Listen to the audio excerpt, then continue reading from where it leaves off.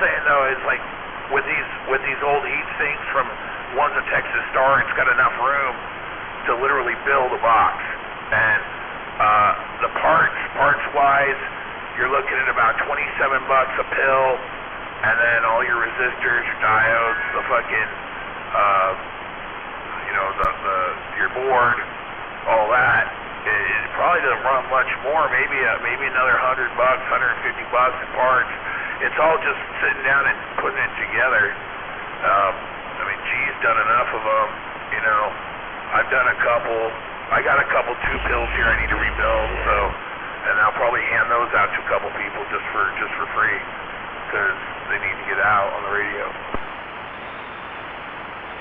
Check. Yeah, that's probably what I'll do too, is grab that one that's in the truck, and I might put that one in the car. You know, there's a 250 in there, and medium doesn't work. It only runs on high and low, so I just run it on high and leave it at that. It's probably doing 110 watts. For now, you know, I'll get away with that. I mean, I don't have a problem talking Skip out of the car or anything, but locally, yeah, Fort Bill would be real great, you know. They'd no problem getting out, you know, in the city at all.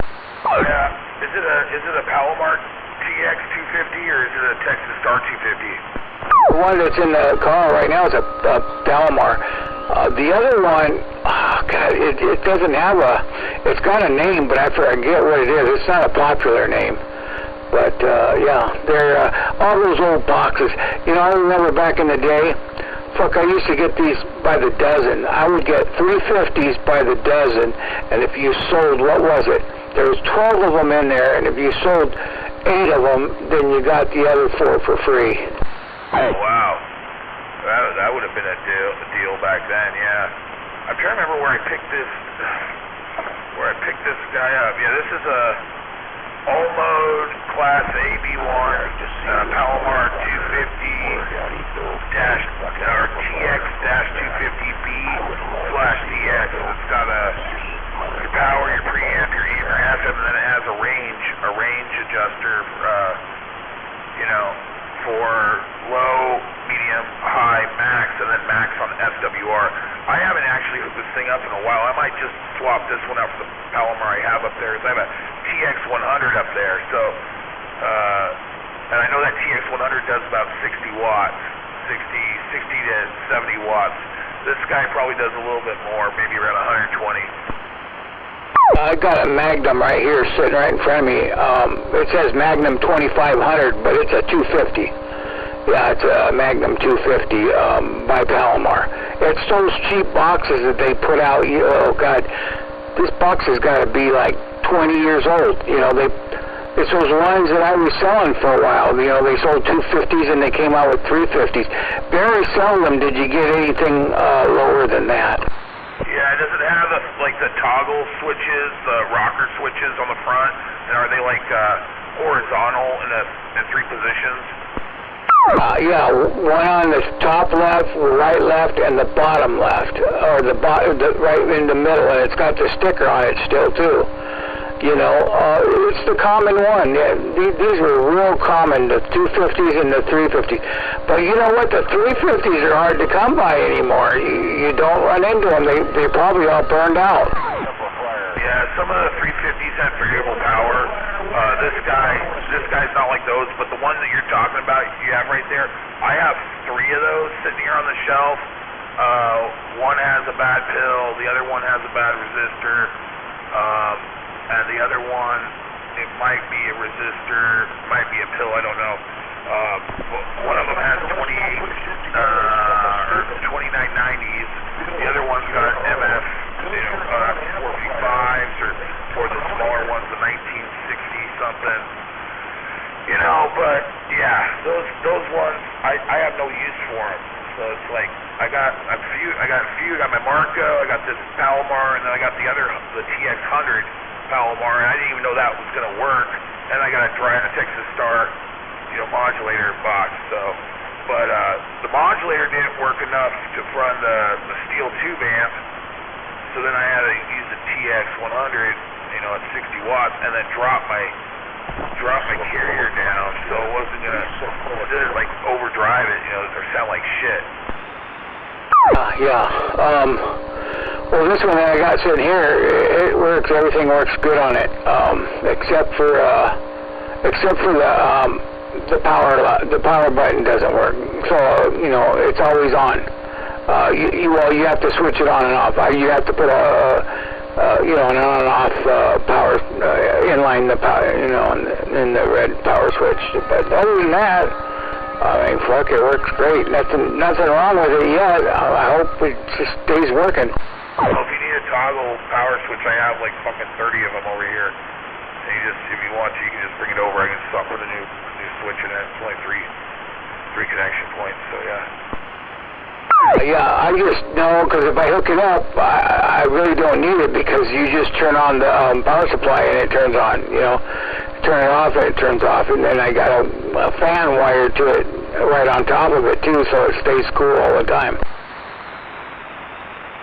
That way it can flip this little dick. Anyway, yeah, if I run into a 4-pill reasonable, I'll pick it up. Once in a great while at garage sales or something, I'll run into some shit. I ran into some 29s for $5 a piece, and I gave those away already. And then what else did I run? I ran into a bunch of shit at garage sales. That's the first thing I asked. You got any radio gear? Oh yeah, it's like that 2000 I just picked up. Did I send you a picture of that? I think you did. I can't remember. Maybe it's got both speakers. But like, yeah, that whole deal, didn't know if it worked. 4 hours, 5 hours away. So when I got there, I was like, no, this thing's got some issues, this and that, and what she wanted was, there's no way you're gonna get that for this. I think I might have saw it. Wasn't it on Marketplace? You know what I do is I've got one of those Rat Shack back of the set antennas, and if I'm going to look at a radio up north or south or east, I take that fucker with me. So that way, if they don't have an antenna set up, I can test it right there and all that with this fucker. It's not as bad as a dummy load, but you remember those 1-foot antennas Rat Shack used to sell? You just hook it up to the back of your radio and you're good to go? I have like 5 of them sitting right here. Because every time I go get a radio, there's usually one with it. But the issue was it was having issues with the meters. So I was like, okay, but I'm not hearing anything either. It wasn't until I got up over the pass and I just took a break, and I plugged it in, and all of a fucking sudden there's Mr. Hollywood talking on that fucking ice cream toy, whatever microphone he got. I could hear him all the way up there at the pass on that GTL. So I saw someone's popcorn picked up. I think I've never seen a 140 GTL. You ever seen a 140 GTL, Cobra? No, but there's a guy that's selling that 23 channel on there right now. Just a straight AM, looks just like a 142. You're talking about the base station? Yeah, there's a guy selling an AM one. What is it, an 89? I think it's called an 89 GTL. It's a 139. I believe it's a 139. But yeah, I had one of those. I sold one to Blacktop that I got from Trailer Park for $20. Because I was like, dude, I'm not going to have a use for it, and you guys do that 23-channel login thing. So I was like, I'm not going to have a use for it. All I want is my 42, my Uniden, my Dwight, my Cobra 2000. I'd love to find a 140 mobile, but those are like, I guess, nearly fucking impossible to find. They're real hard fucking radios to find, and even a Cobra 200. And Cobra 200s, I guess you can't get any of the fucking parts to repair them and shit. You can't get any repair parts for that fucking radio. And I think there was a guy selling one. Oh, there was a 142 or was a 148B also. There's a 148B out there, and that is a AM/FM sideband Cobra, and it does 40 channels above and 40 channels below, and that was specifically made like that. They didn't have to do the mod or anything. So yeah, there's a few out there that are really weird numbers. I've never seen some of them in person, but always love to check them out. Yeah, I had the 139, and they put the funnies in it so I could get 40 channels, but you couldn't get 24. I had that one, but no, the one that's in there I think is the 89. It's just a plain. It's not a 139. It's just the 89. I've got an 80. What is it? I got a base station here, but it's a real small. It's like a 19. God, I want to say 70s radio, early 70s. It was just a 40. No, it wasn't even a. Yeah, 40 channel AM radio. It looked like a little box. I'd say maybe 8 inches wide and about 5 inches high, and it was a shitty radio. I just got it because I think I picked it up for $5. I got it in the drawer in the barn. Yeah, it's like these Lafayette 23 channels and these Sears ones I have in this box right here. I just sorted all these 23 channel. I also got this TRC. What is that, 455? I got that from Trailer Park. That thing works perfect. It actually sounds all right too, but I don't know if I'm going to keep it. I mean, it might be worth keeping. The thing with an original Navajo from the late 70s, a 40 channel, which I got. I got that one from Rubber Snake a couple years ago, and it actually is a talker. That Realistic's a talker just from whatever he did to it or whoever he got from it. It's like near mint. Like that's the only other thing too. The only radios I'm keeping, like base stations wise, they're near mint. Like that 142 I got from you, that thing's sitting on the shelf. I got another 142 that's been modded. I picked that up a few years back, and but it's in pretty rough shape. It was abused, stuff like that. But every other fucking mobile radio and every other base station that other Navajos, like the 90s ones with the red graphic on it, and just lights up to 3 or 5 bars or whatever. I'm getting rid of all that. I'll probably keep one Messenger 223, get rid of the other one.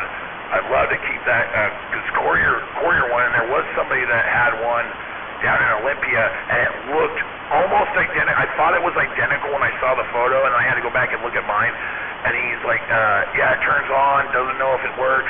But I was looking at the front of the face because I needed a couple replacement parts, and I was like, shit, man, it's not the same year.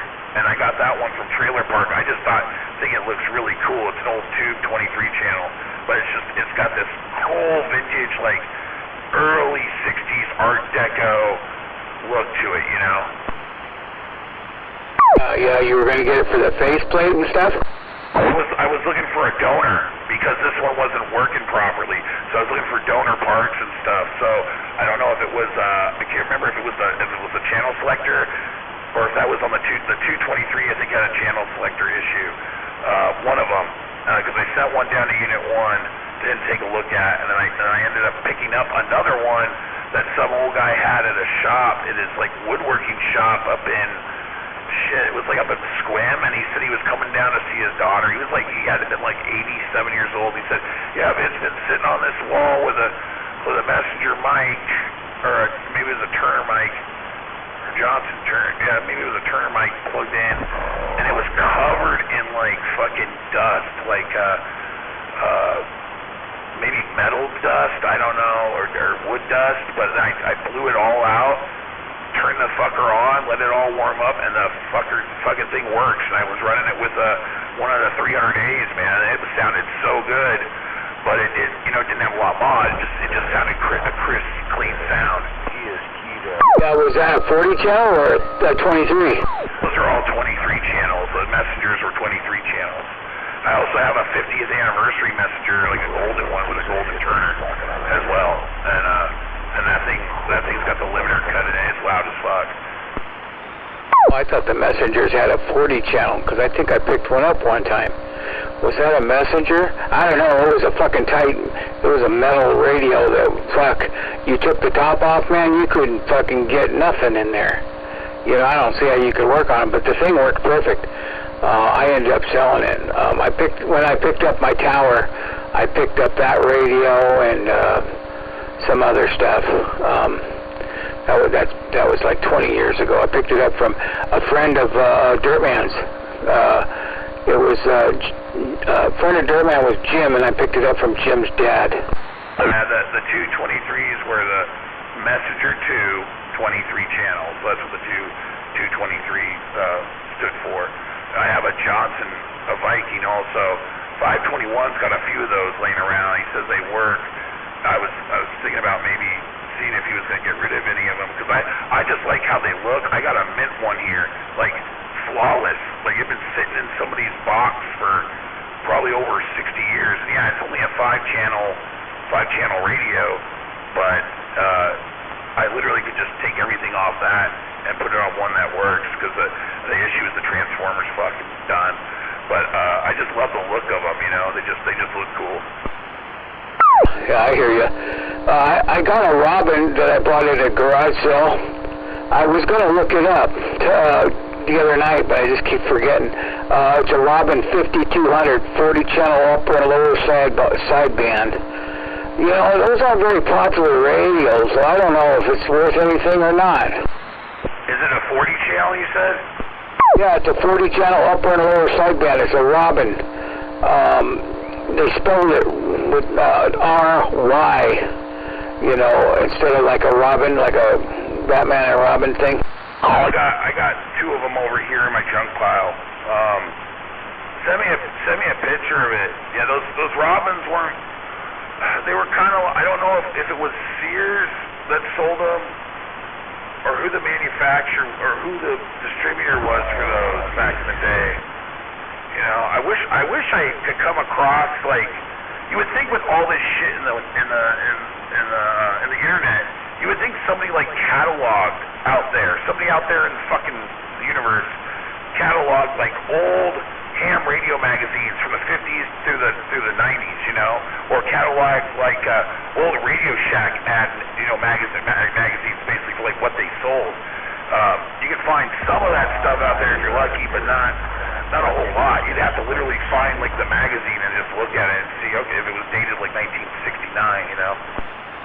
Yeah, well, you have to punch it in individually under the internet. This one's a 5200. That's what it was, a 5200 Robin, and they were yellow. For some reason, I'm thinking it was yellow, kind of like a chrome dome type radio. But everything's built right inside the radio.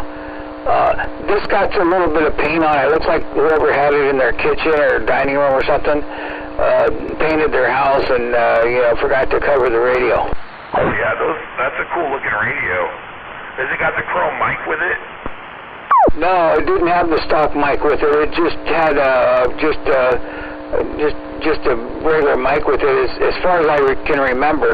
I'm looking at another radio here. So I have sitting here a Robin T240, and it looks like a 50s style radio, tube radio. It just has that kind of like futuristic, kind of not futuristic look, but like post World War II look. But that Robin 5200, does it have a stand underneath it? No, it was just like a chrome dome type radio. I took a picture of it so I wouldn't have to go back up above the garage, because it's got the original box in it, but the box is really rough. It's got the styrofoam and stuff in it. So I took a picture of it so I wouldn't forget what model it was, so when I got over here and I could punch it in. Yeah, it's got 2 meters, right? And then the channel selector's on the right, correct? Yeah, I think so. I can't remember because I didn't open it. I just got everything right off the box. 110.4. Yeah, it looks like a cool radio. It looks like it's like, has it got, you said it's chrome on the top, though it's not black? Well, it's been a long time since I took it off. It could have been something else that was chrome.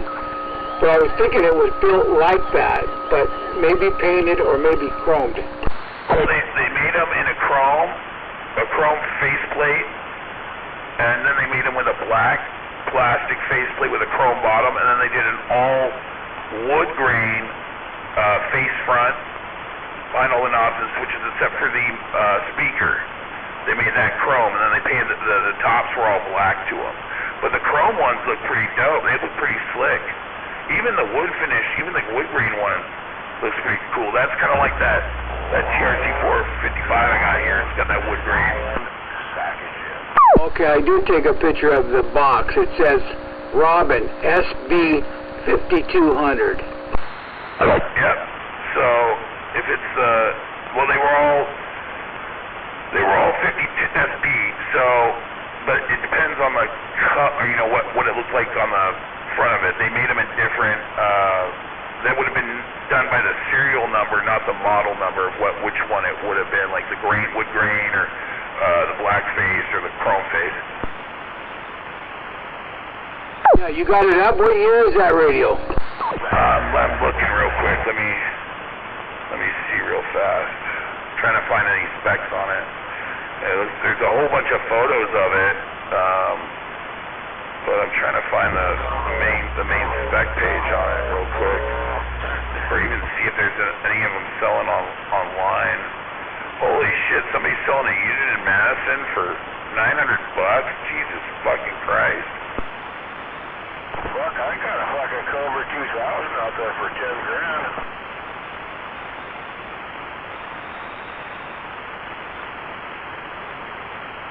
They might have, Woolworth might have sold those radios. Sears or Woolworth, or I don't even know who sold those radios. I'm going to investigate it here, maybe tonight.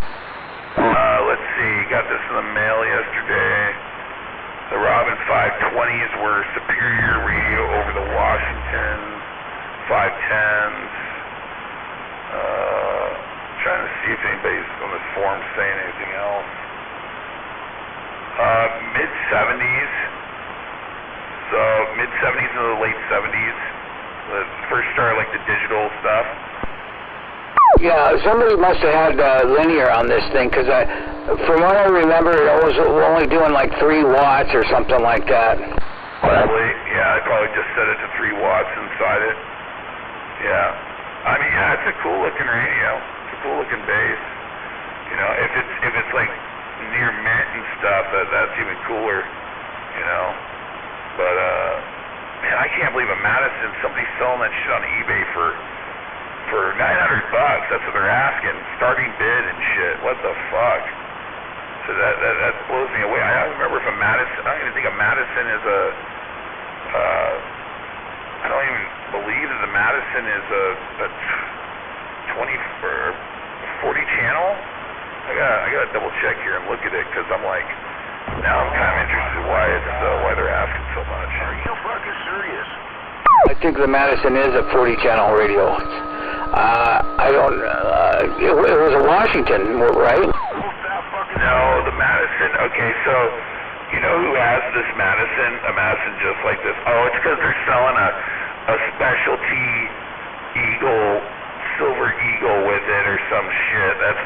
That's why. But no, this thing's, so the Madison's got AM, FM, 40 channel, upper lower sideband, but it's got the digital clock. So I have the Dwight, which has the not digital clock, but it only does AM with 2 meters.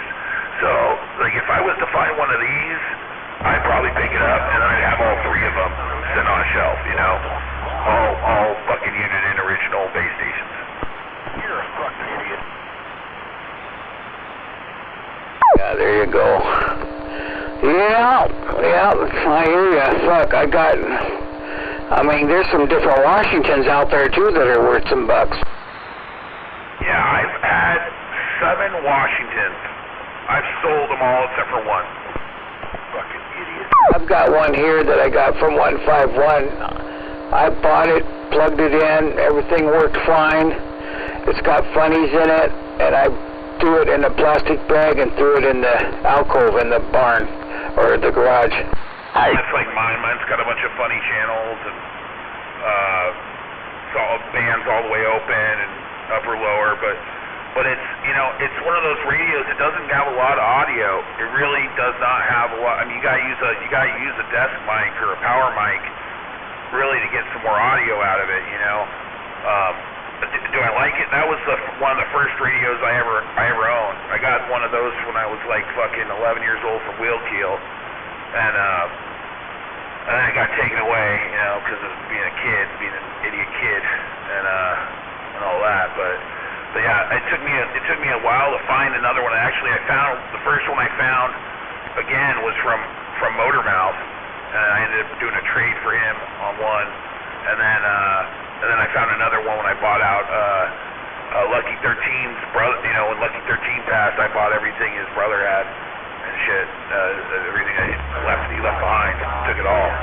So there was one there with a couple Palomars I'd rebuild and that shit too. Where was he at? Where was Lucky 13 located at? I told you that's where I went over to Monroe to pick up that Moonraker. Wasn't Lucky 13 in that general area? He was down south in Lewis County, but he was like elevation. Fuck, dude. His elevation was so high up there. Like when I went up there, I was talking to Trailer Park in my mobile. So like, yeah, he was up there. I don't know if it was like 2,500 feet, something like that. He was up in the foothills. Yeah, I know there's a camp spot up there in Chehalis. I drove up there and I camped, and I had a little radio. I had a 2950 in my truck, and we spent the night up there, and I camped. And fuck, I could talk to Vashon Island, Tacoma, and all that, you know, up there. But once I got down to the highway, you know, I couldn't talk as far. I talked to Trailer Park. I think it was like 4th of July, or maybe it was the summertime of 2020, and I talked to him with a 4-pill in my Jeep down on the Chehalis River. Can you believe that shit? Like, he was able to hear me with a 102 whip all the way down the Chehalis fucking river, and he was talking to me for like 2 minutes, and then that was it. Yeah, that's down there ways, yeah. That's right off of Highway 68 there? No, off like Highway 3, down there, Highway 3, and then down I-5, like up in the, you know, like, I don't even think I was that high. I wasn't even that high in elevation. I was like down just in the valley. But, yeah, I used to go up all over that fucking area of Lewis and Thurston County down there, like Independence, where else? There's a couple other spots. Just south of Rochester, I used to go up to Brooklyn, and I go up to the Cap Forest, and if I got up anywhere up in the Capitol Forest, if I was up, you know, a couple hundred feet, I could talk to G-Man, I could talk to anybody. You know, if I'm up there at the peak, I'm talking to Gonzo. He's hearing me just as loud as you guys hear him. You guys would hear me that loud. I've talked to, I think one day Skip was rolling Sweet Pea was trying to talk to me all the way up there, and I could hear everybody, but I could barely hear her coming through the Skip, which is just crazy. On Alaska and stuff like that, yeah. Yeah, it's you get some high areas back in there, but then you get too far west, you start dropping down. Oh yeah, that too. If you get over on the west side of the forest, yeah, you can talk to guys out in Ocean Shores. There's a couple of them, and out there towards what's that town, Aberdeen, and that's about it. And sometimes I talk to those guys on certain days, or if I'm at the top of the peak, like straight up at the peak of the fucking forest up there. I noticed when I went out to Greenwater, I know Jedi was out there going to a couple places up there. I think I was kind of close to where he usually perches up there, but when I was up there, we went all the way up this one Forest Service road, all the way to the top of the fucking mountain, and I could see like the backside of the Cascades in eastern Washington, and I could just see everything around me, man. It was I think I was like 3,400 feet up, and or maybe almost 4,000, I can't remember. But I was only talking on a quad with no power except for variable, like I think like 12 watts, and I was talking to G-Man, and fucking everybody else. Blacktop could hear me for a second, but then I think it was just I didn't have enough power, even though I was up that high in elevation. Line of sight really was the only thing that was working for me. Blacktop, where you at? Yeah, that. There's a town over there where my stepsister lives, I almost bought a place there, and the elevation over there is 3,000. And, she didn't even know it, but if you go on the backside from there to Blue Lake, you could see Mount Rainier. And I come in one sunny day, and I go, hey, what are you guys doing? I said, have you guys seen that view over there? Mount Rainier. She goes, where? I go, in between, here in the Highway 2. She goes, I didn't know you could see. I go, yeah, you can see the top of it on a clear day, just as clear as hell. Oh, yeah. I wish I was fucking 20 years younger, because I would go, if I would have known about the places up in Mount Rainier, or up in the Cascades, all the fire lookouts, because I've tracked them, looked at them all on the map, just on Google, because some of those you can get to by car and get pretty close by vehicle, and you just have to walk up, I don't know, maybe fucking a couple thousand yards or so, but it's all uphill, they've maintained them. But there's the ones out there, over by Elby, and over by where, RC lives. They're up there, up in the foothills, and you can just see everything. That's where I'd love to go fucking check out, just those fire lookouts, because you can stay up there for a couple nights, or however many nights, till somebody else comes up and is either get the fuck out, or or can we stay here for a night because it's cold as shit out, Yeah, I did all those. Me and Fishon and Fishon's kid, we took quads over there, and Fish had a little, I think it was like a 1 foot or a 2 foot ugly stick on his quad with a 510 in there, and we were up so high he could talk to Tacoma on his quad. But we hit some pretty high. I don't know if you ever saw that one right there at it's right off of Osborne. But that one, I've got pictures of that one. It's badass. If you go up there, you have to hike in. I think about 5 miles in to look at the lookout, or to even be on it. But you're already up in the air when you're sitting at the trailhead, and you can, we were talking all over the place in there when we were hunting, but we hit some pretty high spots on those quads, man. We went to no man's land. Fuck, we ran out of road. We went up so far, we ran out of road and shit, and just ended up hitting the trails up there. Yeah, that's something I've never done. I've always wanted to go do that. I don't know how well that would do, on your back on a quad all fucking day, but I'm sure it'd be pretty interesting, taking quads up there, going with a group of people on quads up there, and just rolling around the whole damn Cascades and seeing everything. Yeah, it's beautiful up there. I mean, it's kind of scary too, You go up there where there ain't shit up there. We take rope.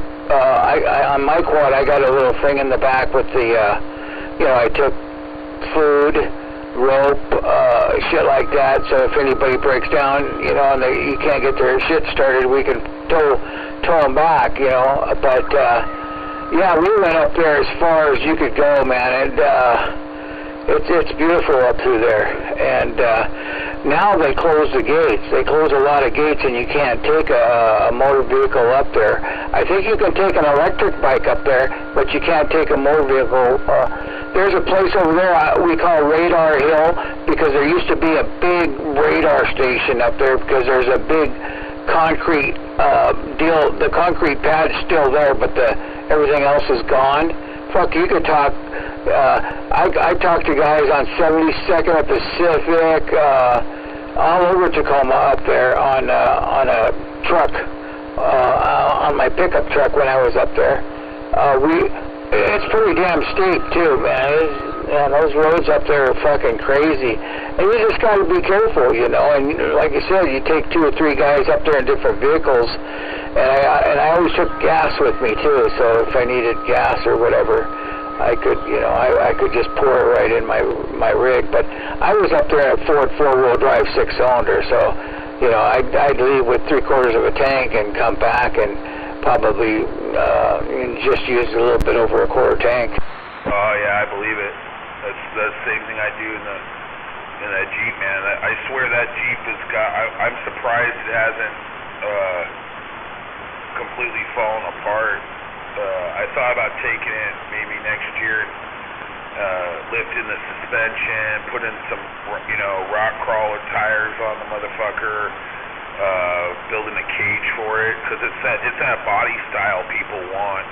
But it's not. I'd have to take the body off and put it on a 4x4 chassis, something, because it's only two-wheel drive. But even with it being two-wheel, that thing, dude, it gets the incline is like 55-degree incline, man. It's so fucking steep. I'm going up this thing, and you're just hitting all that rock and shit with no suspension bottom. Almost my suspension's almost bottoming out, But I still make it all the way up to the top, and then all the way back down. It's like when you going down the hill, man, you're pumping them brakes so fucking hard.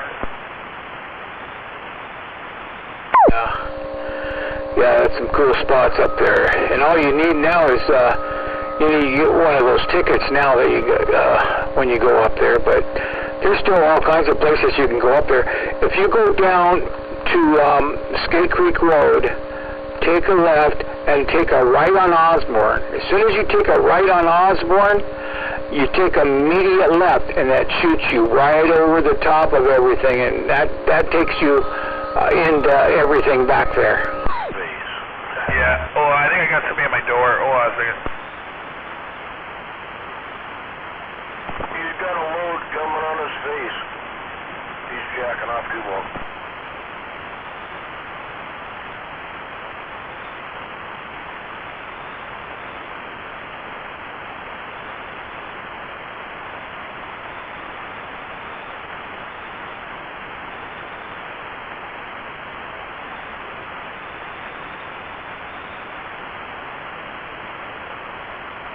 I gotta be honest. Any fucking radio that Ward Eddie's ever fucking touched is a fucking piece of shit. He done fucked it up.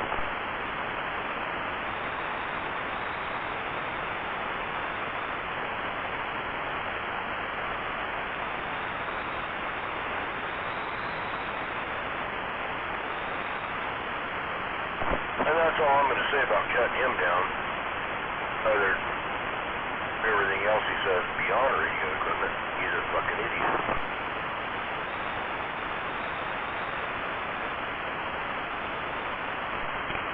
Whoa.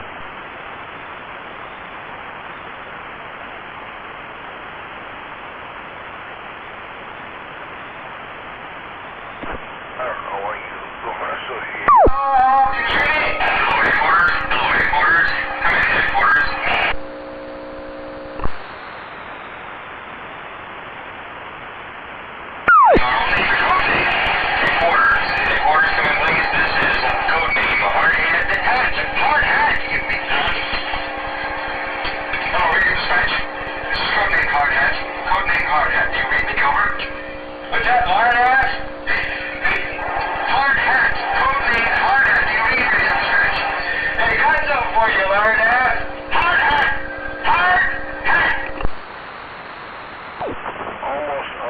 Not understandable. You're gonna need to back the mic away a little bit because that was not understandable.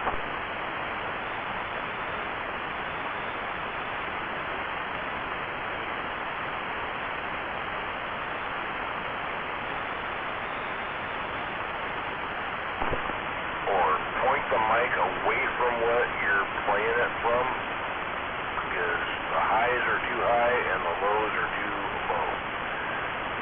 Highs are over drowning the lows. So whatever you gotta do to correct that so we can understand what you played.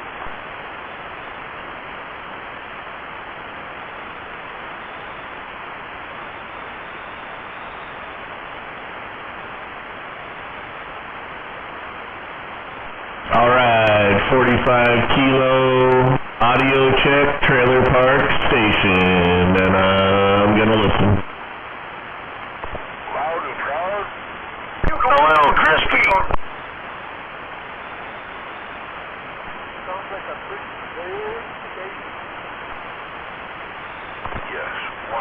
that big station.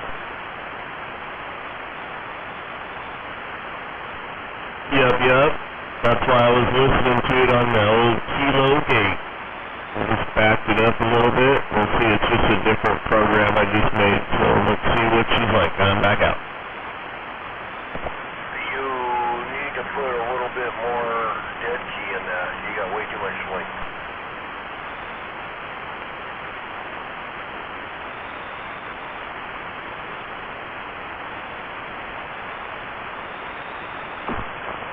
In other words, you were like 1 pound swinging 30, and you need to be like at like 2 pounds swinging 30. Almost like side bend. You know what I mean? Yeah, we're gonna try that right there, right now. 1, 2, 1, 2, 1, 2. Way better.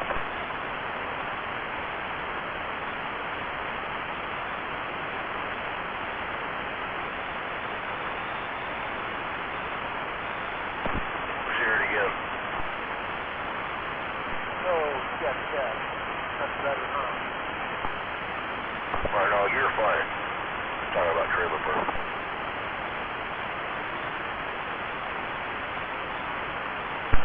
Alright, one more check. I went back to my normal one. Let's hear how that sounds. 1, 2, audio check, trailer park, back out. Loud and proud sound.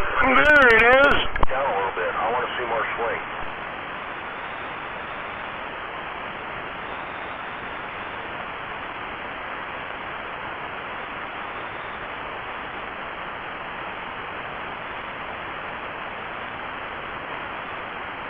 That was very impressive when you went from 0 to 30 pounds of swing. It was very impressive.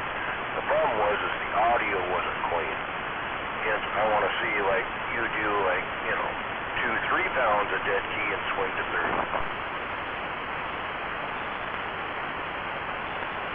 30. Yeah, I got you.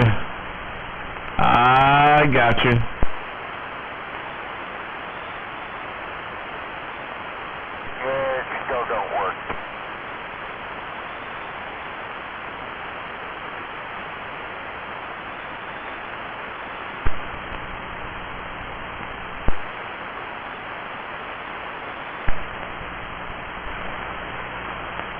Alright. Nah, I don't like... Okay, well... Lower dead key, maybe more swing, I don't know. Oh, you're getting there. I mean, the funny thing is that when you start dropping, You still there, 188? I'm listening to you dropping it, and Trailer Park's checking his radio up. look out on the dead key. I want to hear what it sounds like, because it's nice. I don't know if it's when you drop your dead key that your audio's over-modulating. Back away from the mic when you drop your carrier down, because it might be that you're getting too much audio. Yeah, that might be the deal, I don't know. Now it sounds weird in my headphones, though. Something's fucking weird compared to how it was. Maybe I don't have... Let's see... No, something's weird. Let me try my other program. Hold on.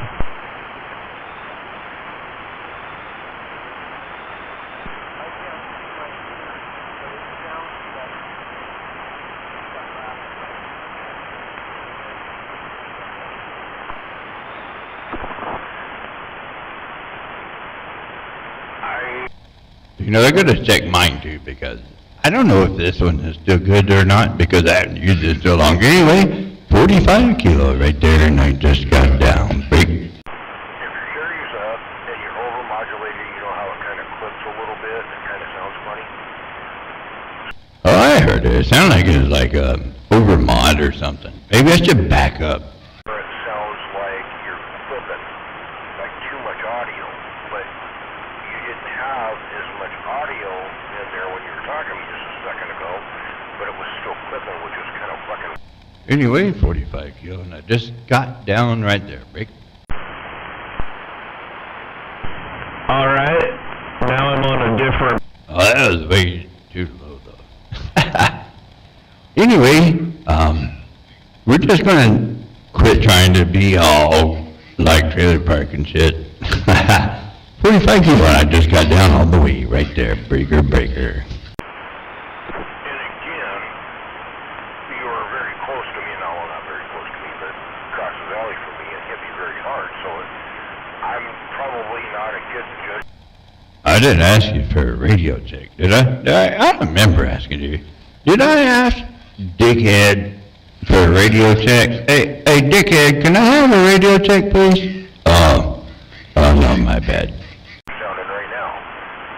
So, I mean, but you're hitting me hard, you know that? Alrighty. Well, I think I'm going to go back to my other program, and we'll continue on. Anyway, it's all good. Anyway, what's in the other program? Which is, what are you doing? 45 kilo? I just got down right there, break. Hit me hard.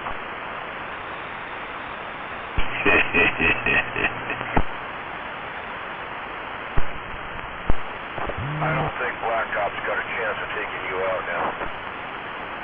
Uh-oh. How it is now,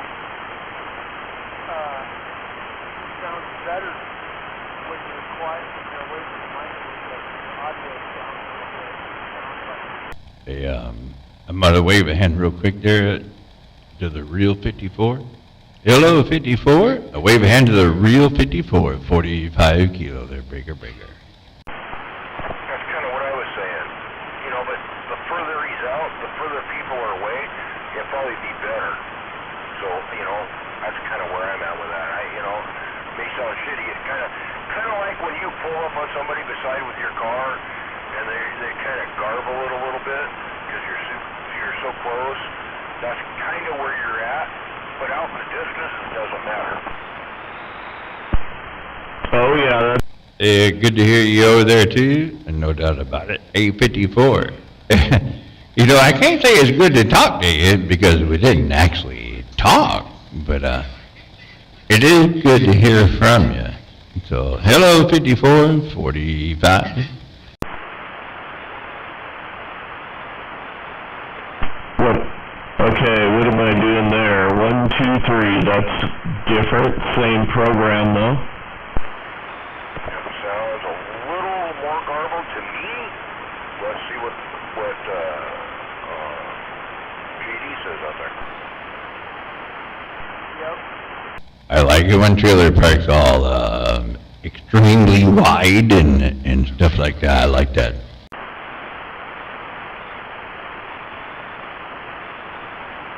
All right, I'm going to listen on the gate one more time right here, right? I don't know if he is. Hey, you know, there's only like, right now, you know, it's growing, so I think there's 4 of us that have a coilie here. I'm just saying, I think there's 4 now.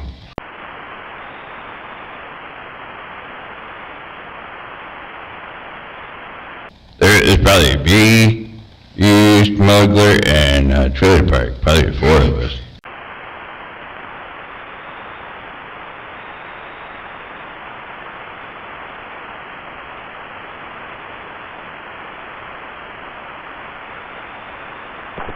Good morning, Blacktop. Good afternoon, Dickhead. Anyway, I'm gonna leave it alone there. If I talk too much, and then people will start talking back, right? You know, it's a gate, so people will start talking back to me. I don't want that. So anyway, 54, we'll see ya. 45 kilo, and I got down break. Hello, Trailer Park in Waveney, 45 kilo.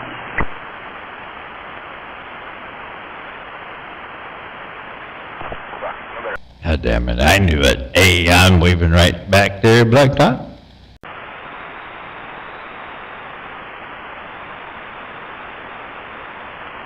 Yep.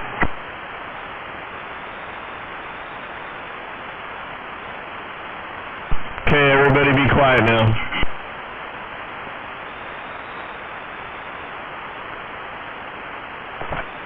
Yeah, everybody shut up so we can hear Wiener Bender.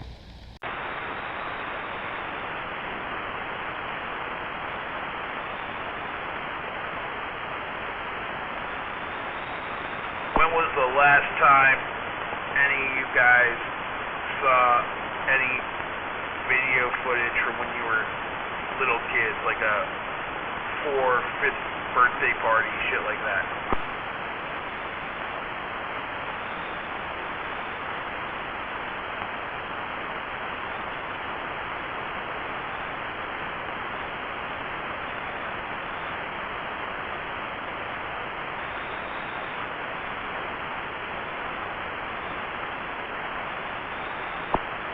I tell you, it's been 30 years.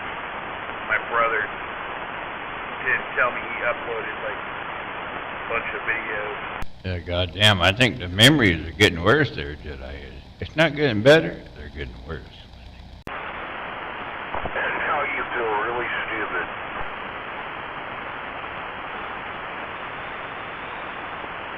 Why do I feel stupid?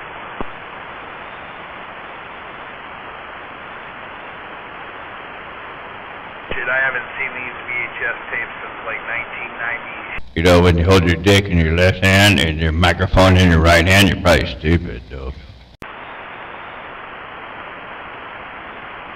I don't even think people had video cameras when I was You gotta at least have a porno in the left hand, not the microphone. like me. How old are you, Trailer Park? Oh, sorry, I didn't mean to stomp on Trailer Park there. Anyway, I'll just stand by. 45 kilo, I got down big. You had Super 8s, and you had other 8mm film. That's probably less than I think my dad was filming on the same shit. Which is only 10 years different. So if it's Super 8s, I think my old man he bought a.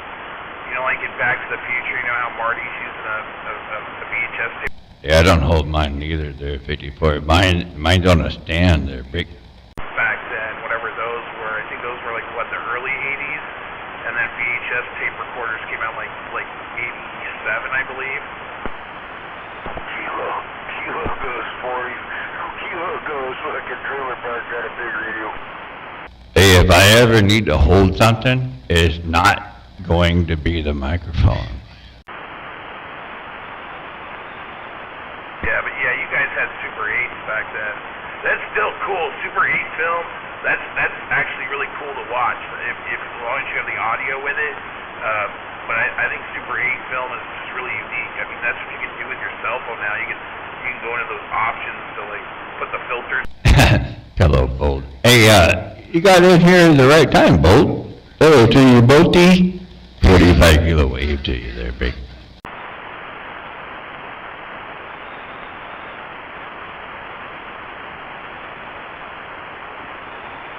Just really weird, man, when you watch something from 40 years ago, or 20 or 35 years ago. Yeah, I know. It's like George Lucas on standby.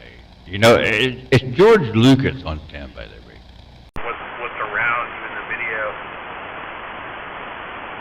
and then it kind of just makes sense. I meant from the era of cameras, when folks had cameras scripted. So that's kind of the way I see it. That's my videos. I went back and watched some of those old Star Wars movies, and I was unimpressed with the CGI and stuff, so I was like, what the hell? It looked like somebody was flying one around in my bedroom and they're trying to make a movie out of it. But, it's the same thing I got with Doctor Who. When I went over and watched the old Doctor Who's, I was like, what the hell? Doctor Who. When I went over to find the old Doctor Who, I was like, what the hell? We're 45 kilo. Are you on the gate there, Trailer Park? Well, I have it up there. I'm trying to listen to it sometimes, and the radio sometimes they're off, so yeah.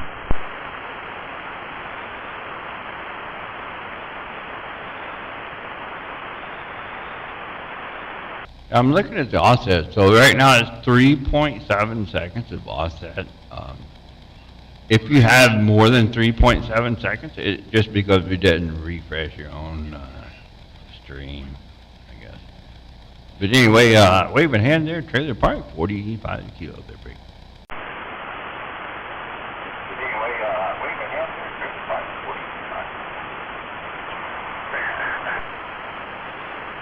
Oh, I'm not complaining. I was just trying to tell them that I was trying to listen both ways, and it's a little confusing for me. I'm slow. So, yeah. I'm not complaining at all.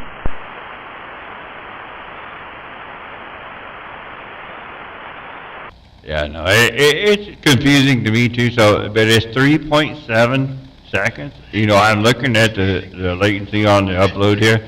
It's 3.7 seconds. You know, and so if it gets more than that on your side, then it's just your side. You know, whatever you do.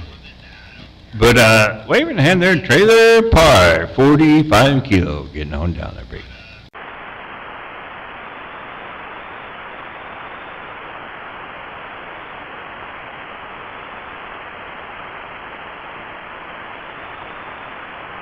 Right on, right on. 3.7 seconds later.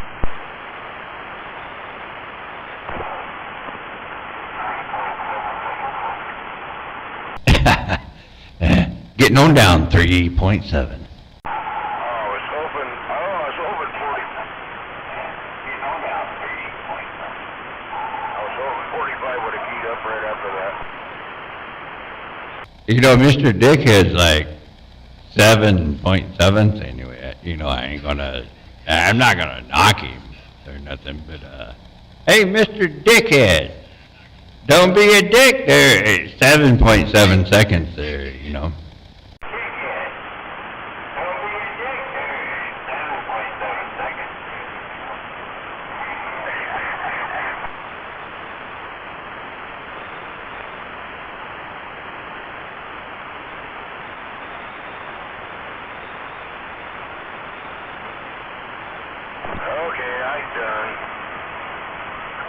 I was just being a spectator out here. Come on.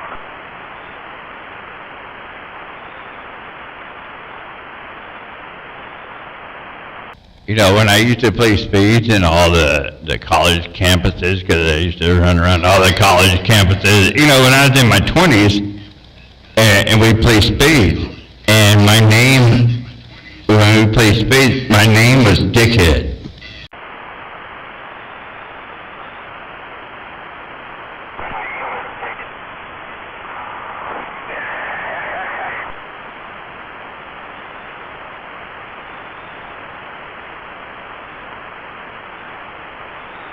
I just thought it was kind of funny. Anyway, Mr. Dickhead, I was never Mr. Dickhead. I was just Dickhead. You know, on the score sheet, I was DH.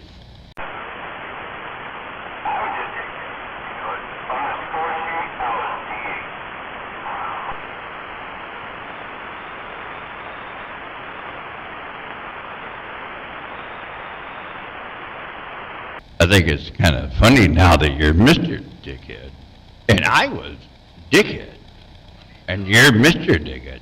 I would say that you're more respectable than me because you have a Mr. in front of your name there. You know, I did not.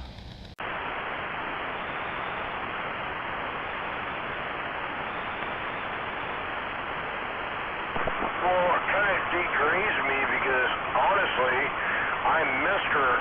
fucking Dickhead. So, you're above me.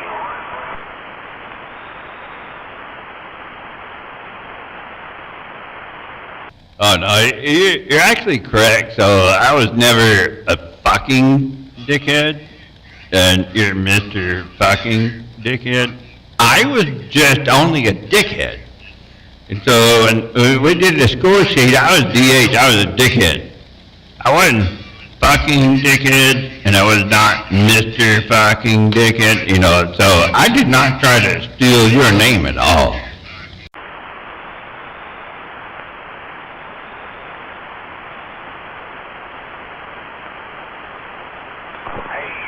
Wasn't even close. I don't claim that name. It was given to me. Just saying.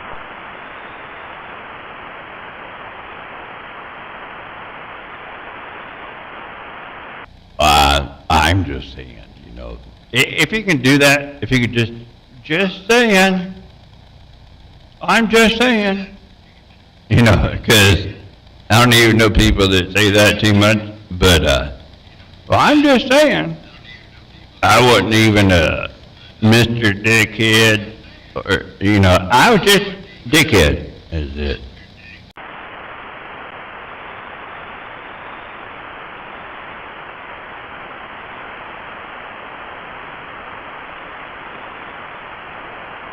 The truck drivers gave it to me.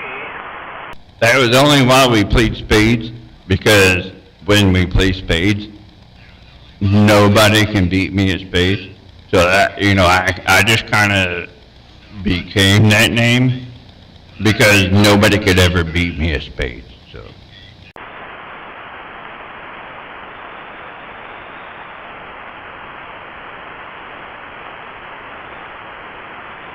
Well, it's kind of like them truck drivers, you know. They get out there. For me, it is what it is, and that's what I came up with. You know what? They're inbred hillbilly, cubic cocksucker truck drivers that need to reach up to the radio, grab the volume knob, turn it over. That's counterclockwise. Quit paying attention to the CB radio, put both hands on their stereo, and drive that fucking truck before they got into an accident and killing this in a bystander. That is how they started calling me Mr. Fucking Dickhead.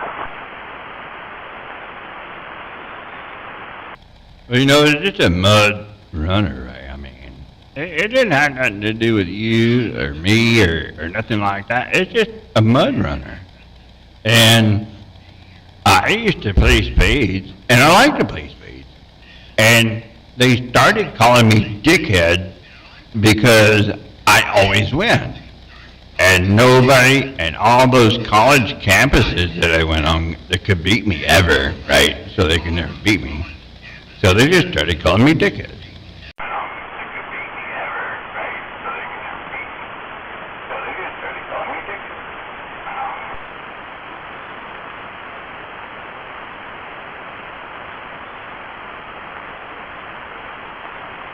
mean, I almost feel bad because you ain't out here, nobody can hear you unless they're on the gay listening to you. So I don't know how many people are on the gay. I almost feel bad not queuing up, letting everybody hear you out here.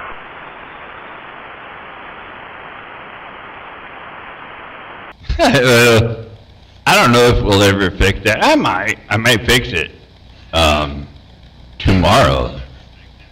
But you got to be careful what you wish for, because you know what? If I go back on the air, and then I'm gonna stomp all over your ass. You know that, right? I mean, you're kind of a duck there.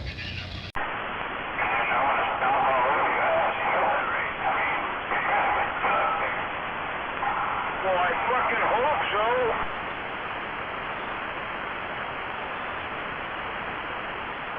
Anyway, it's all good. I might do it tomorrow. You know, I've been furloughed for like a week now, so I kind of have nothing to do tomorrow.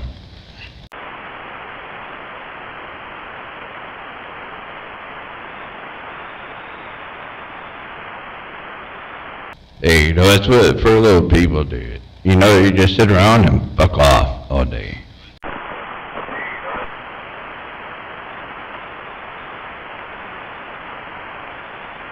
Well, that's me. I always sit around and fuck off.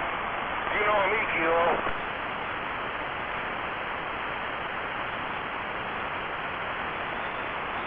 I thought you did that all day, every day. It didn't matter if you're furloughed or not. You know, I don't even know.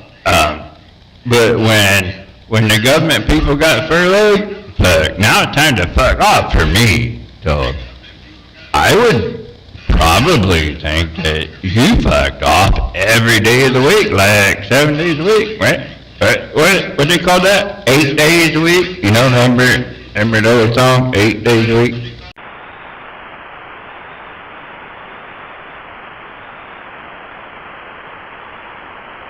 365 days a year. It is what it is. Say hi, 45 kilo. Hi, 45 kilo. I know you do that, Jedi. I wasn't picking on you. I was picking on him, right?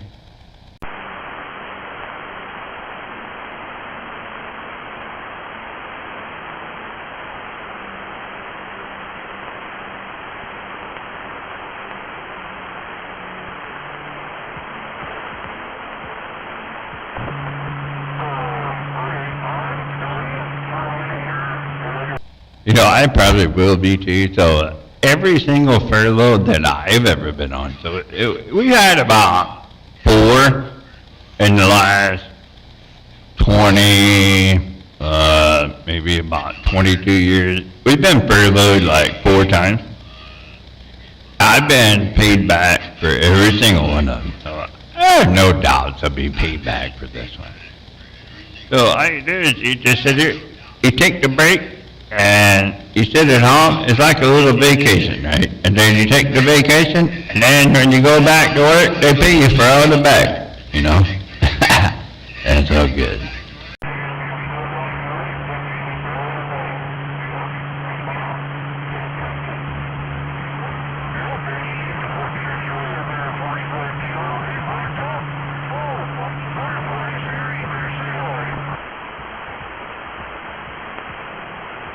Hello, Butterfly. Yeah, it's hard to hear you there. Hey, Mr. Dickhead, it's hard to tell what you said right there. I think you're doubling with somebody. I was looking at the screen there. There are 2 people keyed up at the same time, so I didn't really understand what you said. There are 2 people there at the same time. Anyway, it was you and there was somebody else. 45 kilo, and I'm waving hand there, MDH.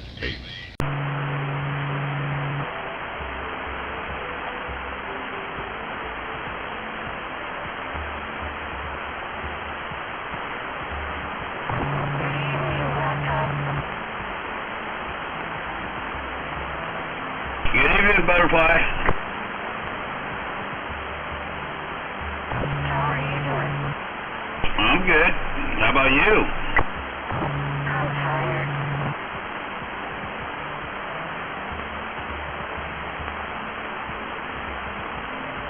Me too. I might be flying out to Arizona in a couple days.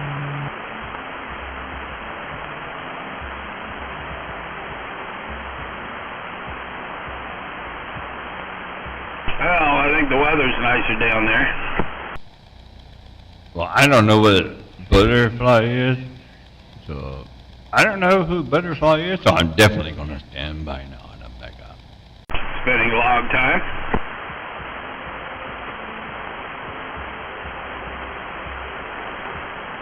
Actually, no, just a day or 2, and I'm driving back with some old friends.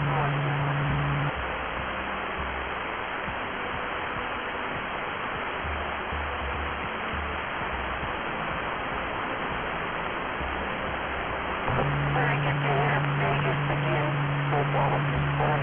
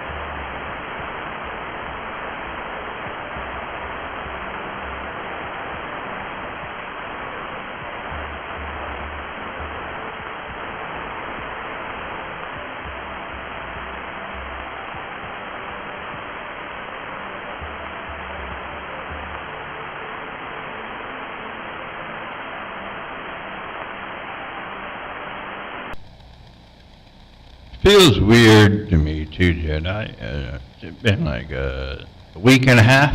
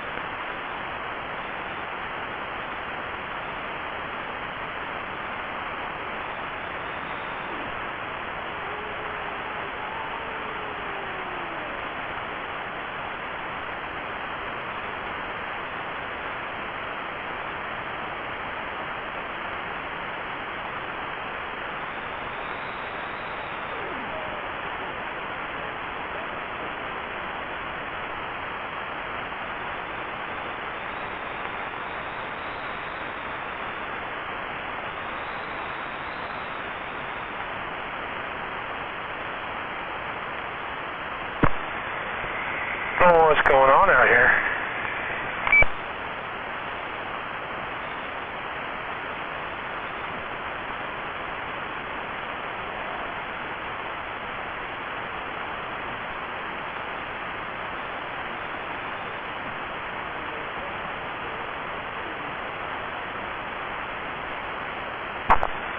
I mean, it just went fucking quiet, huh?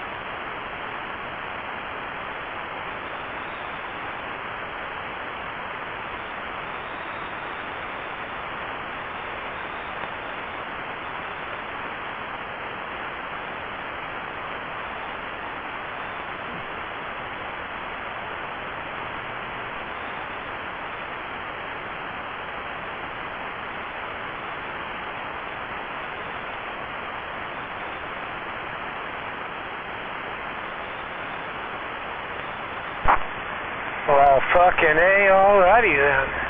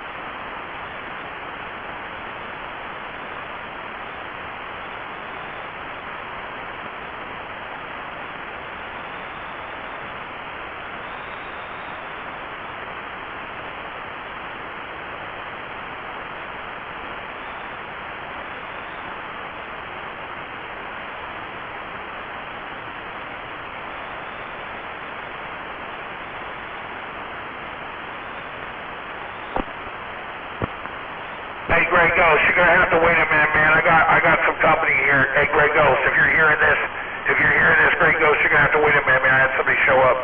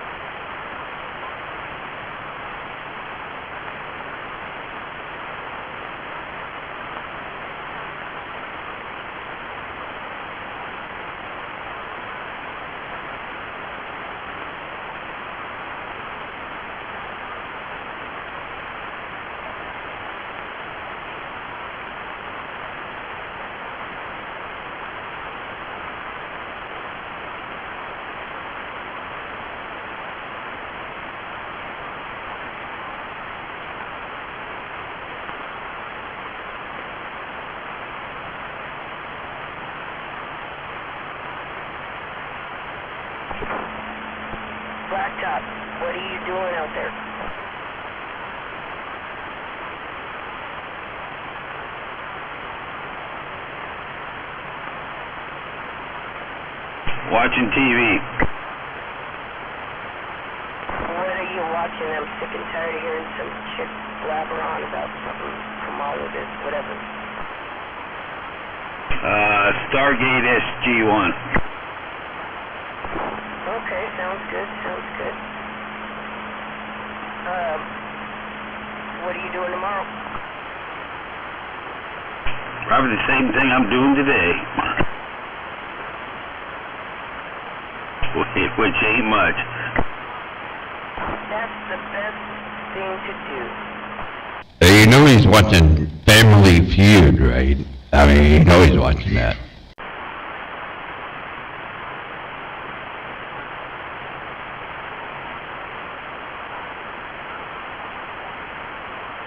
Did I tell you, Blacktop, that I got my log splitter finally? No, you didn't. Yeah, I finally got my log splitter, and yes, I went to jail. Yes, I did. Everybody, yes, I went to jail. Well, it's good that you're out of. You think it's a secret now? Mr. Dickhead says, Machete Butterfly went to jail. Yes, I did. Yes, I did, and I got off the very next afternoon. No court, no charges, nothing.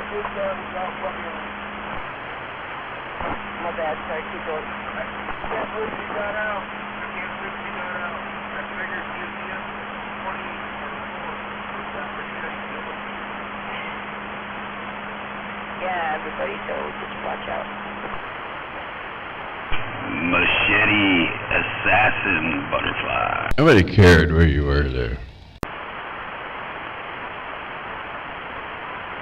So he's a Gray Ghost getting on down.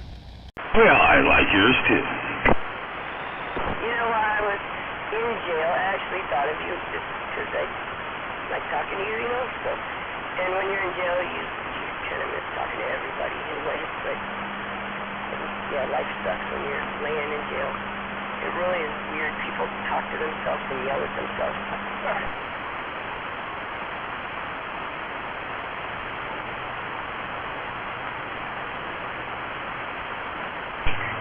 Well, I did a night in Green Hill. That's the extent of my criminal highlights.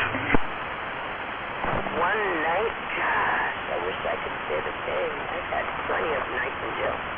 But I'm telling you right now, I'm not going back. Hey, you trying to tell everybody that you had criminal highlights in your life? I just wondering. They all say. Nope, I'm saying it again. I'm not going back. It is not for me. I'm not a jail person. Matter of fact, I'm also supposed to start my new job on Monday or go to... I did not. Anyway, 45 kilo. I'm clean right there. I'm clean.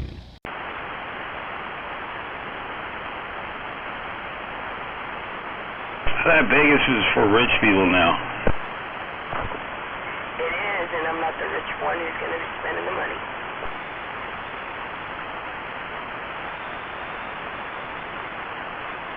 Hey, if you got someone sporting the bill there, right on. I would, and you know, I want to check out two places when I go there. I want to see the Pawn Stars place, and I want to see, you know that TV show Counting Cars? Count Customs or something. I want to go see that because I know that's really there. Yeah, they're in Vegas, and because he's always doing for when they call him from the. Well, first thing he said there, fuck now I can't even remember that. The Pawn Stars one? Yeah. Yeah, well, I know that they're not really, I mean, they work there, but not really. It's just for the show, but I still want to check it out.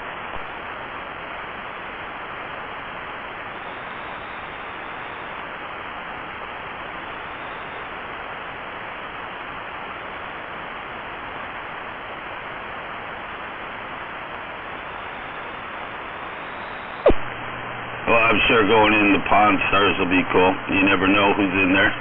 You might see one of them in there. You never know who's in Vegas, too. Last time I met a really hot dude.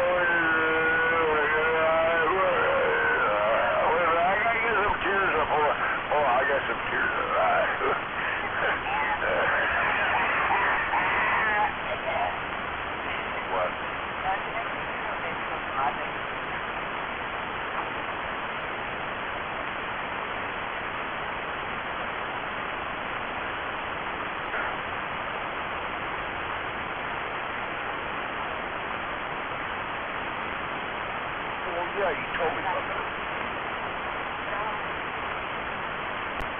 So what, you want him to steal my fucking dog too? I'm not a big dog too, I guess. They have an want to get killed like have your face talking and before I die. I don't think so. No, sir. You fuck with my dog, and that's what's gonna fucking happen. Well, and I don't want your face talking. You're fuck you, you little bitch. Fuck that.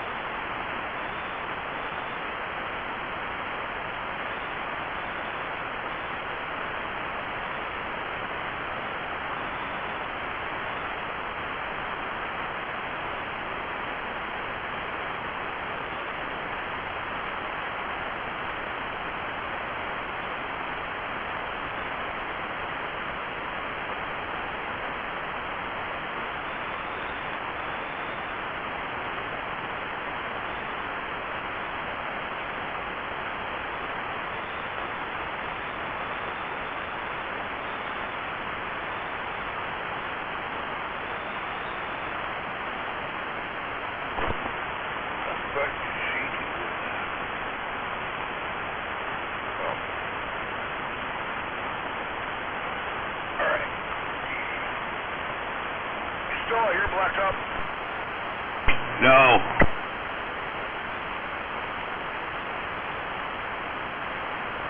No, why? I'm not here either. Scott's not there either.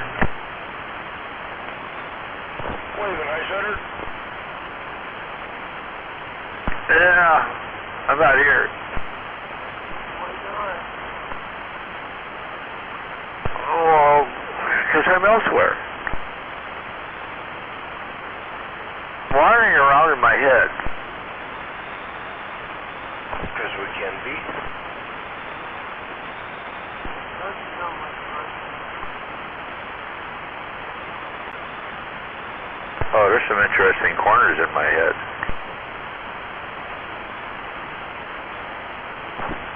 If somebody really wants to go that deep.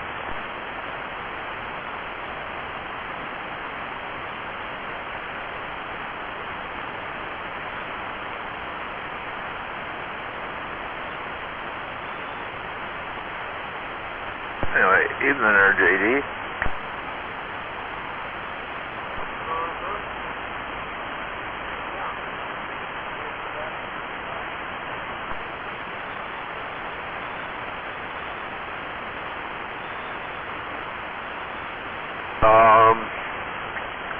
Not a lot.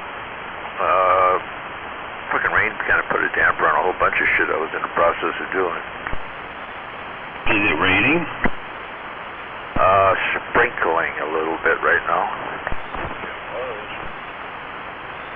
Yeah, it's gonna rain some more.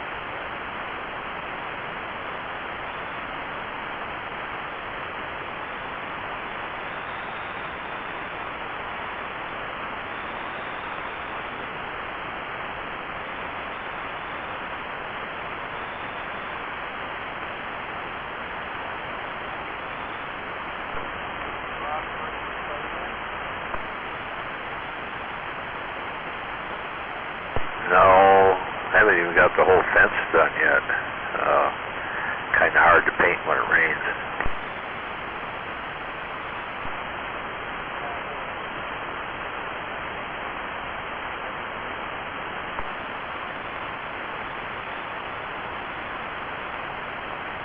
Yeah, I'm starting to do the fix-its on all the siding on this garage. Little things like corners that have come undone, stuff like that. And I got to redo the trailing edge of the roof all the way around, pretty much, because it was done wrong.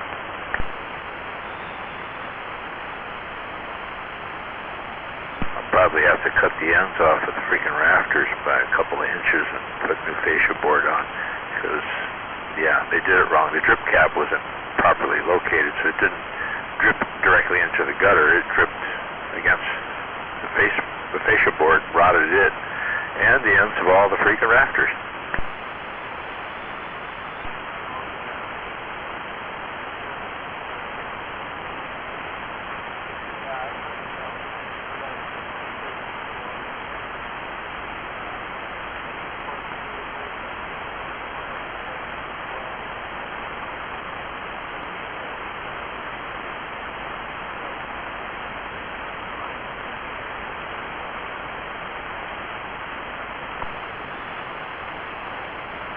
Oh yeah, I keep finding stuff around this garage that is just wrong. Yeah, the electrical wiring I know is bootlegged altogether. The feeder wire that comes from the main box on the other end of the house is too light a gauge. I can't run my welder out here. That's not good. Yeah, I can't run the big welder, I should say. I can run the little one, though. That little one, I can run on the end of 150 feet of freaking extension cord. Well, it's 12 gauge, but still. Yeah, it still works. It does really rather well.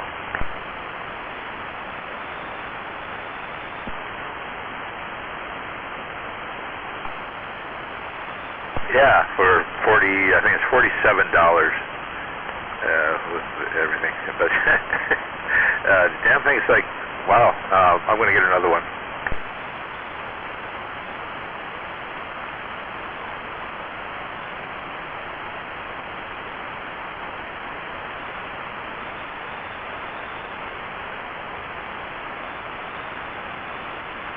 And I'm also going to get another denailing gun. This thing, man, saves so much time and effort on the big boards, you know, like 4x4s and 2x4s. It won't necessarily knock the nail all the way out, but it backs it all the way out to where you can get it with a crowbar, no problem. The board's inch and thinner, kicks them completely all the way out. It's just awesome. Pop, pop, pop.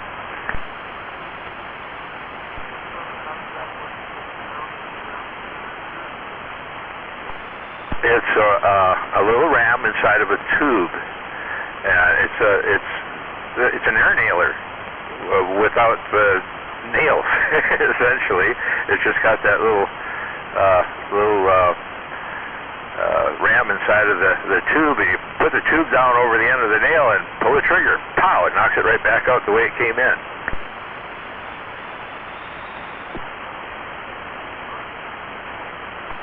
Oh man, I wish I would have had one of these when I was a kid. You would have to see what we did with salvage lumber. We did a lot of things with salvage lumber and salvage nails. I think my dad did it as a discipline thing more than anything, to learn patience and self-discipline. Had us knocking the nails out of boards and then straightening the nails and then reusing them for other projects, and we did a lot of that. Built an entire house out of salvage lumber once. That was pretty cool. Still there too.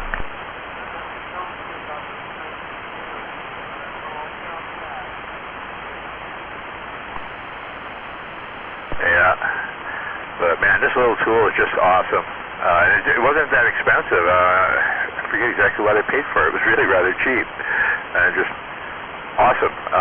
And I just did a pallet. It's a 16-foot pallet with 4 runners. They're 3x3 runners, and the boards that were nailed down to them were what do you call it?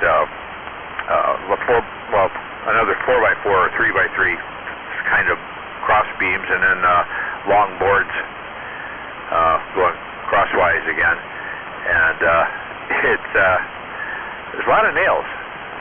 Not a huge amount, but a lot of them. You know, I mean, when you add it all up, because there's 4 stringers, it adds up pretty quick. 2 in each one.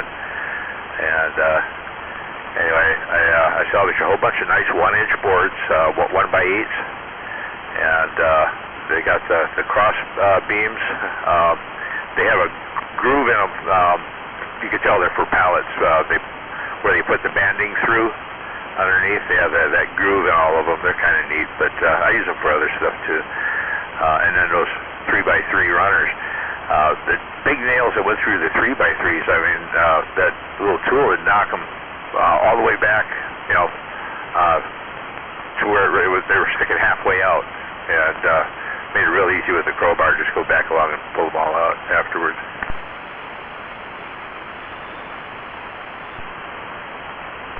Yeah, you'd have to see this thing in action. It's awesome. Well, when I do the thinner planks, I always put a towel in the bucket so I don't get the recoil, because they're coming out with velocity.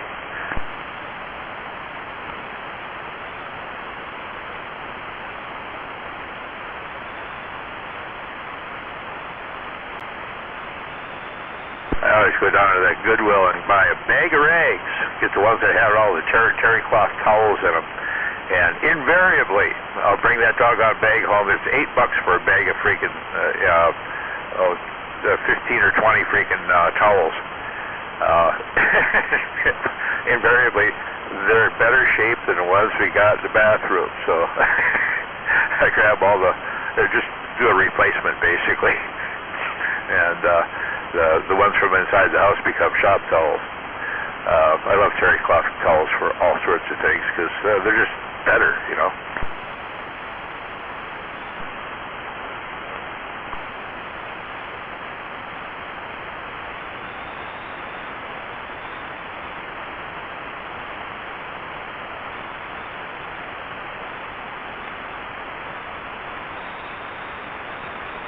Anyway, yeah, I gotta have something soft in the bottom of the bucket or those nails will bounce right back out. Pretty cool.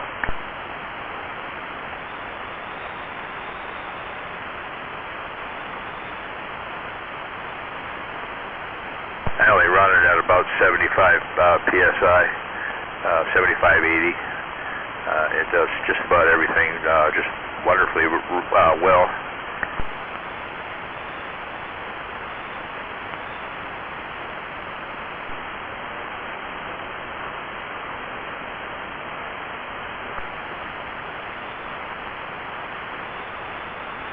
Yeah, very first thing I did to it was Duralube it.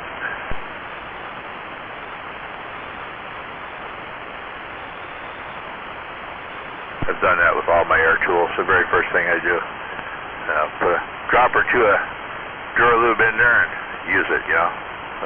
Hook the coupler up and go.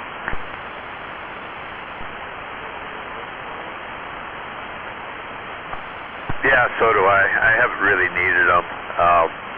I don't use my rattle gun that often. I use the electric more than I use the air unit.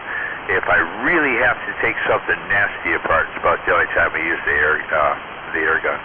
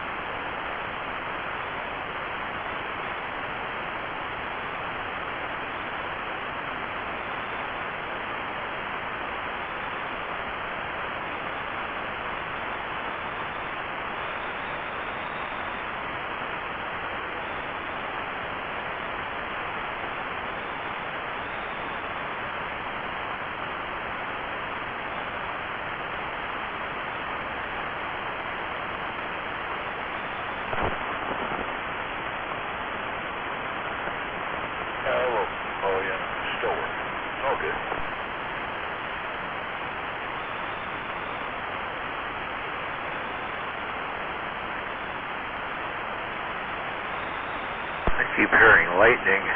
It's really distant, but it's persistent. Just pop, pop, pop, pop. And I just looked on the lightning map here, and there's a little off the coast right at the Oregon-California state lines. And there's a bunch of it in the middle of Idaho, and a little bit up there in Ontario. Saskatchewan, right about there.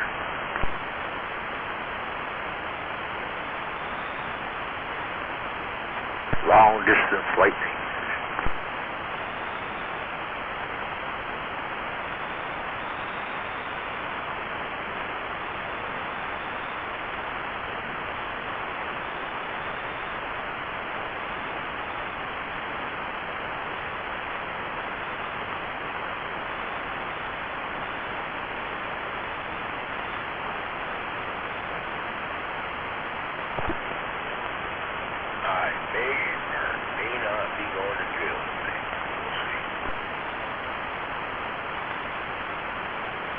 Oh, good video. 100%.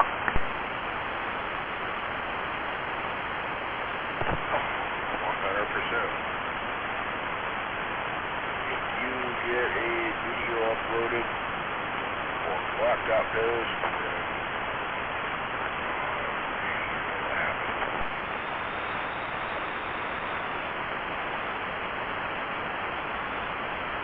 That'll be commercial free, right?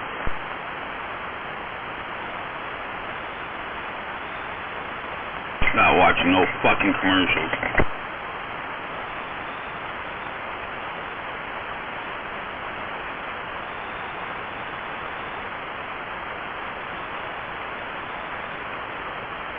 No, this ain't no fucking good.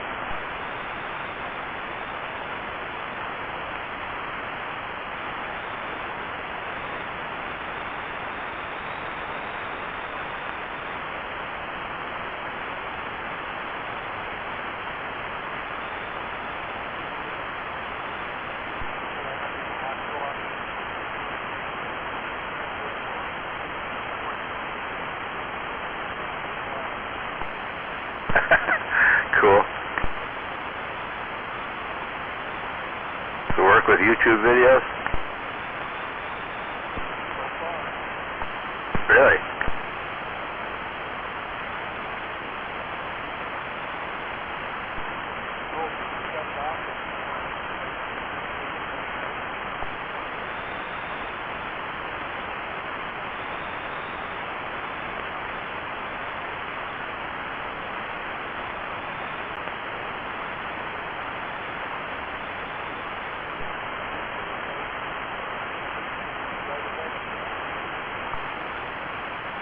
Interesting. My current computer's destined to become a Linux box here pretty soon, and I'm going to go ahead and acquire a bit of an upgrade, I think.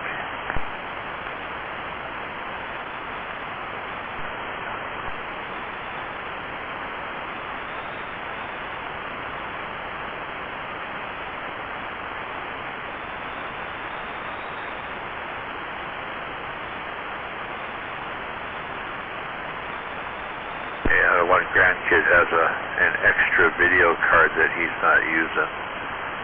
That's got 10 gigs of RAM on a video card. That's like nuts.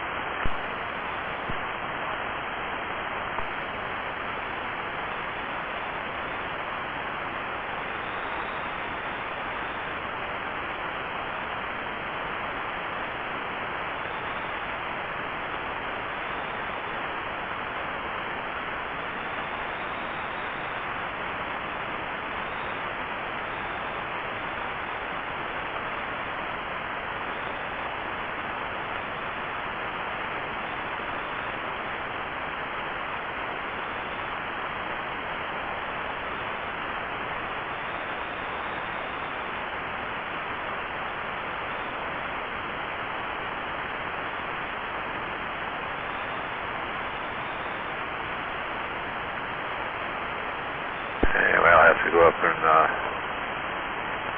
see the guys at RePC,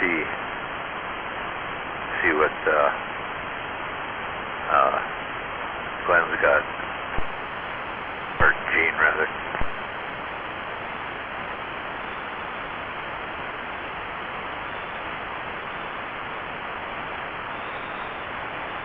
Yeah, Glenn was another cyber nut that I know, but yeah, Gene's pretty good. He's one of the owners down there at RePC, and we go back a ways. He remembers the day I filled their loading dock completely with junk computers, 1,800 pounds.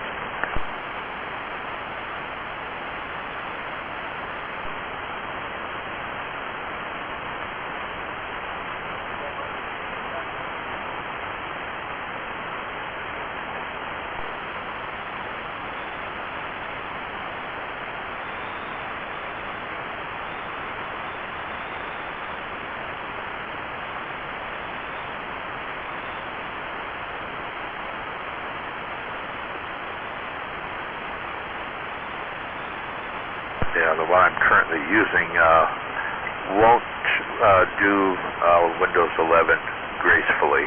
I can force it, but it's lacking in a few areas.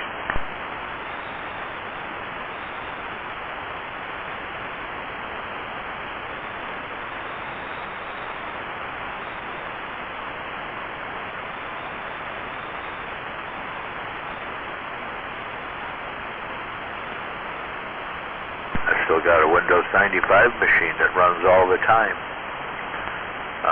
It handles all my X10 stuff.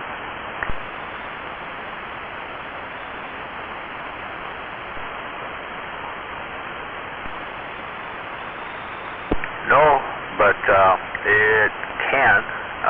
There is a port that I can access through the network and see what it sees, which is kind of neat.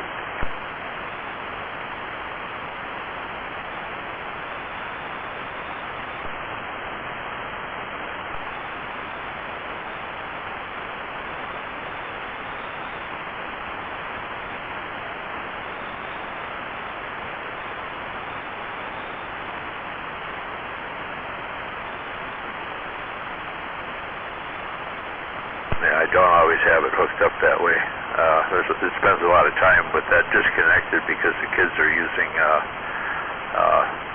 one of the connectors for gaming. Anyway, it's it gets kind of screwy around here when you got grandkids and great-grandkids all over playing games. It gets kind of wild.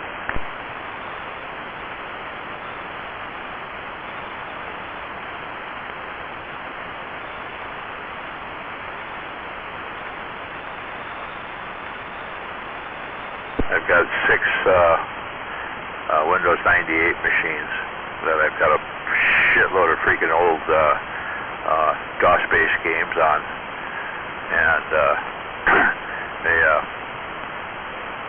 they're all networked together. And when I set them up, it's game time. Duke Nukem 3D, Unreal, Hexen. Oh crap! There's each one of them's got like 50 games on them.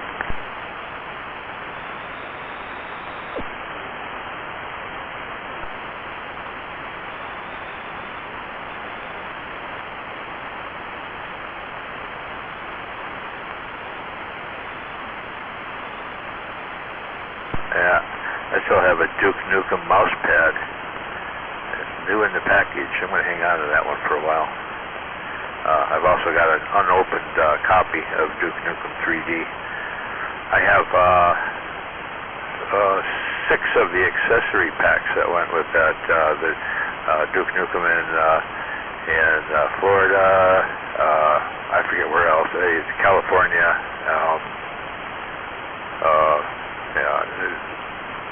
I forget what all sounds. I have to play that again. I haven't played that in a while.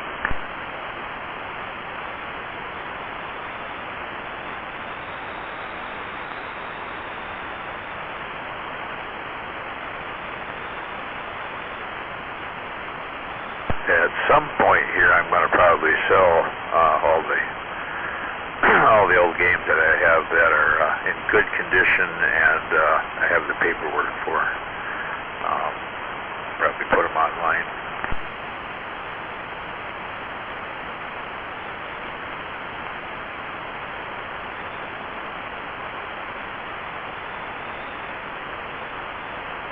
GameStop won't give me what I think they're worth, but I know other people that will.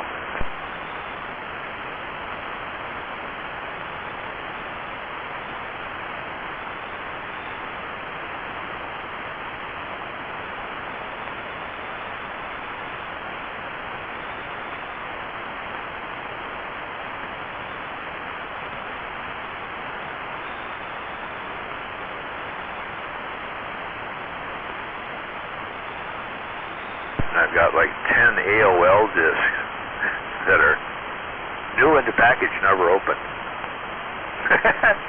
And they're actually collectible, I guess. So I've been kind of just hanging on to them a little bit. See if the prices stay stable. I might just go ahead and sell those first. Although I don't know why anybody would want to collect them. Just for, shits and grins, I guess.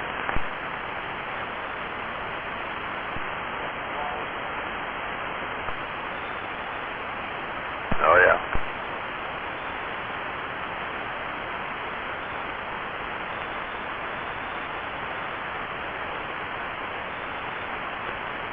Yeah, we used to call that always offline.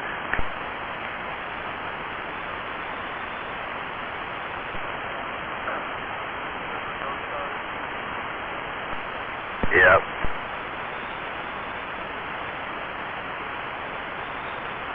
There's still one outfit that's accessible here on dial-up. Don't know for how much longer though. Net zero.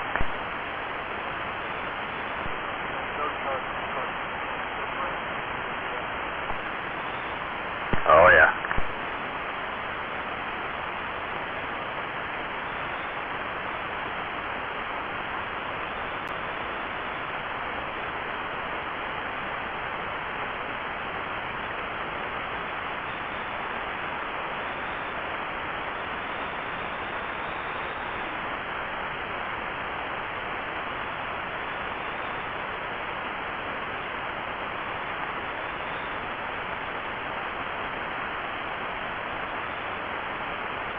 Yeah, I went through a whole series of computers. Started off with that Timex Sinclair ZX80, and then I got my 16K memory upgrade. That was like, wow. I remember jumping up and down because it finally arrived. 16K memory upgrade. But I wrote a lot of basic games on that. Played around with that for quite a while. That was fun.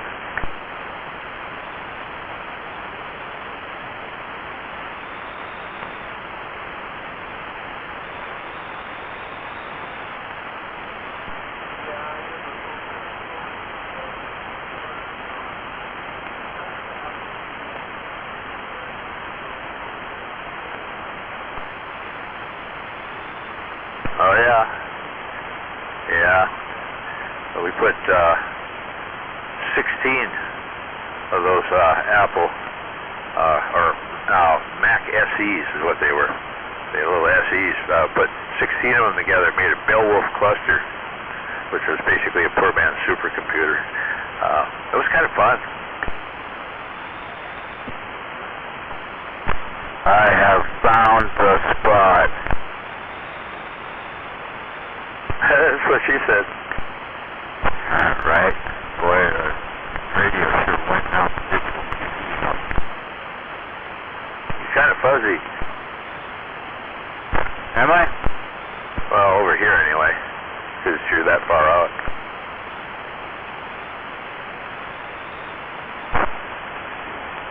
Alright, there you go. Is that better? Yeah. Okay.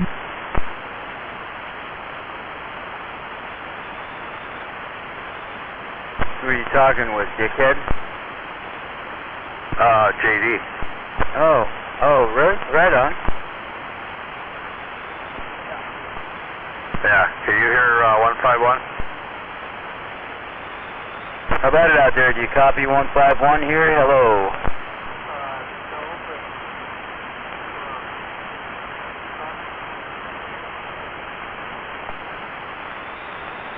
but What did he say? He says keep talking a little bit and he'll flip a couple of switches. Oh, okay. Yeah, right on. Yeah, I don't know. I seem to have found a spot where I can get to Brian and you halfway decent. It's kind of weird because just 5 feet from here I couldn't talk to anybody. Yeah, he's not able to get you. Yeah, got a ways out. Yeah, I wonder if you're on the gate. Oh, I'm sure I'm on the gate. I'm probably smacking the gate, probably 9 S units or so. Oh, yeah. Yeah, I'm within 10 miles of the gate, so I've probably pounded pretty good, I think. Okay, you're in the Tulies. Oh yeah, I'm out here, man. I'm out by the end of Canyon Road. Yeah. What are you using for antenna? I'm using a 4-foot single fiberglass whip on the upper left-hand quarter of this motorhome. The mount is just a L bracket on the outside with a, coax connector thing, screw the antenna in, and I was able to actually get the bolts into the steel banding that goes around the perimeter, the upper rim of this motorhome. I was able to bolt into that through the fiberglass, but I don't know if that actually was connected to the frame, so I went ahead and ran a wire from that down to the frame. And I don't know. I'm not happy with it, man. I want to go with a couple of those Wilson Coface 2000s, or go with a steel whip in the front and a steel whip in the back or something that started out at like bumper level. Yeah.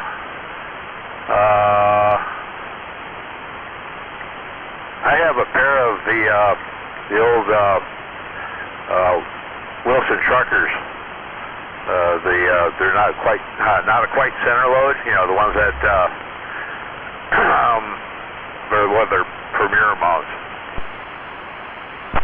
Yeah, so Gonzo told me the other night that the rule of thumb is if you got them so far apart, they can't touch each other if you were to lay them sideways over. Is that true?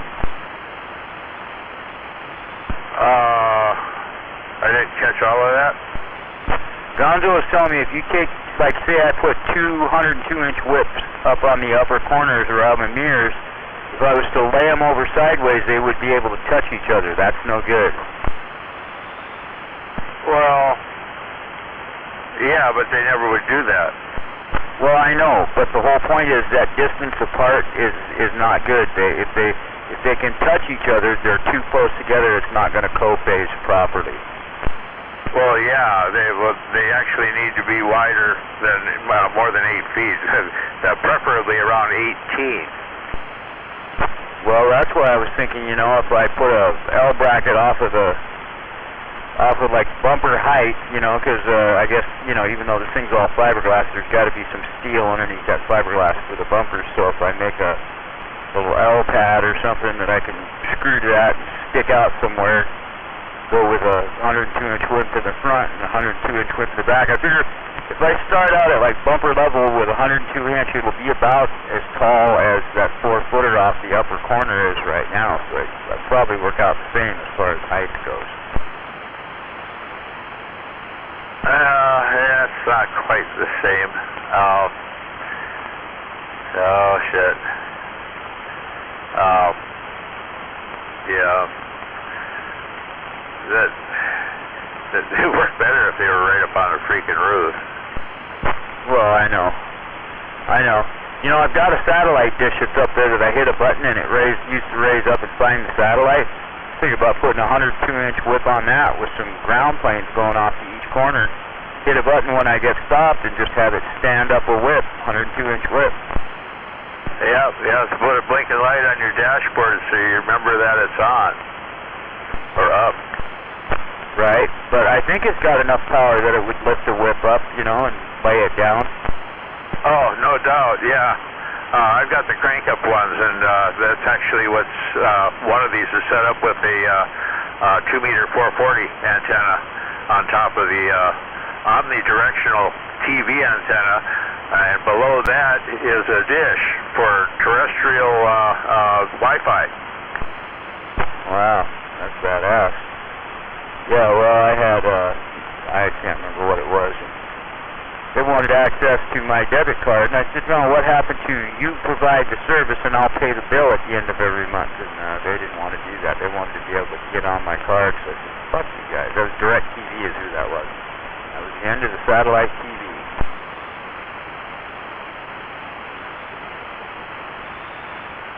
But the dish is still up there laying flat, and if I hit a button, it'll stand up. And I can't remember now if it'll start looking around because I took the smart card out or something. But if you were just raising a lower 102-inch whip once I got stopped, that would be super cool. Oh, yeah. I've got 2 of those crank-up units that are going on this motorhome. Yeah, Roger. Well, this one ain't crank-up, it's electric, but I got to figure out a way to manipulate it, just make it go up and down, not start looking around for the satellite. Yeah, the ideal would be that 899 on a push-up. Well, yeah. I think just having a 102-inch whip up on that dish with ground wires going to all 4 corners across the top of the roof, you know, like a silicone down to the roof, that would be the shit. You know, and having up, you know, so when the thing stands up and lays down, you know, to stay connected and all, I think that would just be cool. Hit a button, your whip goes up. I'm totally happy with a 102-inch steel whip, man. On top, that would be perfect. You know that expanded aluminum mesh that's kind of soft, you can stretch it in a bunch of different directions? Yeah. That's what I used to use on the inside of the Tupperware Kenworths to give them a ground plane so we could put an antenna in the middle of the roof behind the air shield. Really? Yeah, hell, I wonder where I'd find some of that now, because you know, it could be external. Yeah, it might be a lot of drag if it was external. Well, I mean, you know, I'd silicone it down to the roof, you know, put little dots of silicone, let it harden, let it set, you know, hold it down. Yeah, now, for on the roof of that, you probably want just go get that sticky back aluminum. You know, aluminum tape. You can get it in, I think you can get it in 1 foot, you might be able to get it in 2 foot widths. Oh, that'd be shit. I wonder how big the rolls are. You have to look on Temu and see, yeah, aluminum tape. Because I know they make it for use on gutters. And the flashing. Well, could you look that up for me? Because my telephone's internet is non-functioning. Okay, somebody else keyed up in there? I said, can you look it up for me? I have no internet on my phone. Okay, I'll take a look. All right, cool.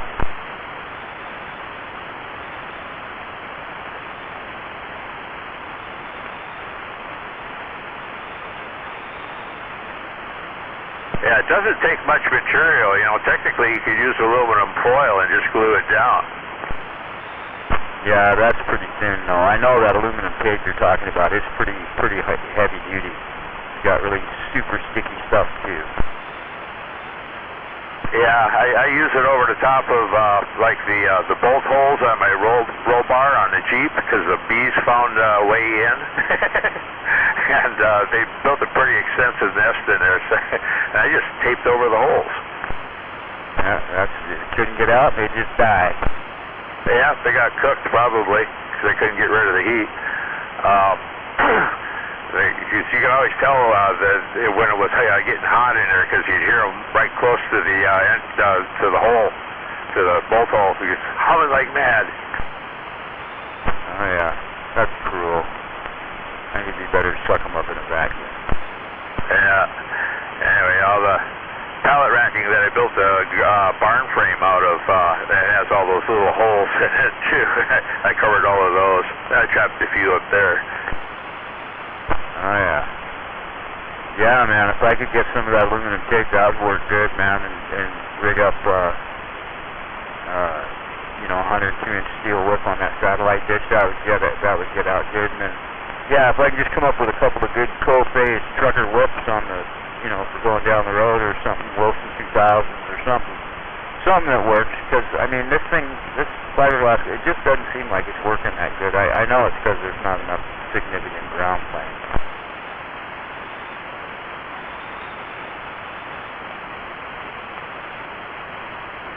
Yeah, the length has a lot to do with that. The length of what, the ground plane? Length of the antenna. A little 3 or 4 footer, you're not even a quarter wavelength. And it's, anything less than a quarter wavelength is a compromise. I know. Well, like I say, it's like a 4-foot fiberglass whip, man. That's, about all I can stick on here right now. But, going any higher, I'm going to start hitting signal lights and bridges and shit like that. That's why I wanted to go with a 102-inch whip starting at about, waist or bumper level,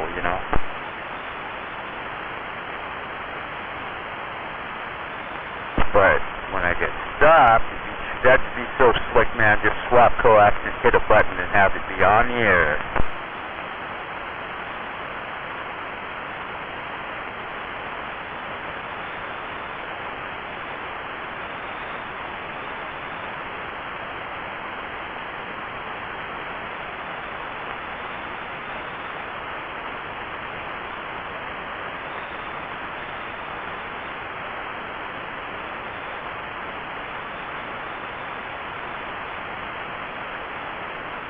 I was just thinking that it's not all that hard to make a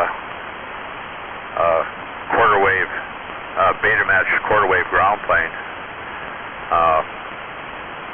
They're actually rather easy. Yeah. What is a beta match ground plane? It's got quarter wave radials, quarter wave vertical, and it's got a little square, or in some cases a loop, depending on the style they want to do it. Little matching thing that comes off of the side. Anyway, it comes off from the base of the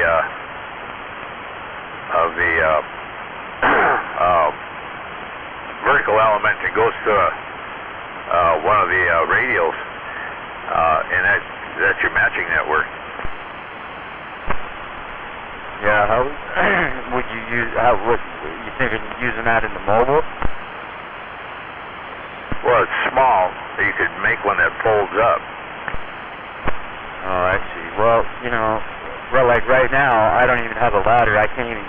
The back ladder on this thing starts out at like 5 or 6 feet in the air. I guess the kids don't climb it or something, but I can't get up the damn thing without a ladder. And like I say, man, if I could set that up where I could just hit that dish button and it would stand up 102-inch whip, man, with some of that mesh you're talking about, dude, that's totally ultimate for me. I wouldn't really be too concerned about moving down the road, but once I get stopped, that's when I'd like to have a quarter wavelength in the air, man, with a good ground plane. This thing is, what is this thing, 13, or I don't know how high it is, I never even checked, but being up there, man, this thing would talk, man. You got a few hundred watts, you'd be walking the dog.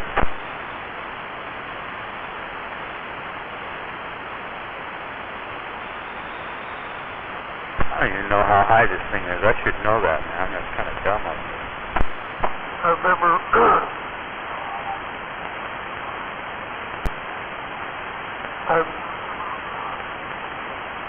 remember when I first started getting into radio, I built a 3/4 wave that all folded up when it went down. It was pretty cool.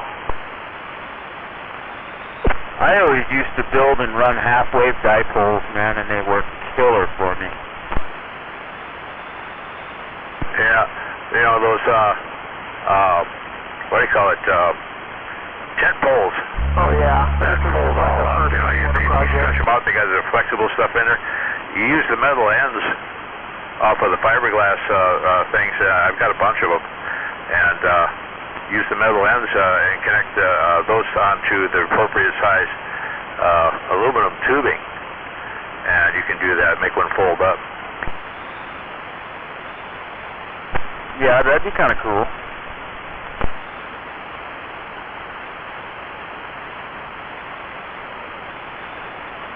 I looked for tent poles that were made out of aluminum that way, but there just aren't any. Not anymore. They used to have some old ones, you know, some of the old military tents used, you know, kind of snap together aluminum tubes, but not anymore.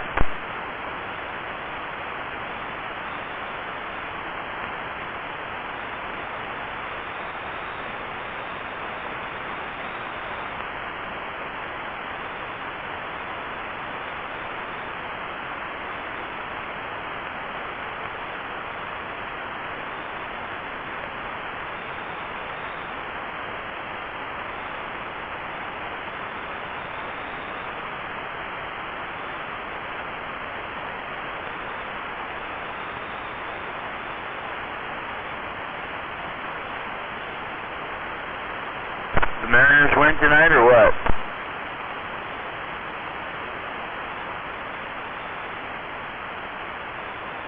I have no clue. I think so, after 15 rounds, or 15 innings, I think. Holy Christ.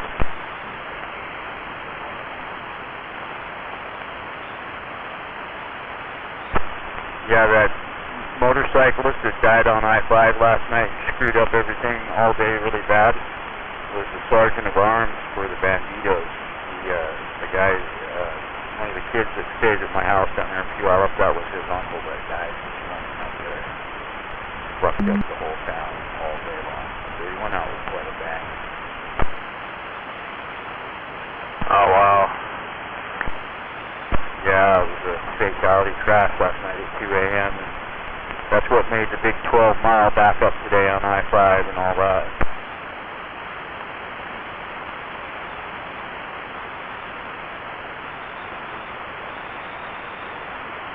It wasn't Kenneth, was it? I can't remember the dude's name, but it's the kid's uncle. I don't know. I was kind of wanting to hear some details if it was his fault, because I happened to have heard and seen the guy like out there at Uncle Sam's. Every time he gets on the bike, he just pins the throttle wide open. He's, crashed like 5 times, lost part of his leg, and the guy just, he's a 1%er, and he just rides, just balls out wide open. So I can imagine what happened. It'd be nice to find out for sure.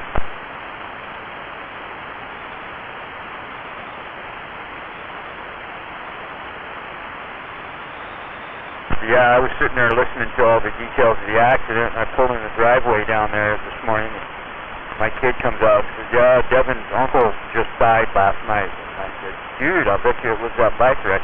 Sure enough, it was him. Trip.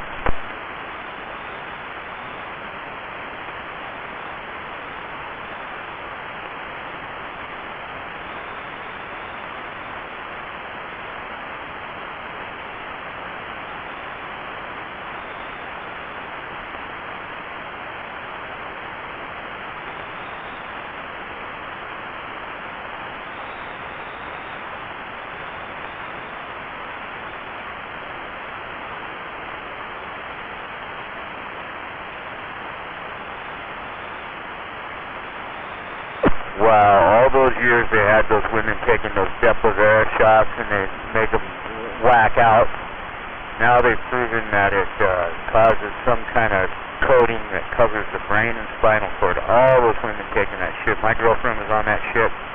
She was on that depth of air. She was just a fucking raging bitch. I mean, like, notice it. She said, God, I don't know why I get so enraged about the dumbest little things. It was from that shot.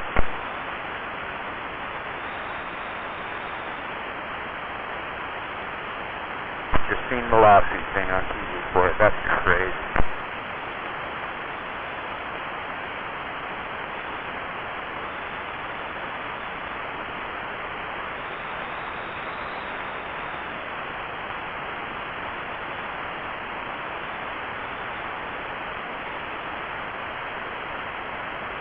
Yeah, this is, I just ran into this one roll of high temperature resistant aluminum kitchen sticker tape. It's like, you know, perfect for like a backsplash, that sort of thing. It looks like diamond plate almost, but real small. What's the size here? 23.62 inches by 78.74 inches, so yeah, pretty good sized chunk for $4.74. You'd probably need to spend like $20-25 or so, probably. Yeah, almost 2 foot wide and yeah, almost. Let's see, what is that, 5 feet? 78 inches? Shit, I can't remember anymore. Huh. Yeah, that would work, and then, you know, just clean, because this roof is real, like gooey, rubbery, thick rubber, and just clean that stuff up really good with, like, alcohol or acetone or something, and stick that stuff down. That'd be awesome.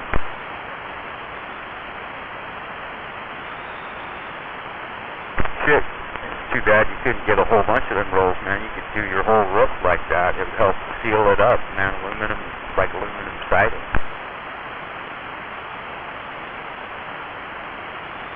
Yeah, it's closer to 6 feet. Anyway, yeah, 2 by 6 foot. That's really cheap. And where is that? Where did you get that at? Temu. Temu. It's you know, Chinese outfit, but you know, it's pretty good actually, considering there's tariffs on damn near everything. We should get some.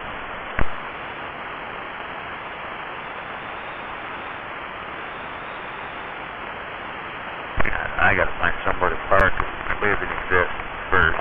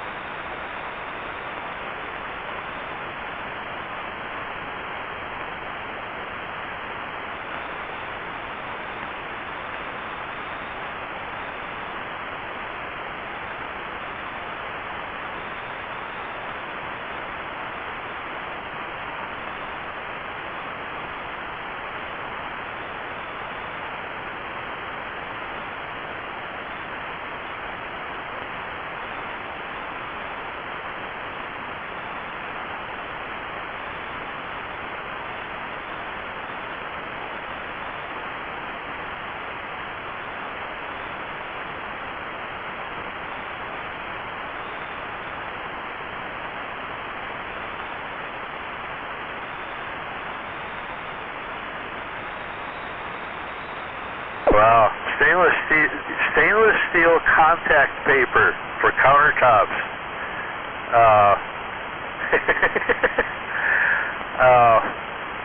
Yeah, for fascia board and stuff like that. And it looks like it's pretty stout stuff. It's $9.69 a roll, and the roll is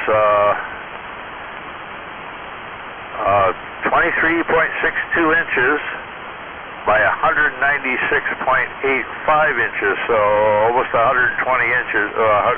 196. Shit, that's really long. Yeah, stainless steel tape.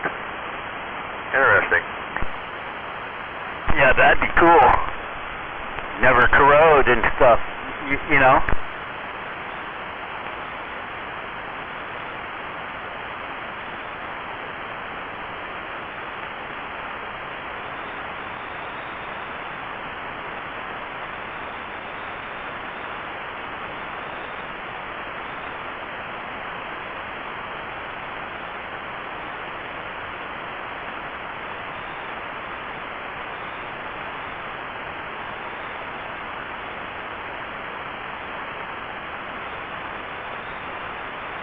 What happened, Brian? Get drunk and pass out?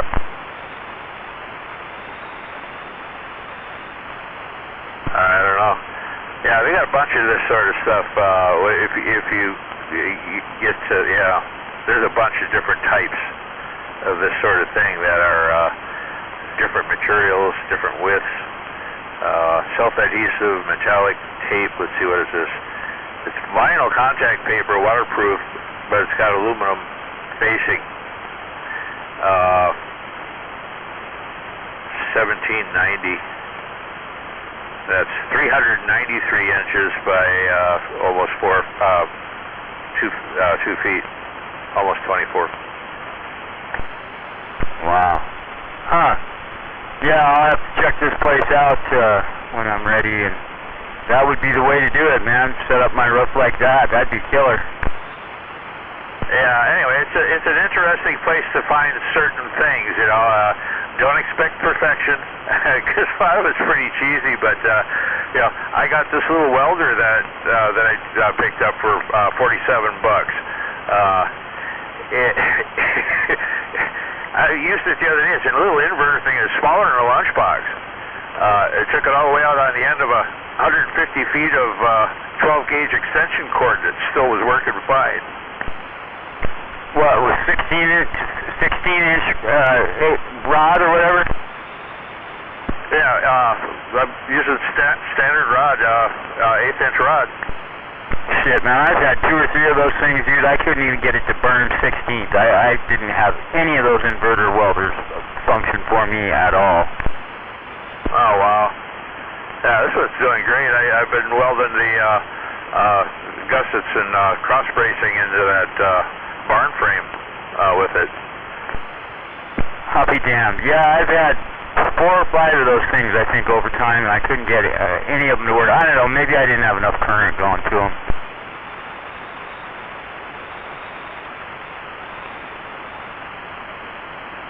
Yeah, I had that, it was working real good. I had to crank up the dial to about 150 amps, but it was doing pretty smooth, actually. Huh, I'll be damned. Well, that's cool, man.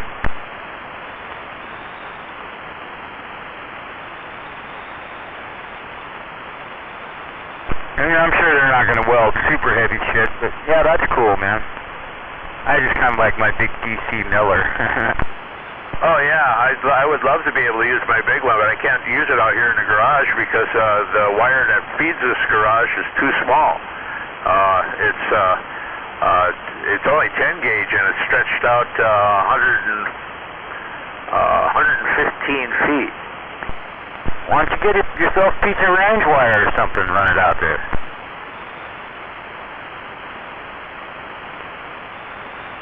115 feet, it's kind of prohibitively expensive. Oh, I don't know, you can find it in some of them old houses. Some of that gray donkey dick range wire aluminum stuff.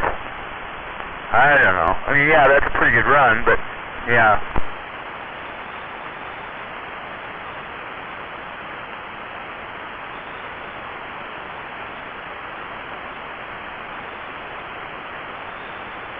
Portable. Yeah, I can run my welder off of the hookup out in front though, in front of the house for the RV hookup. Plugs right in, works out there. Yeah, that's the only thing this motorhome I'm disappointed in is it doesn't have 220 out of this generator. It's a 9,000 watt inverter Onan water cooled diesel.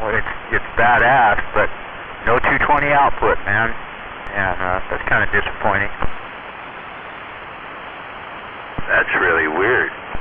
I know, but I mean, you can't even wire it up and make it put out 220. It's just not the coils or whatever. The armature's not in there for that. But it's 9,000 watts of 120, and let me tell you, man, it don't mess around. It's designed to run everything in this motorhome turned on full tilt and be able to handle everything on, and it does. Cool. Yeah, 9,000 watts is a pretty good amount of power, man. Power went out. out. I was running cords over to this house and that house. Had plenty of juice. I just could keep bringing those Pfizer diesel, boys.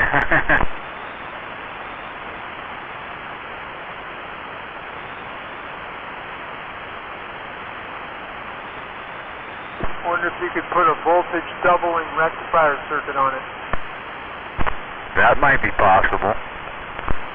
Has to be a center tap. I've got a buck booster thing. You plug it into 110 and it creates, well, it's artificial 220. It's not actually both phases, but it does come up with 220, and it'll run a lot of 220 stuff, but it wouldn't run that 220 linear. It didn't fool that linear at all. It wanted both phases.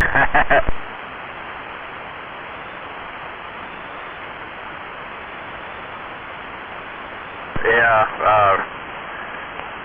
stoves, a lot of times when you, if you run that type of 220 to them, it blows the lights and it burns up the clock. Yeah, I know. I've seen guys do that. Yeah, it's not designed for a lot of stuff, but it will fool a lot of things and stuff will run okay. But it's still only single phase. It's just, it tries to fool it, I forget what they call it, I can't, inductance or something.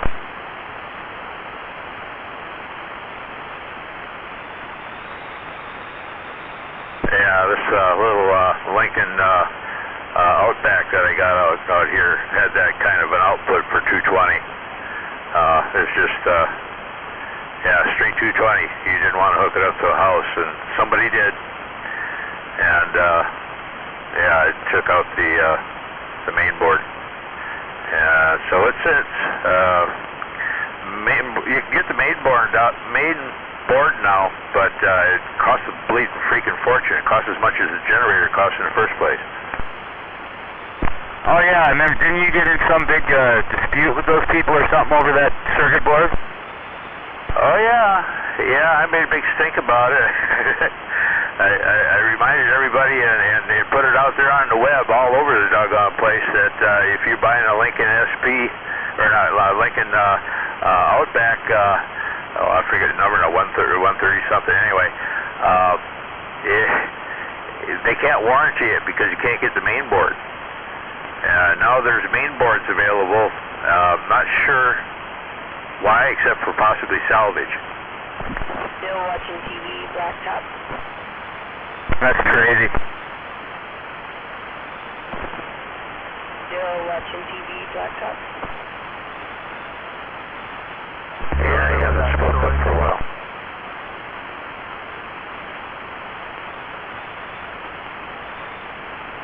What the fuck was that? Huh? Still watching TV, blacktop.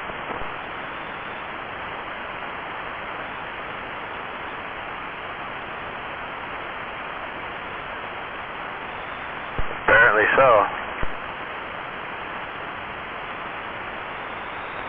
Hi, Highsider, how are you? Still on the planet. Yeah, you and me both. Dickhead's never on the planet. He's always out there. Who is that? What's up, 151? Who is that? I can't hear you.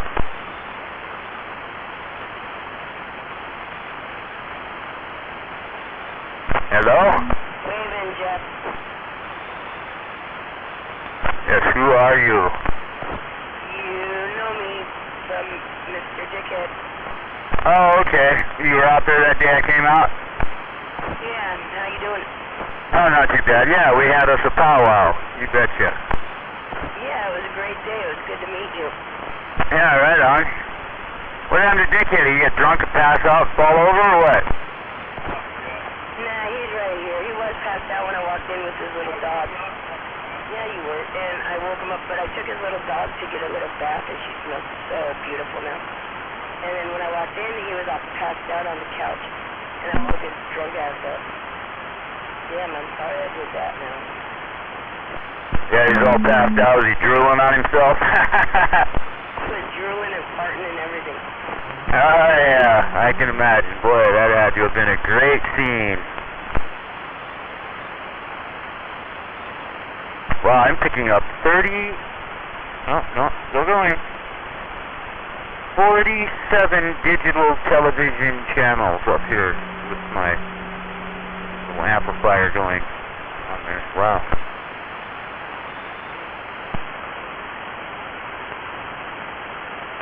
Did you get a digital TV or a smart TV, or did you get it converted? Yeah, digital.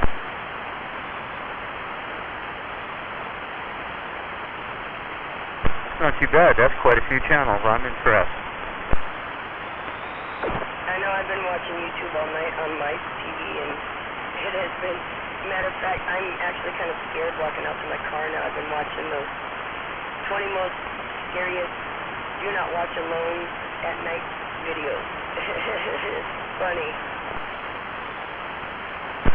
Right on. Well, I'm living in my RV. I got the boot down out of Puyallup, so I'm trying to find somewhere to park this bad boy where I can stay in it.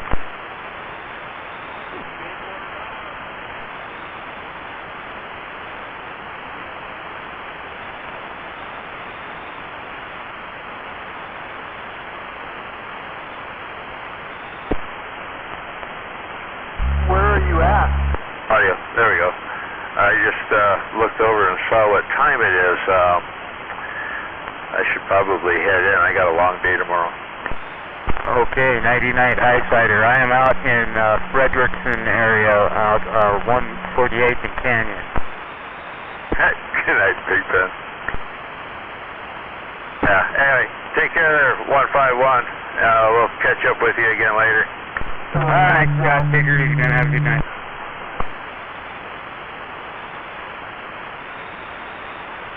And you too, JD. Take care. Yeah, the only way I can hear you is on the gate. Yeah, that's what Eyesighter and I were talking about. I need to figure out a better antenna setup on this fiberglass motorhome. Jeff, why don't you come over again soon? No, I might. I haven't been out there in a while. My problem is right now, you know, I don't have, I'm waiting on my SSI. I don't have any damn income, and, man, I'm pretty tapped. Getting the boot like that really, was fucking fucked up, man, timing. I gotta go to the Social Security doctor on the 25th, and I sure hope to fuck they're gonna make their decision and give me my money after that. But, yeah, I'll stop out there sometime when I get a little fuel. Well, I can always come pick you up, too, if you're close, I mean, and then bring you back here, and you can hang out and powwow, and I can take you back home if you want. Well, I might just have to take you up on that. It's always nice to get away from your house sometimes.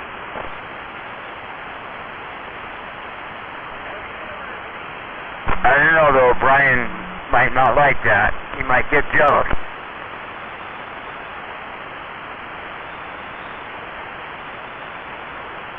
I've never seen it.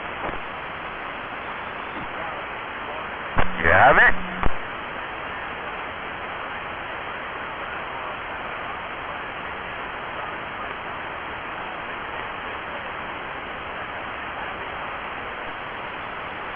Who was that? Was that Brian?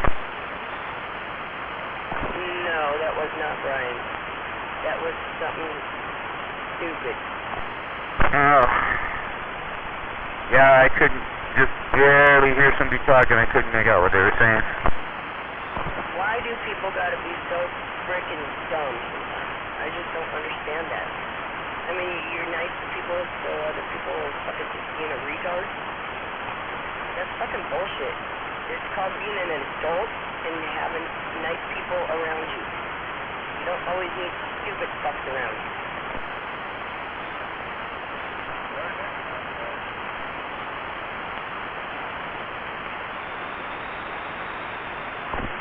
Where'd your comment come from?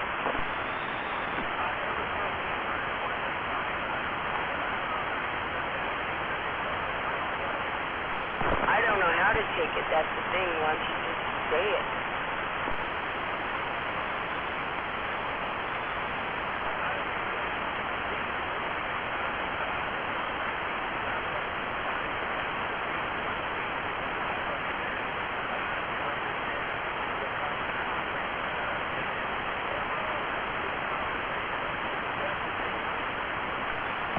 gonna go home and watch right now.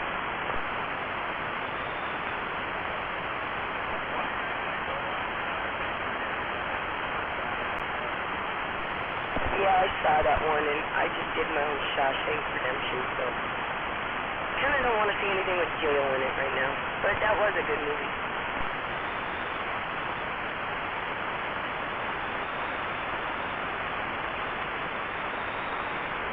Yeah, I can't hear who you talk to. They must be right near you, huh? Yeah, it's really weird. You're like so far away, and he's like right next to me or something, it seems like.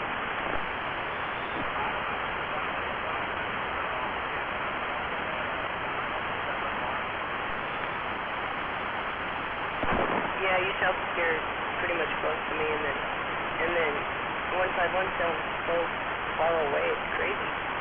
Yeah, I'm out here 184th and Canyon right now. Beasley Canyon? No, Canyon Road. 184th and Canyon Road off of 512. Frederickson? Yeah, a little past Frederickson, like 10 miles past Frederickson. I'm right like at the end of Canyon, basically. I was just there the other day. Yeah, that's where I'm at. Camping out in my diesel pushers on the side of the road where the semis pull out and crash. Trying to figure something out.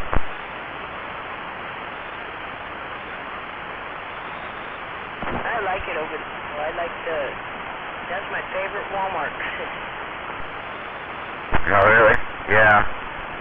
I don't do Walmart too much, but, yeah, that's where I'm at. Well, cool. I'm going to have to come get you sometime soon, and we can just chill and hang out and have a good time. Yeah, right on.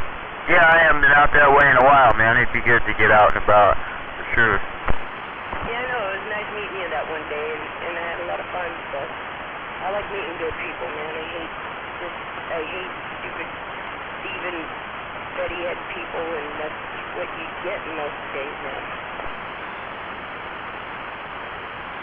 Yeah, there are definitely, people have, changed pretty drastically here, the last 10 years. It's way different than things used to be. I don't jive on it too well. Yeah, it's kind of funny. I was watching YouTube today again, and it was about Philadelphia, and it was about Betty, and all the people are just standing up, but they're hunched over, sleeping on the side of the road. What the hell has America gone to? No, hang on just a second.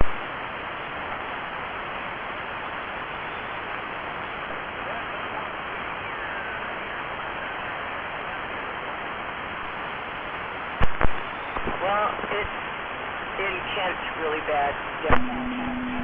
That's right. My ex-boyfriend lives of him. Uh-oh. And when I go down there, it's just a bunch of people nodding off behind 7-Eleven, and it's just ugly. Hey, hang on a second.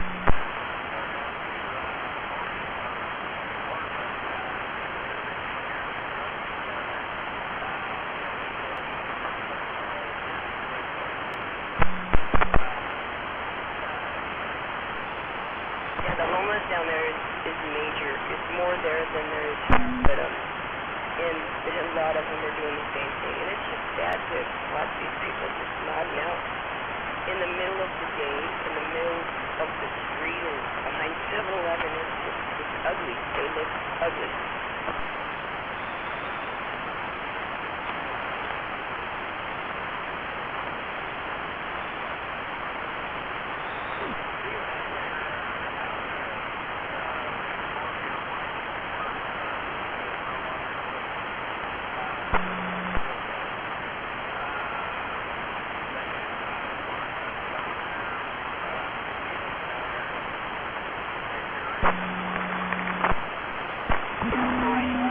That's messed up.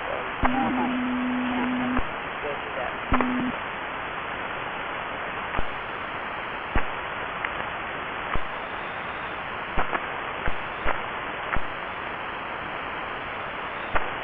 Wow, my match has just gone all to shit.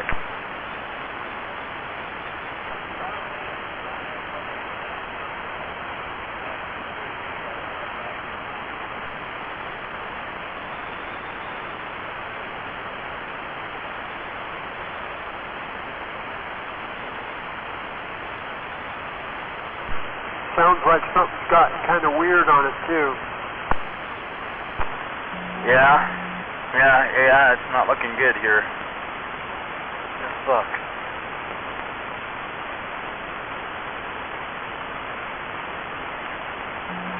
Oh yeah, my match has gone up pretty dramatically.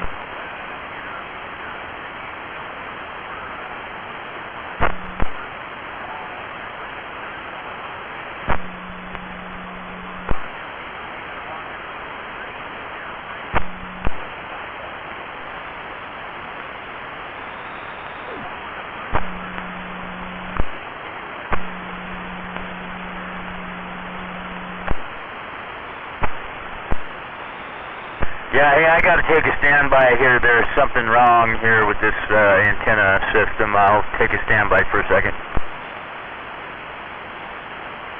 Yeah, you come out here and pick me up whenever you want if I don't talk to you again.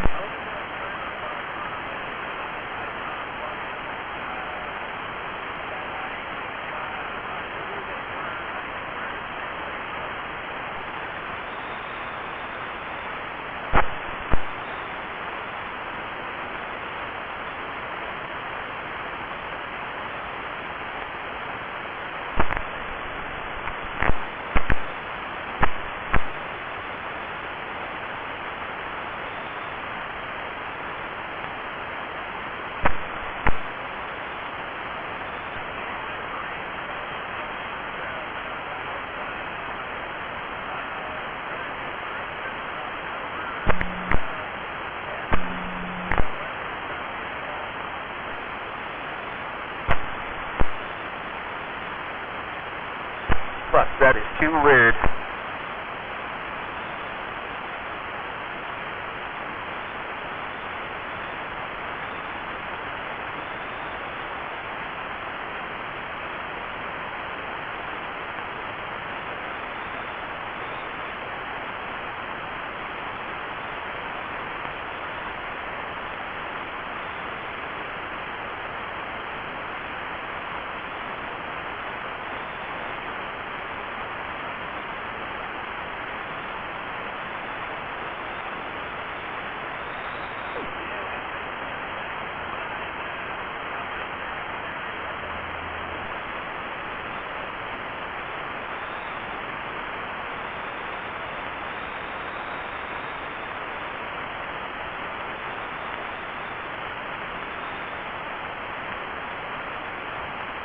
So what?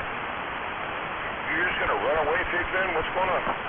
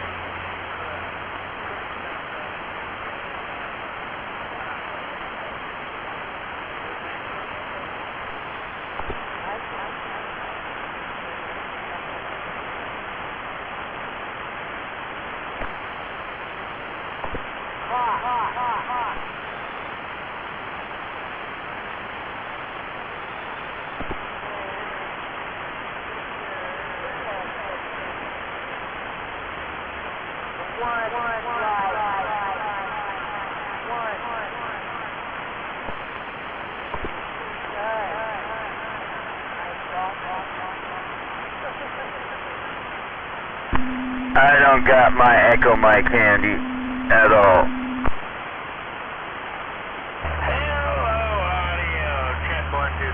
Hello, hello.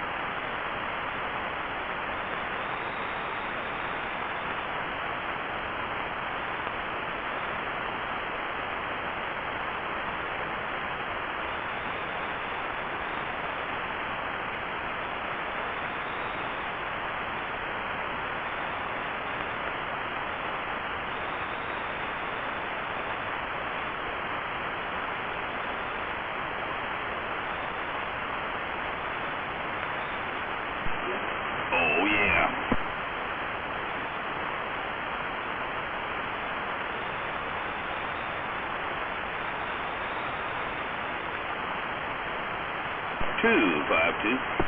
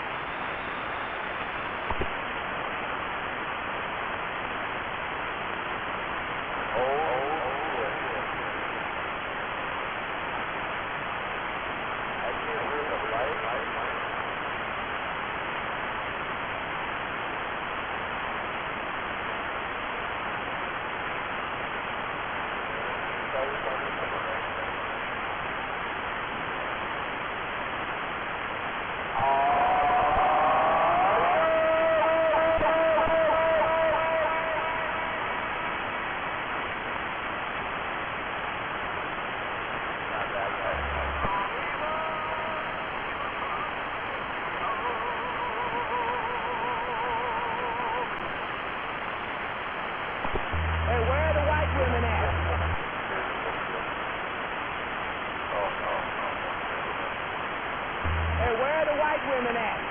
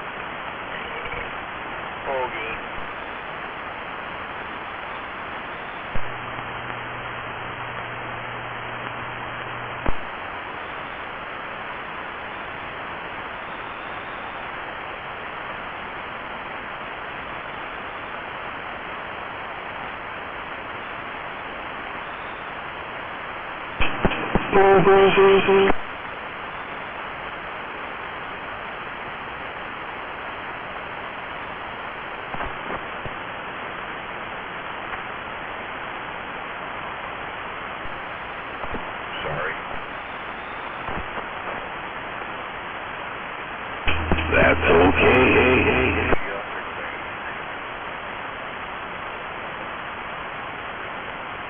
Fucking bitches are fucking... These fucking cunts are fucking wild.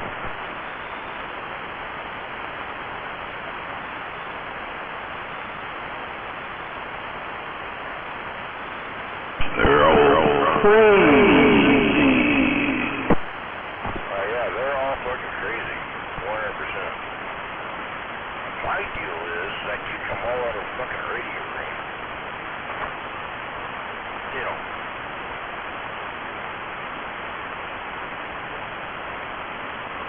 Psycho bitch. And now they're off site playing music that fucking away from neighbors. Fucking the cops are gonna end up here. God damn it.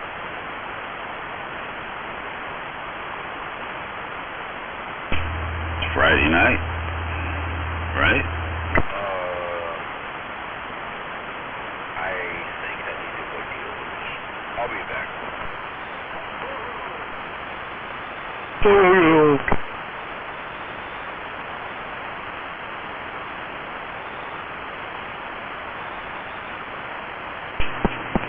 I think Pig is out here.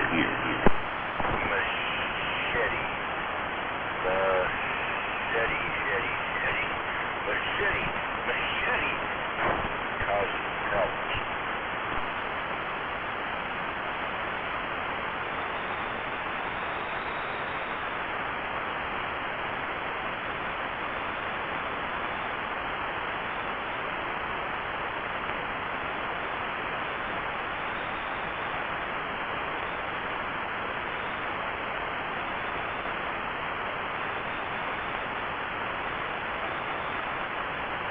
Big Ben, what's up?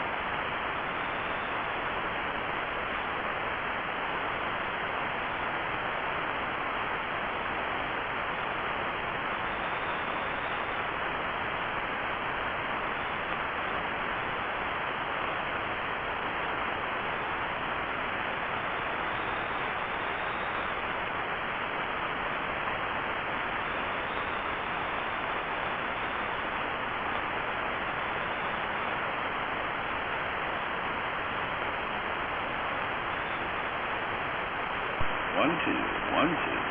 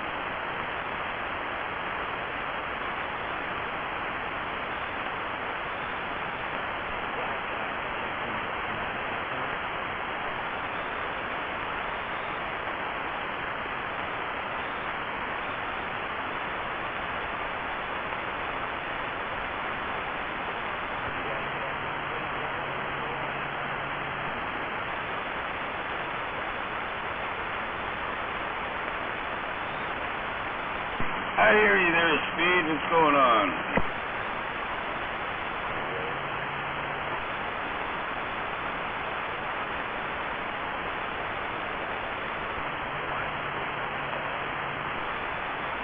No, you are not.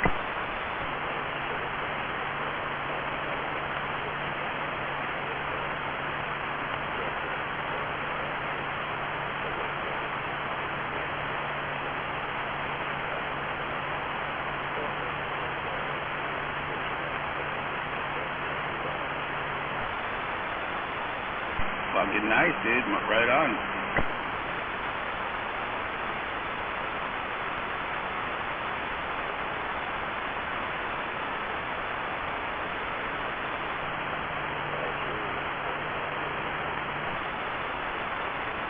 Oh, not much. Just kind of doing my normal evening thing, you know, watching TV and videos and eating food.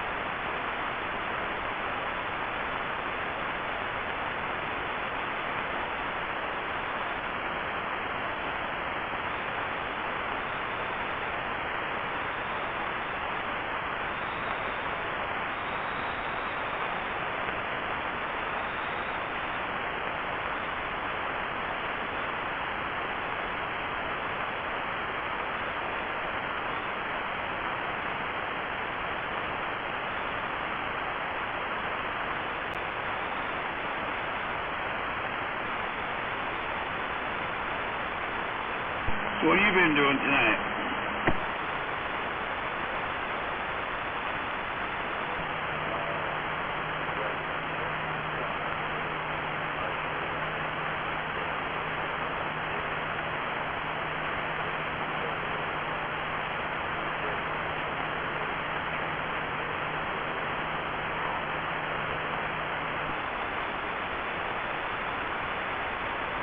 Oh yeah, sounds like a full day of work.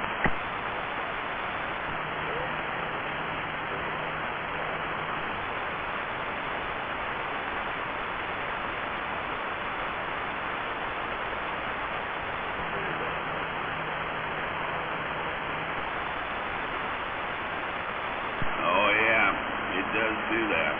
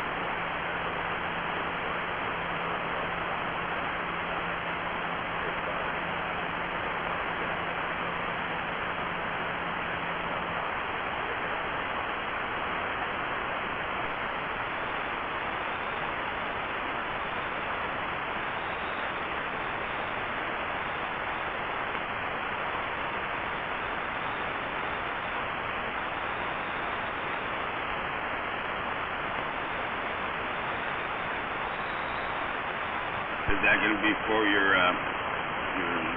CV shack?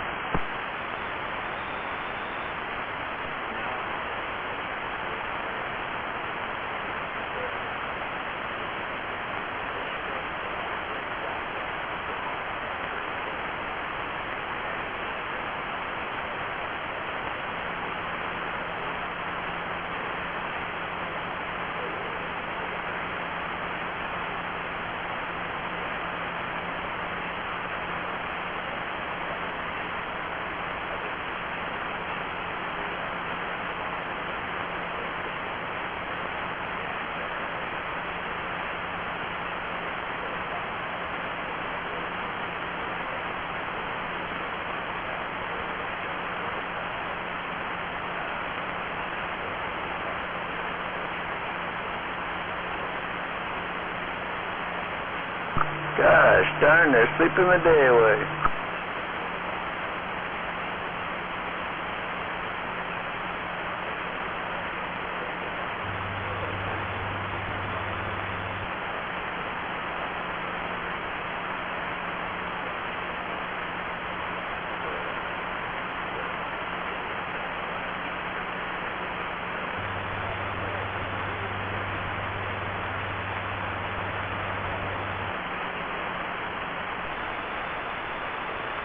Yeah, I hear you there, man.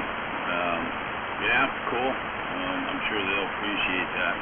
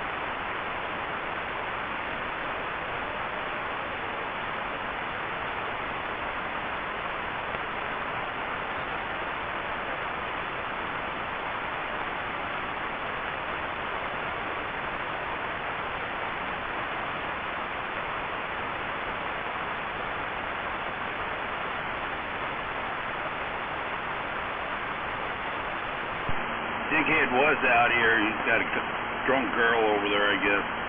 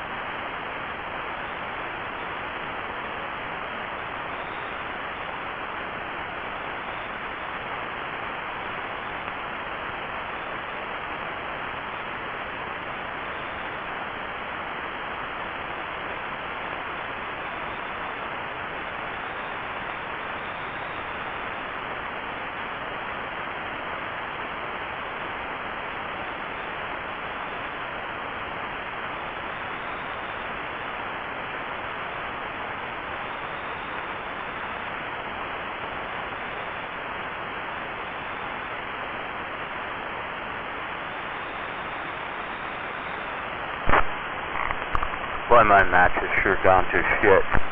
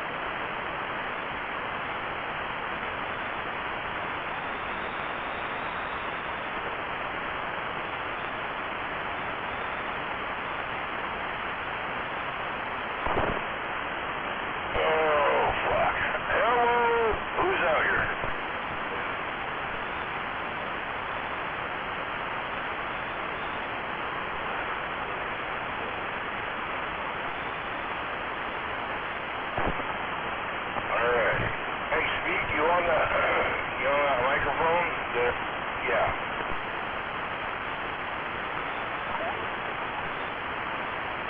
Any complaints? Has it been squealing?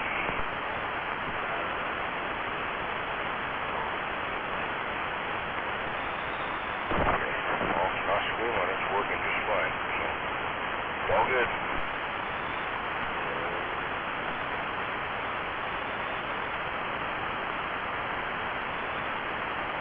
It's gonna be a short night for me on the radio, I'm just saying.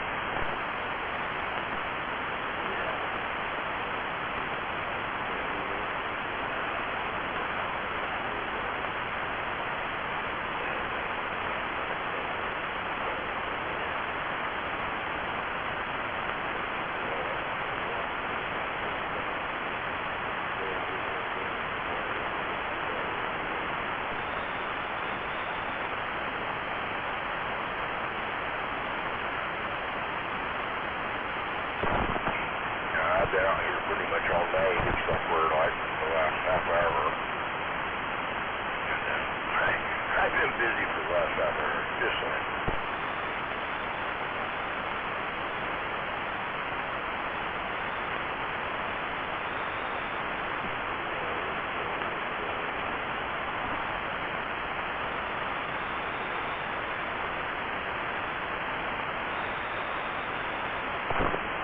You're talking on that D104, right?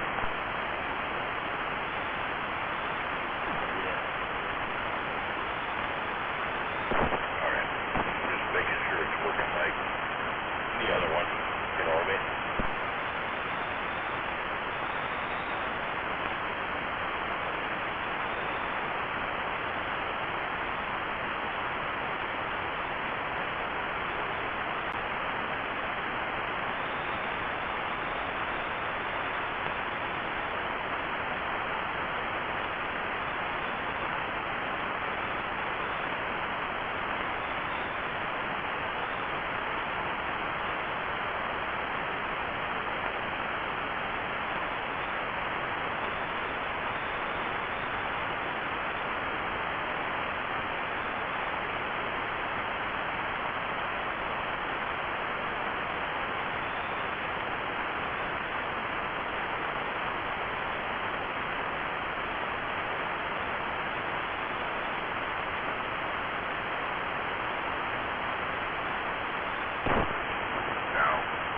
Can't believe. Audio. Okay, make sure it's working. I cannot believe with all the shit that's went through. Damn butterfly. That little fucking cunt gets off with fucking so much shit. It's unfucking real.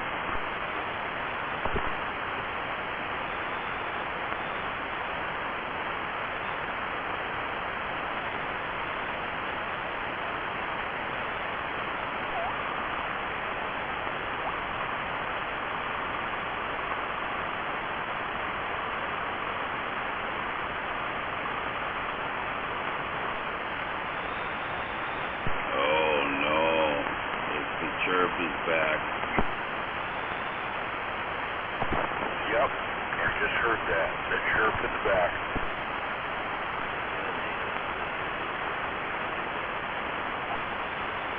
But then it didn't. Right there. I did not do that.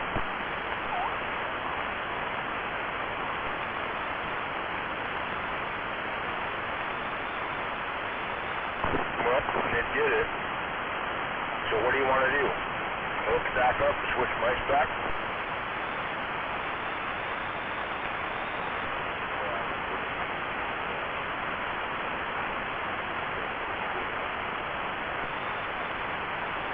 But it ain't doing it right now. See what I mean?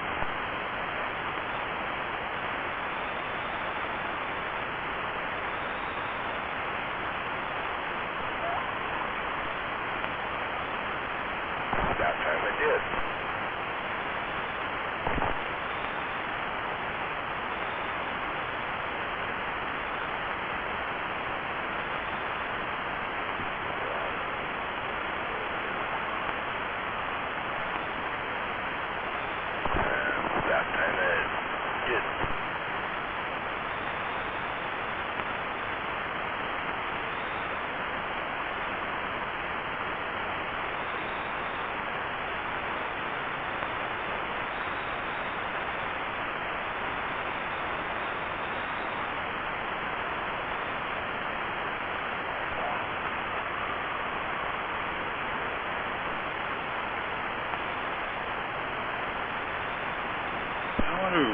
voltage issue.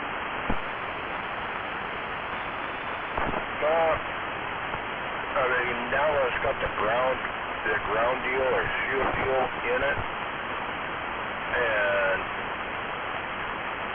maybe higher voltage is causing it. High speed. You made sure that you screwed it onto the radio, you know, the little where it screws on.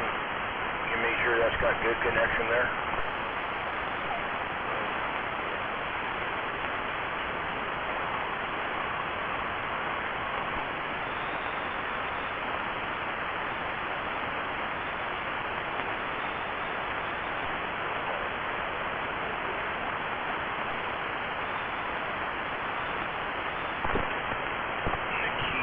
The key up before that had the chirp in there. The last key up, it did not. That's weird.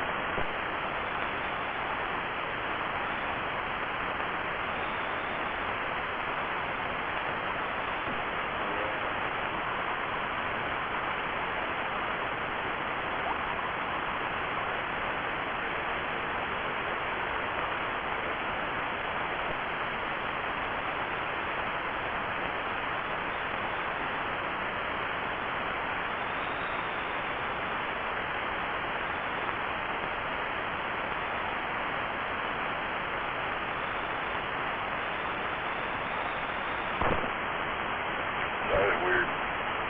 Sometimes it's there, sometimes it's not. Now, you're running the other mic, same microphone, but you're running it, didn't have a problem. I'm thinking the other mic had an almost half worn out battery. Morning, Big Bird. I don't know. Let me think about this for a while. So how's life on that end?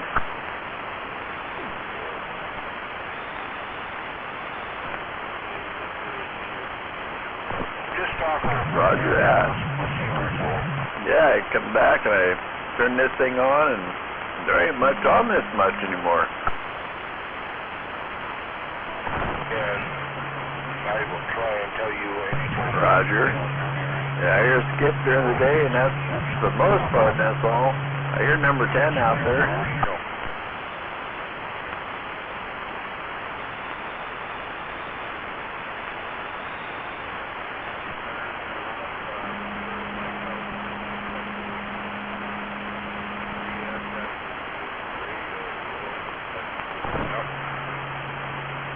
There was not a problem. Perfect. Very loud and no squeal. I've been hearing, I heard Dirtman and number 10.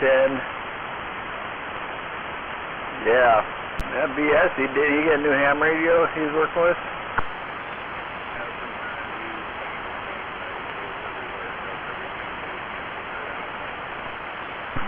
Dang.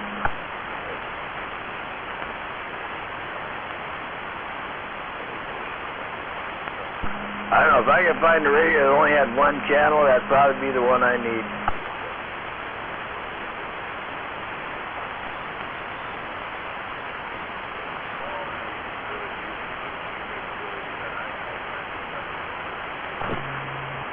Yep. I mean, it is what it is. I mean, you gotta, how to say this? You walk in the line. You walk in the lane. Yeah, been there, done that. I don't know. I ski up in the mornings, I guess, for the most part. Kia was perfect. Very loud, no squeal.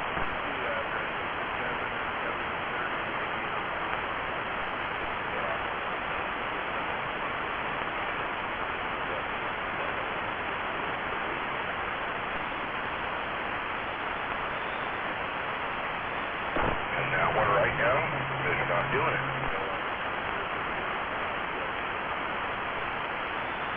Yep, that's me. I've been spending a lot of time outside, in between raindrops.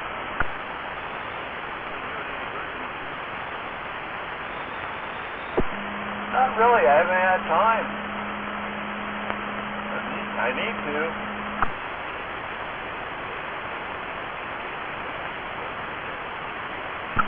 I'm probably not going to really hunt anyway. I'm just going to snag a deer and slap a tag on it. Call it good.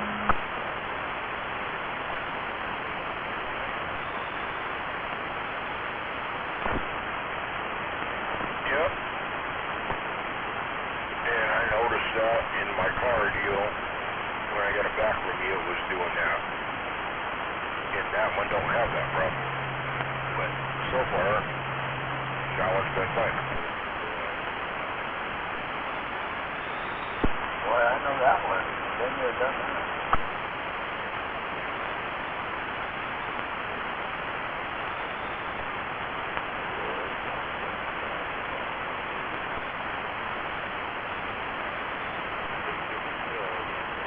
Sorry. Hey, you know what? It's all blacktop salt, and we'll send Butterfly down there to deal with blacktop. Blacktop. Yeah, every time you stay away from that.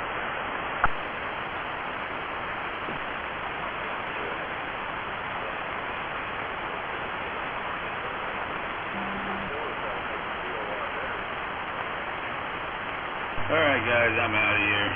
Yep. We've been canning cranberries. Been of us seen a whole shitload of cranberries. Shit. I should see the other half. And preserve, ham,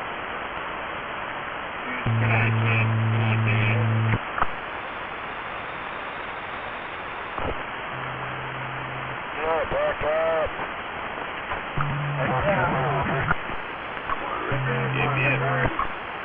There he is. Morning.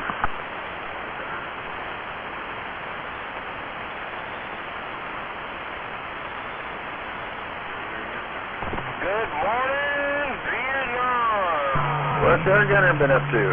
Glad to smell the napalm. That's me. It's just stretching barbed wire for the most part.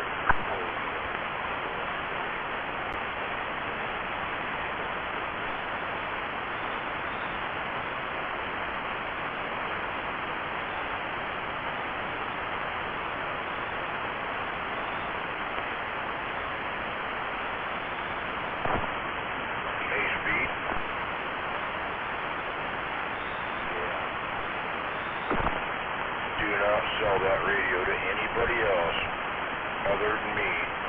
Give me first opportunity, okay? So you been taking any last pop shots at deer or anything, Gunner? No, I ain't even been out of the house much. I mean, that wasn't part of the fucking deal, but I would appreciate it if you would give me first opportunity, okay?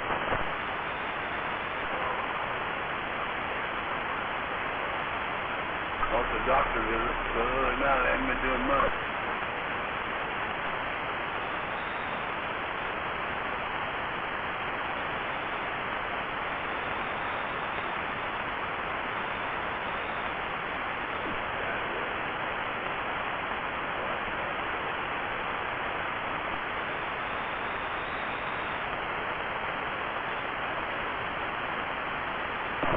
I think I got out here in the radio and told everybody what I needed to do.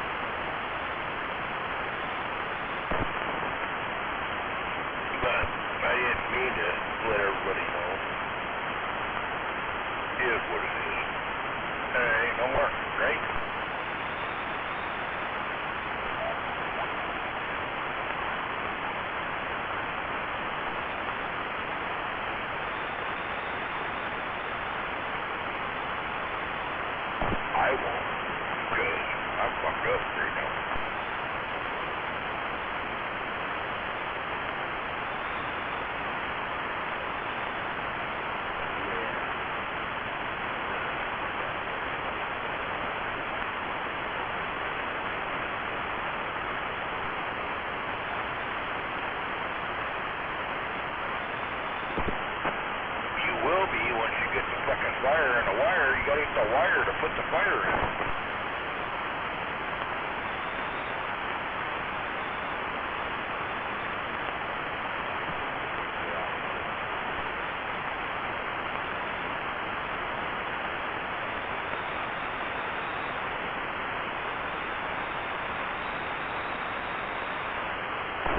Let me know. As soon as that wire comes in, we'll set it up and make it work.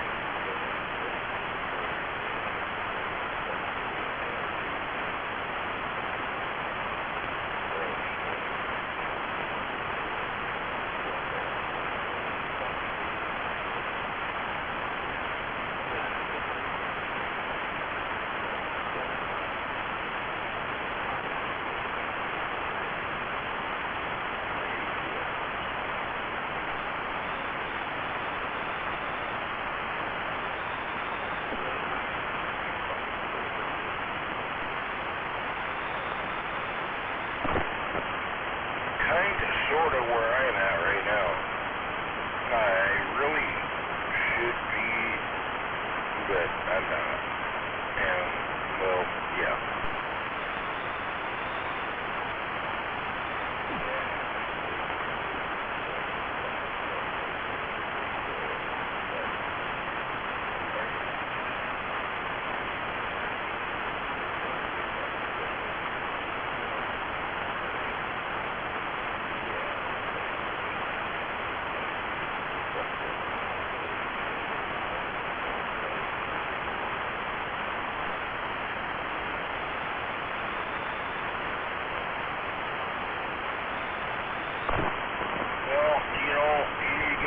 Back on schedule and figure that shit out.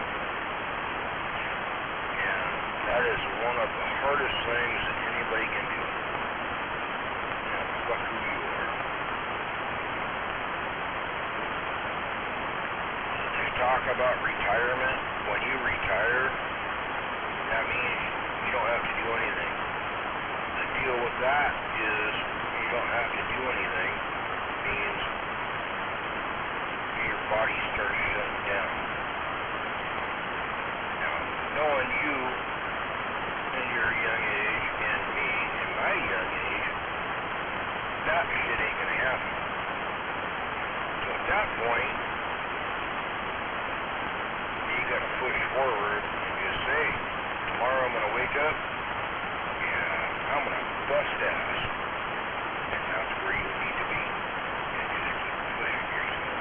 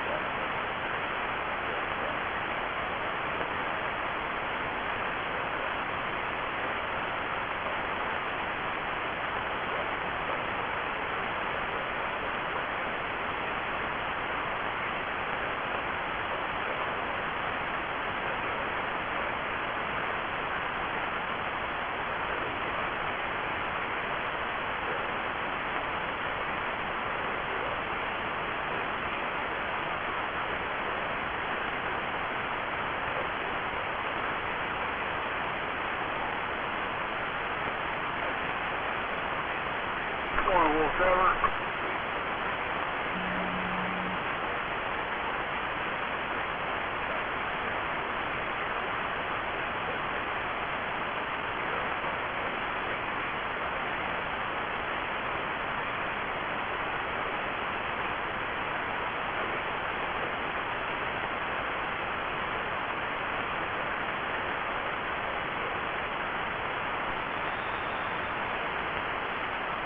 Yep, you know how many people I know that actually have done that, and they're gone.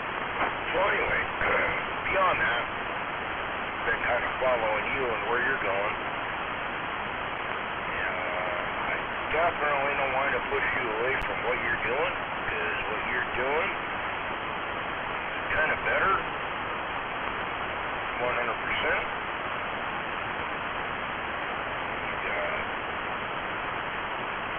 A lot of shit going on. I get that. But there may or may not be a time when you just say fuck it and you're done and you need to get a hold of me. That time, you can come work for free.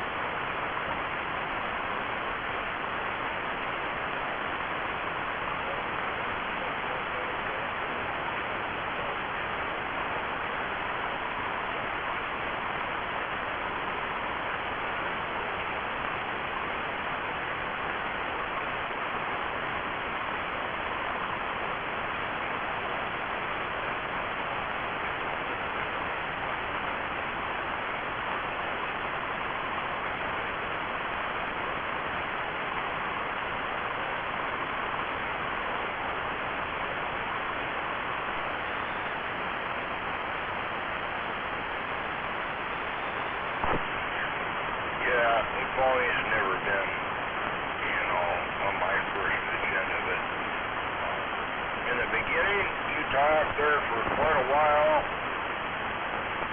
I mean, like almost a minute, 2 minutes. Sounded great, and then after that, in the background was a chirp for like 30 seconds, and then it went away, and then you talked. The chirp is not covering up your voice whatsoever. It's just, it's in the background. So you're gonna say, that fucker's still doing that. I'm kind of pissed off about that. But you know, that might be because that mic's got a brand new battery in it, while the one that you put in it, and the one that you got from me was an older battery and it didn't have that fucking thing. But you're gonna say, in the beginning, for the first 2 minutes, you didn't have nothing, and then all of a sudden it started coming in the background, and it went away. Don't worry about it, man. Let's just work on it, and let's just let it fucking talk for a while and see what happens.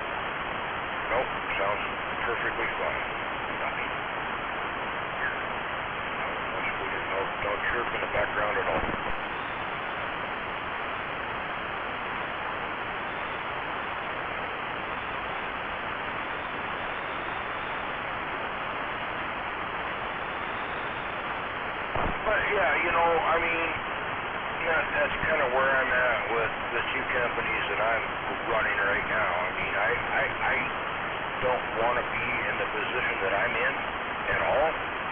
I want to step back and just walk away from everything.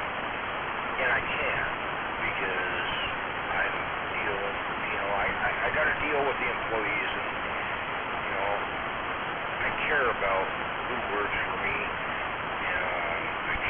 It comes before them, actually. So where I'm at with what I'm doing is kind of fucked, anyway. And especially dealing with what I'm dealing with at this place up here. I have to deal with that one down in Graham area, you know. It is what it is down there. That whole deal, they're... Good morning, Abeo. The person who run that, and they, I have not had to go down there at all. It's all been handled. Now we're trying to expand a portion of that property. So yes, I'm gonna be going down there, but not because of the business place. That's all handled. That's all been handled. Up here, where I'm at right now, I'm trying to turn it around. And once I do get it turned around, I need somebody to run it, so I can move on to the other property that I have. So hence what I said earlier is kind of where I'm at. And I honestly think that you could do that, but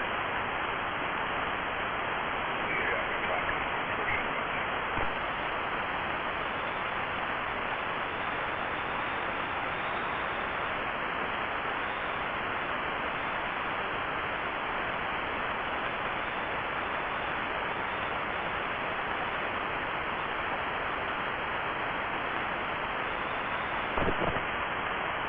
far as that, I'll just leave it alone.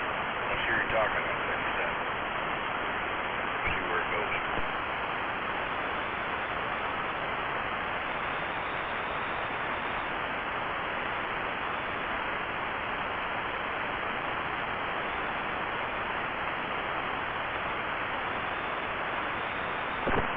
Everybody's out there. Hey, Speed, where'd you go?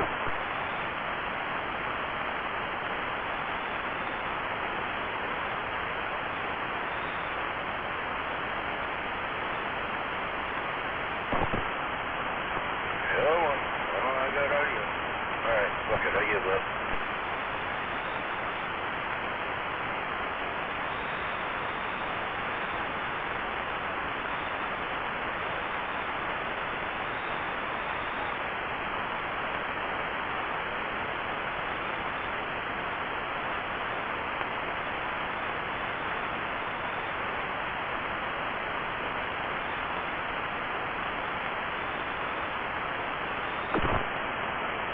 Where'd you go, Blacktop? Speed baked out on me. Speed went to watch fucking YouTube or something. Where you at, Blacktop?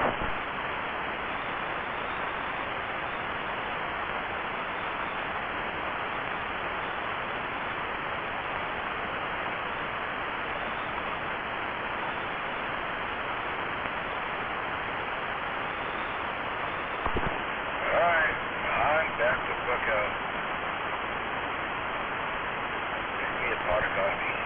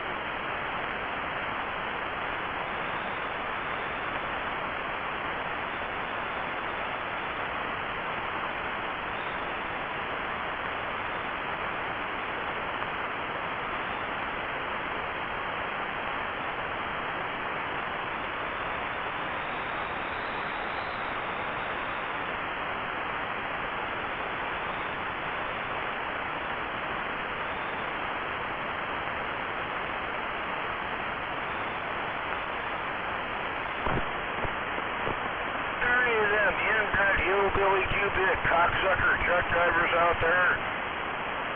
I just want to know, because if there are any of them inbred hillbilly Q-bit cocksucker truck drivers out there on the radio, they need to reach up to the volume knob, turn it to the left. That is counterclockwise. You're smart enough to figure that out. Counterclockwise. Quit paying attention to the CB radio. You know, the thing you're talking on. Counterclockwise, quit paying attention to the CB radio. Put both hands on the steering wheel and drive that motherfucking truck before you get into an accident and call it in and kill an innocent bystander like me.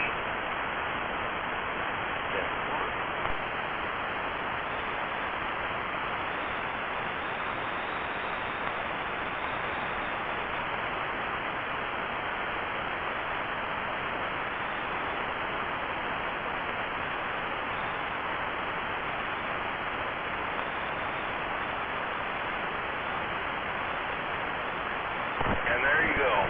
Vanilla popsicle, Mr. fucking Dickheads. Back off the key.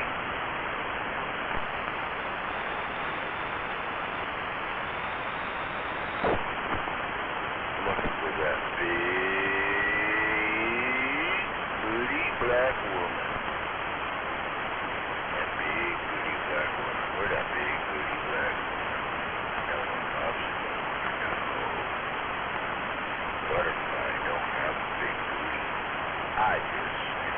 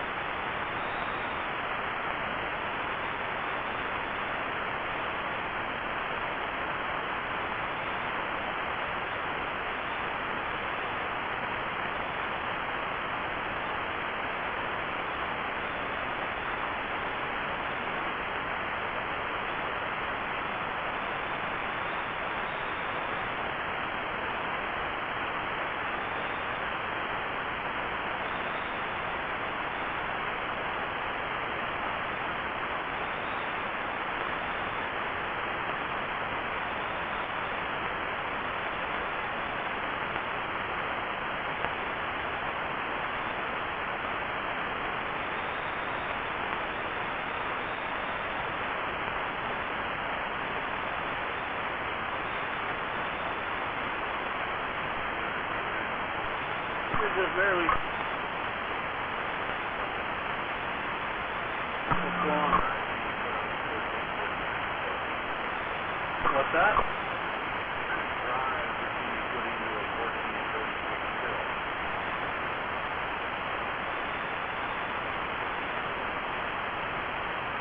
Single one, or you talking a 4-fill, or what?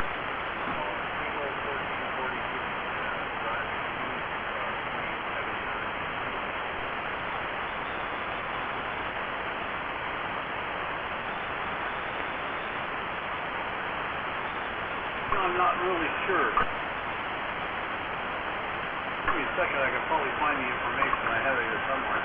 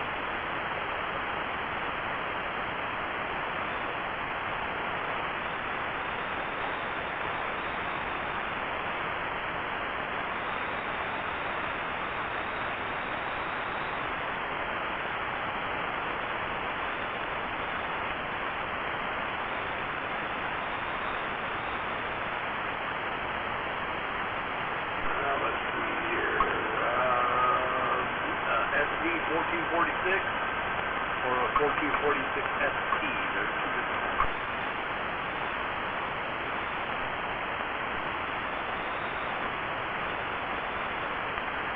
The regular 1446 is 7 watt and 12.5 volt, 50 megahertz.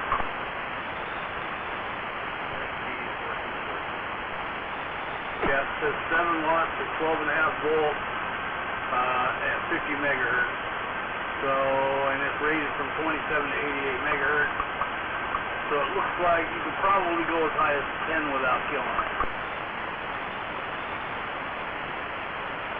But it's rated for an input of 7. Yeah, that would be smash watts, not swing watts.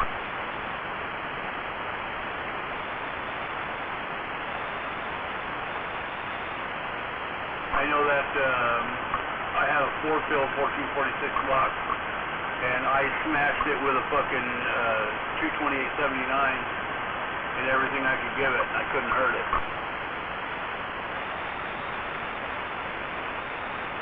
They're a really tough fill. They take the abuse pretty well.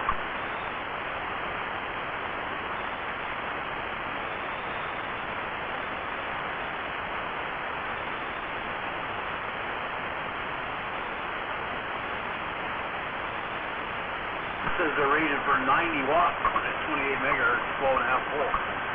I thought they were only rated for 70, but the data sheet says 90.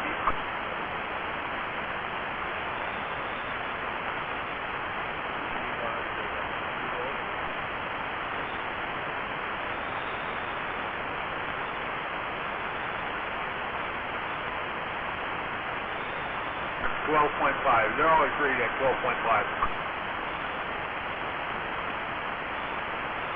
Unless you go up into a 24 or 48 volt, but all the 12 volt ones are 12.5.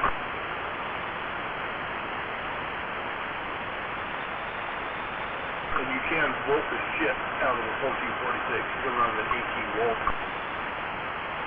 Depending on how your box is made, obviously.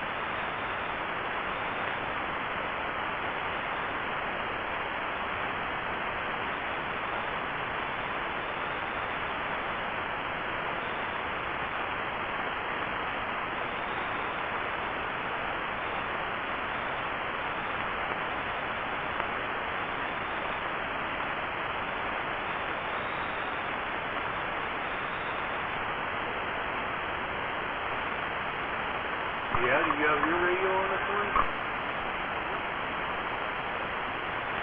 Well, how about that?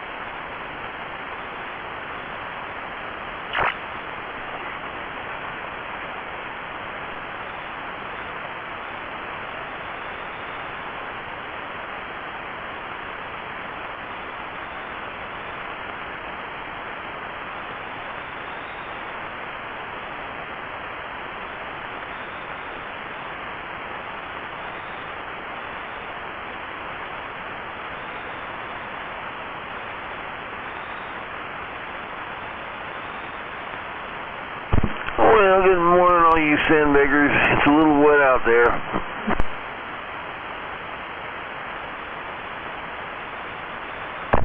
That's right. You know, they always used to tell me that every day. They go, that's right.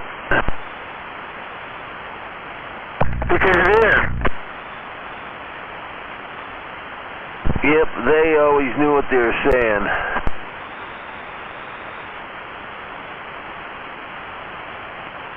I'm not sure who they are, but they know.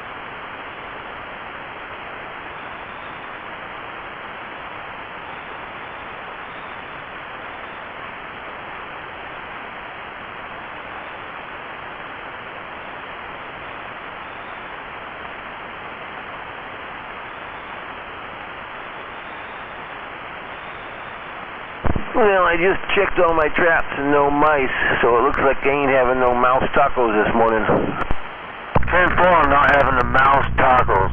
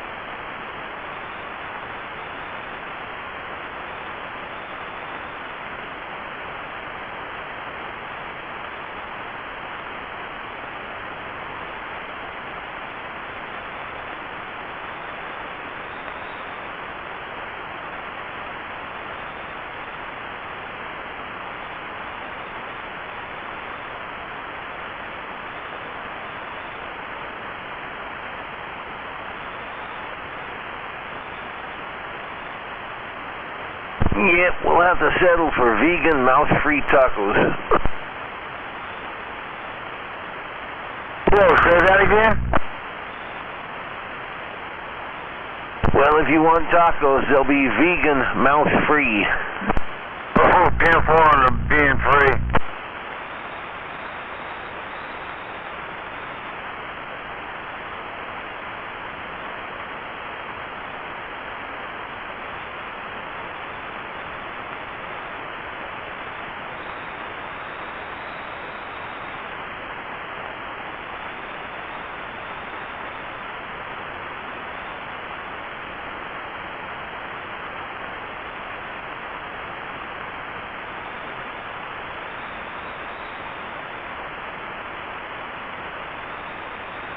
Is it still raining up there, Dino?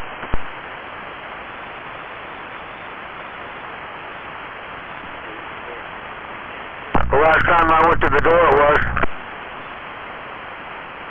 Yeah, they say we get a couple days of this, but on Columbus Day it will be sunny.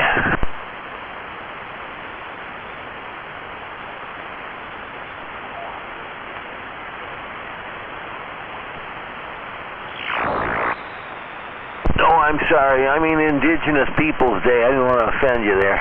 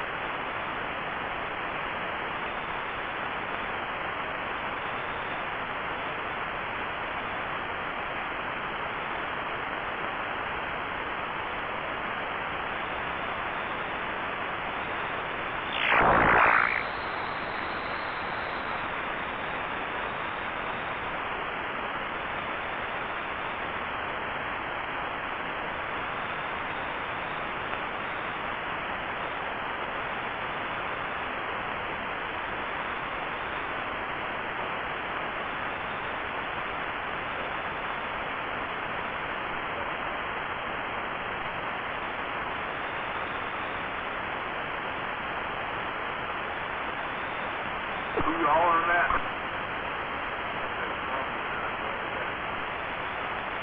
Yeah.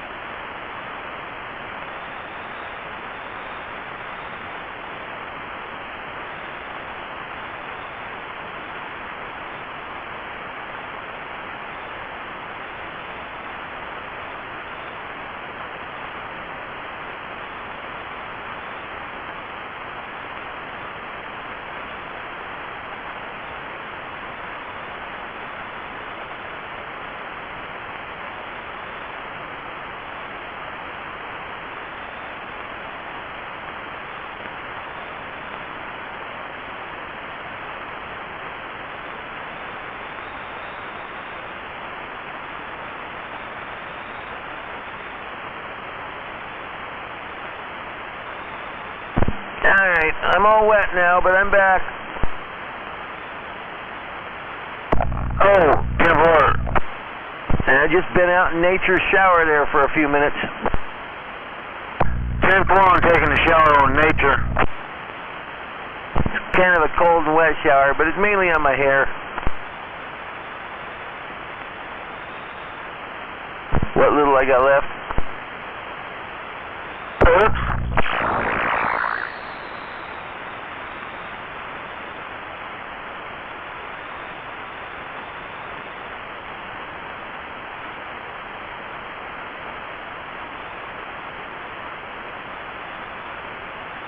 So you get some firewood the other day, Dino, or last couple days, or whenever that was? So I still got to go up and cut it. I got to go up and cut it in the rain. Even if it doesn't rain or rains, I got to get up there and get it. Because I got to snag the truck I got to take down. It's going to rot if I don't take it down. Oh yeah, I know how that is. And then you look at it, it's like, I want that thing hitting me.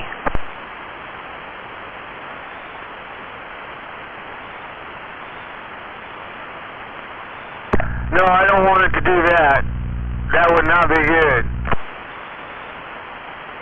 I remember back in the ways when we had that windstorm, and a friend of mine had me come over to her place and was cutting trees, and it looked like a big jumble of toothpicks blown every which ways, and you know, some were 10, 15 feet in the air to climb up on them and get other ones off, and then as you're cutting, you're wondering, is this one going to go flying and spring me up like a catapult? No, shit. Some of those will, though. Yeah, these were big suckers, like 2-3 feet firs up where I was cutting them. Oh, 10-4. So where are you heading out today in the rain? I mean on liquid sunshine. Liquid sunshine, nothing like it. It's just so fun to work in, especially if you're excavating. Nice and muddy, huh? Clay is the best, because then you can walk on it and grow as you go. Are you saying Play-Doh? Clay! Oh, Play-Doh. Yeah, it's about the same thing. Put water on it, get slippery, it starts sticking to your shoes, you know. Yeah. You gotta get some nice boots on before you get out there, in your tennis shoes. Yeah, call them mud cloggers, because then you walk in a house, there's mud everywhere, no matter how long you clean them off. Yeah, you knock them off before you get in the truck, and then you get home, and then you gotta knock them off again. Well, that's the problem. When I bought them, they're knockoffs. Oh, they're knockoffs, okay. Yeah, you know, I thought, oh yeah, these are all made in USA. Then you get and look at it, wait a minute, when did they start making these in China? Damn it!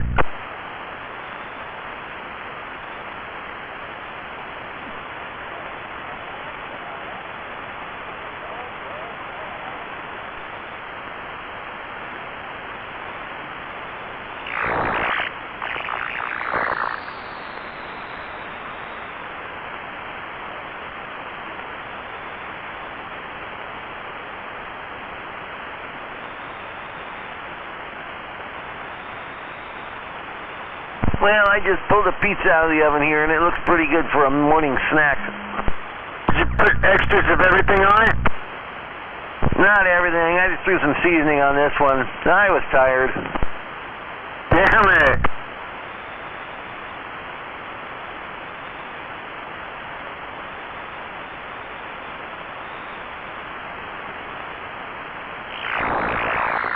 Extra pepperonis, huh? It's got about 7-8 rounds of it on there. No, 10-4. Yeah, today I think, well, first I'll get some casting and finishing done here in the shop. Then I'll head over to the neighbor's shop there and try and get things organized. It's just been a mess lately. We were, getting dark earlier. You just throw things and let them go, I know what that's all about. I gotta go collect all my tools. They're everywhere.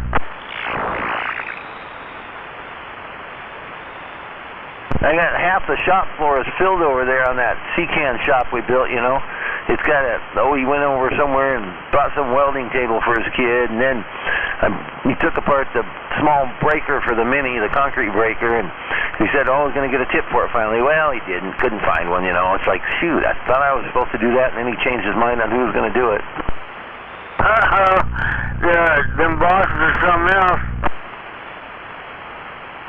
Well, he's busy, and then of course, you know, it's coming up to, this is the time of the year when they want to spend it before they lose it kind of thing with all these companies, so they're pushing on to get things done and getting jobs done, and they kind of won't take no for an answer. It's like, you know, shoot. Yeah, at least you guys are working. Yeah, and then they keep these big corporate outfits that keep changing how things work, so, now we're going to do this instead. Well, they didn't tell us that ahead of the bid, you know. Yeah, they always change shit like that. Yeah, every day he goes, well, that job's done. They go, well, no, we need this too. Well, shoot, you know, it's not on a bid. Well, shit, just jump that price up. Yeah, good luck with that. The change orders are almost harder to work with than it's worth, you know, unless it's something real expensive. But it's usually this nickel and dime crap they want to push on us. Oh, gosh.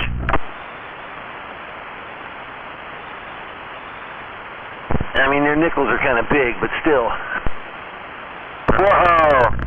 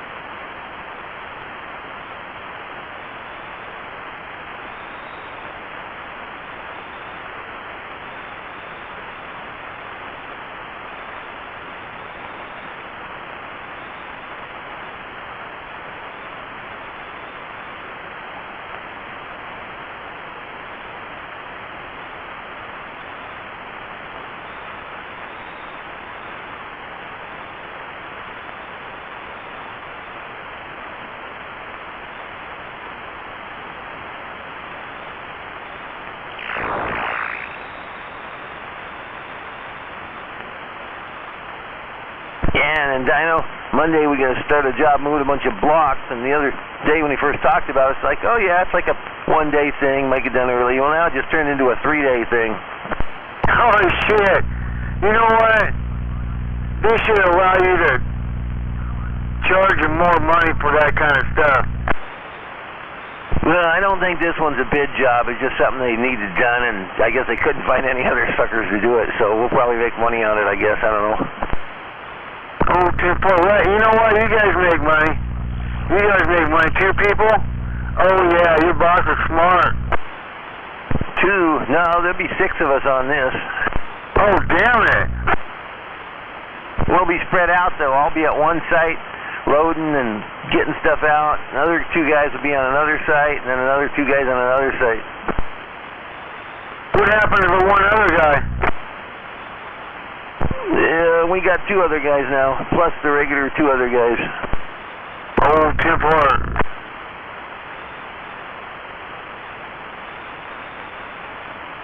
Or 1.5, depending on how you look at it.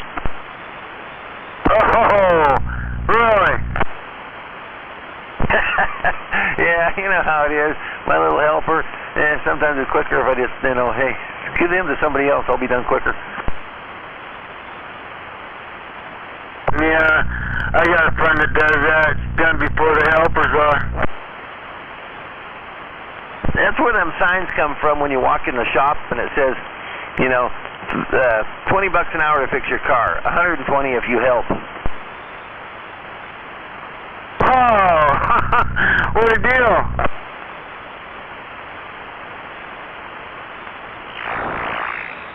Although nowadays it probably starts at $120 and then it's $220 if you help. 10 4 on the 220. Yep, 220, 221, whatever it takes. That movie always cracks me up. What's that? you remember that famous line, you know, yeah, 220, 221, whatever it takes. Yeah. Who was that, Michael Keaton, I think, or something like that?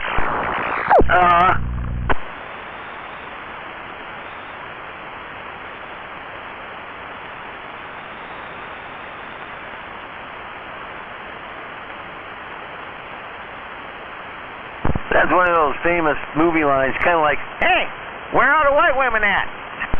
Whoa, you did that pretty good. Well, you know I'm a little darker from the waist down, right? Well, maybe. You're all pink on the inside, though.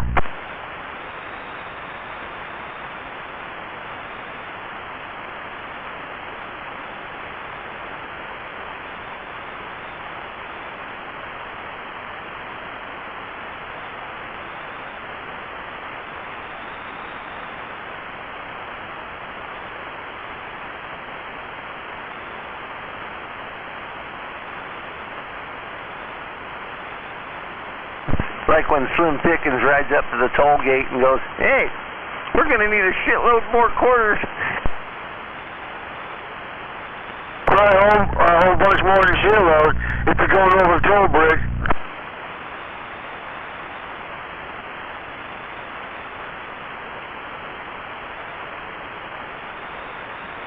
All right, smuggler, you need to wake up early. None of this 7:30 crap's going to cut it on the weekends anymore.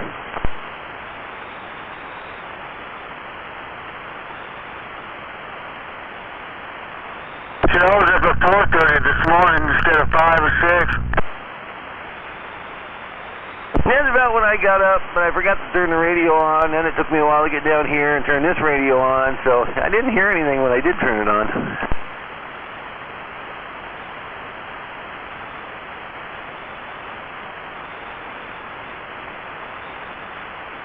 I heard the radio up at the house only has an antenna 2 feet away from the radio, and it touches the ceiling in the house.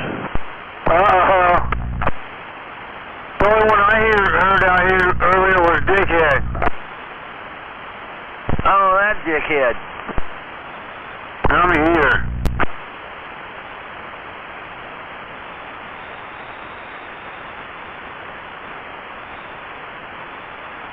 But I don't know if you'd be hearing Sweet Pea. Her radio was really howling the other day. Oh, was it? Yeah, you'd hear the key up. I could tell it was her right in the mobile. And the second she said something, I'd go like,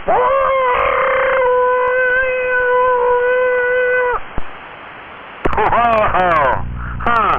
Wonder what's wrong with that one? I don't know. It could be a sticking relay, you know, not releasing to where it provides feedback on the receive loop that's still in, or I don't think it'd be a mic problem, but you never know. No, 10-4. Yeah, you gotta hate when your radio does that stuff. Yeah, I don't know what she's got over there. If it's a striker, well, it's probably an RCI, I guess. I don't know. Galaxy all the way.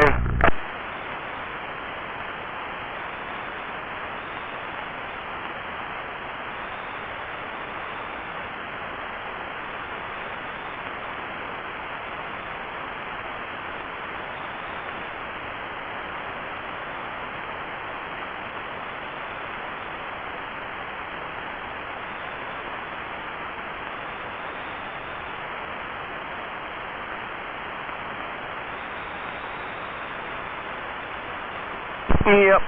I run the Binford 29,070 and 2.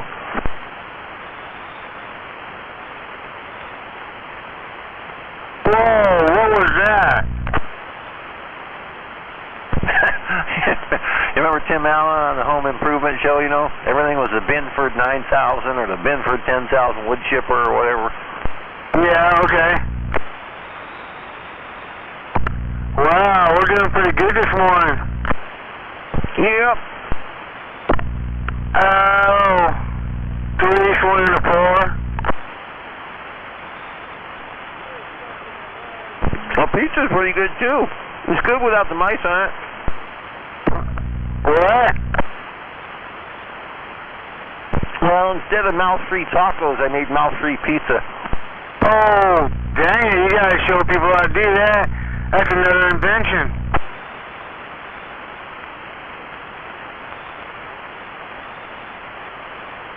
I'm gonna go start my thermos of coffee.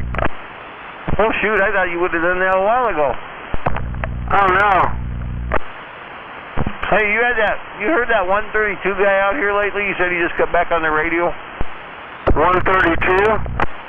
Said he used to go under the name of Houdini? Oh, I don't know. Those guys go from channel to channel. I've been out here since like 90 and 93, something like that. But yeah, I've never heard of them. People go from channel to channel. I've been here longer than you, and you've been longer here than me, and you know, it all goes around. You know, they all think they've been on longer than everybody else, but it all turns out in the end, you know. Oh yeah, well no, he said he knew Sweet Pea and was everything like that back in the day, but I never heard of him, and I've been on here way long. Of course, you know, I had some gaps in between there. Oh, so did I, but you know, everybody knew me still when I got back on the radio. Well, Dino, everybody knows you. With a regular mic and a extreme microphone. I think he's close to me and Smuggler because he comes in loud on his little 2-watt mobile. Oh, 10-4. I'm gonna go maybe start that coffee, a thermos of coffee, so I don't have to get up. 10-4.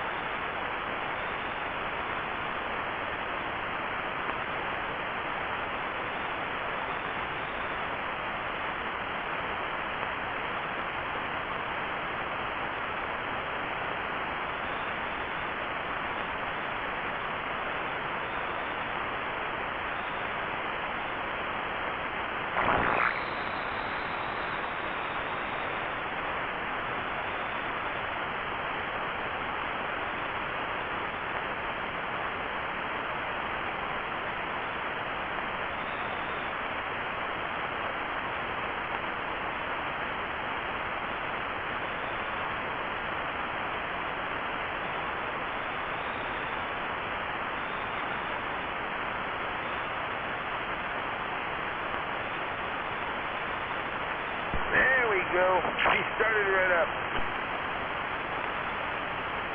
You do what? The old Ford started right up. Right on. Awesome. I knew it would. Now, if it just starts rolling, we'll be good. You got a mud day for a mobile. Till you get out of the woods. Yeah, I'm in the trees.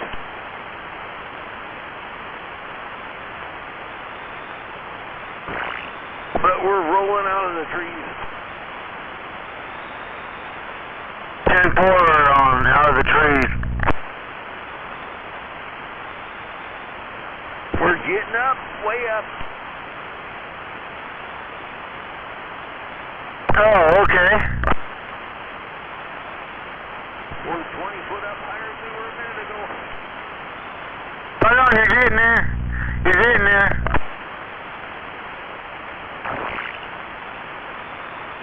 Oh, we're in more trees. They're getting close.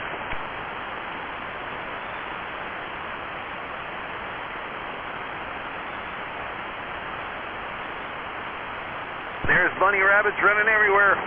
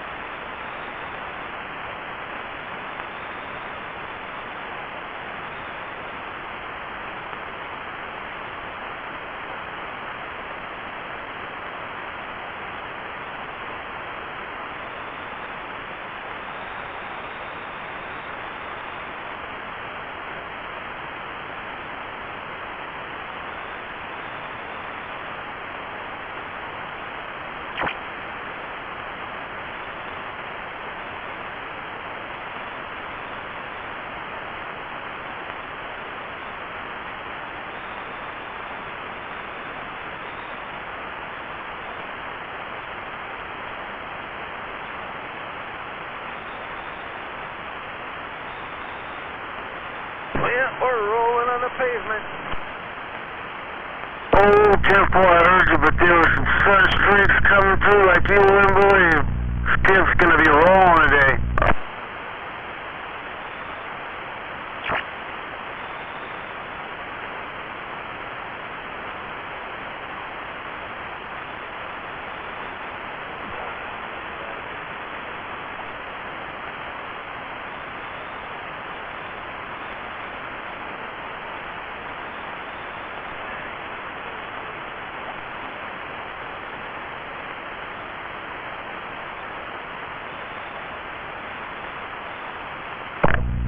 Damn, this is kicking butt today. Yeah?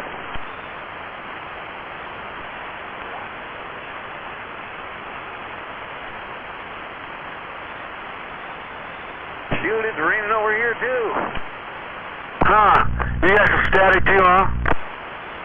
I might have to drive 100 miles not to find rain. Uh-oh, something about 100 miles, gotta go 100 miles.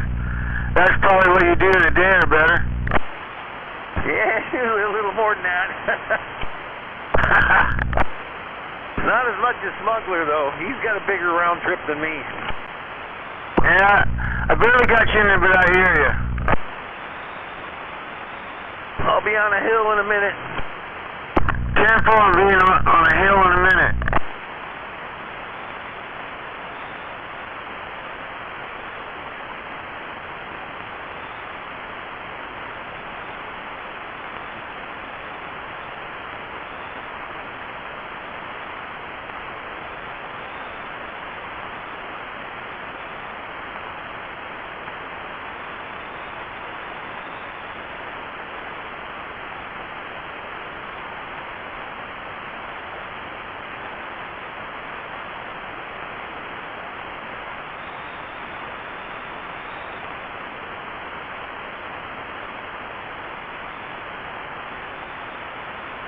right, now we're getting a little further up, but I got power lines around here, so that probably don't help.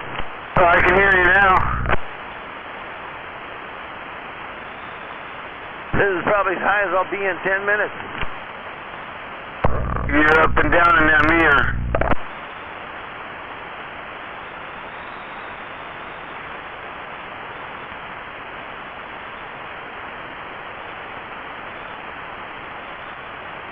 It's awful dark out here.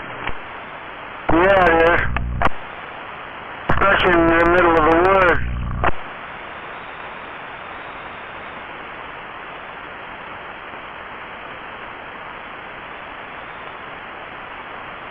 And my truck says it's only got a quarter of a tank. I thought I just filled this thing. Oops.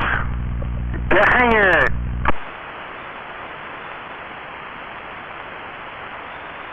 Take a picture of the gas gauge before you get out of the truck. When you go home.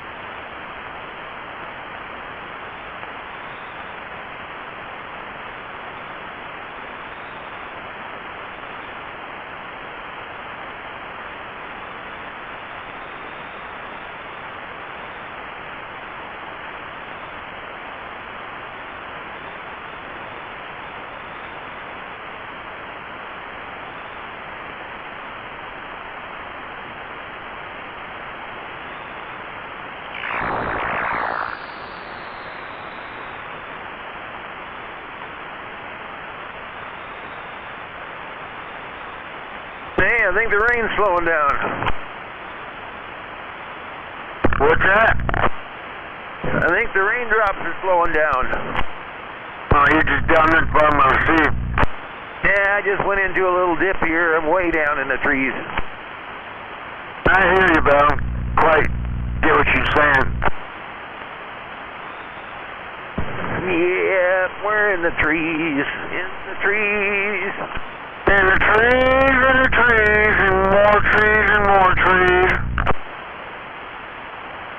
Where's a big chainsaw when you need it?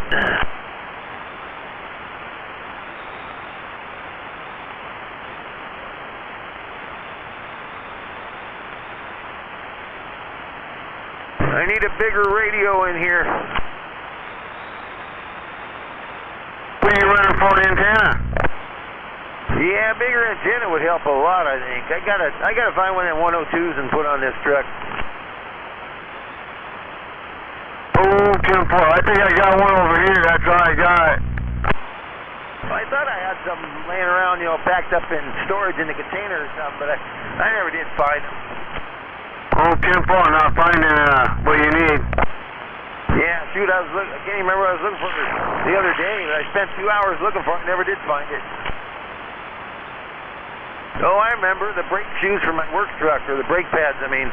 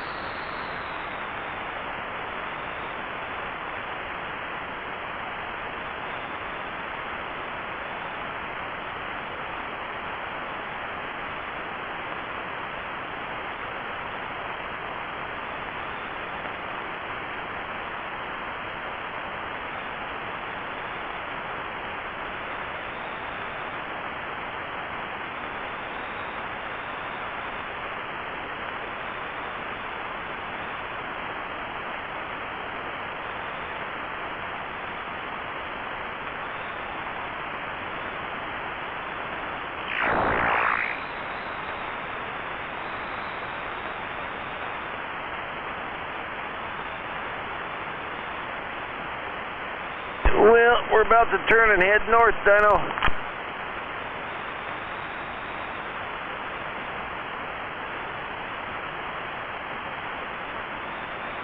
Who you said is walking away? I'm heading north now. So much for heading east. 10-4 on the northbound.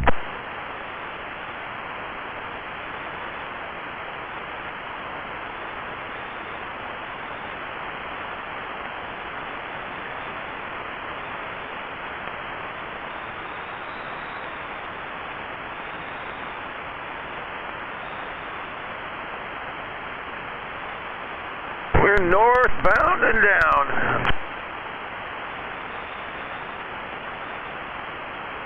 And down in the Evergreens.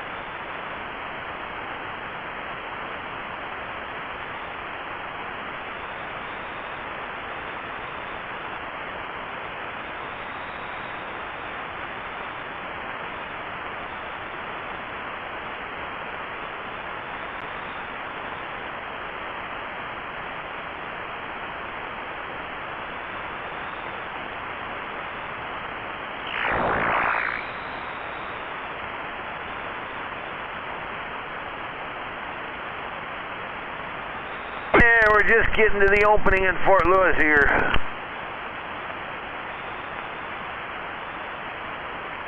Should have a little bit more get-out power now.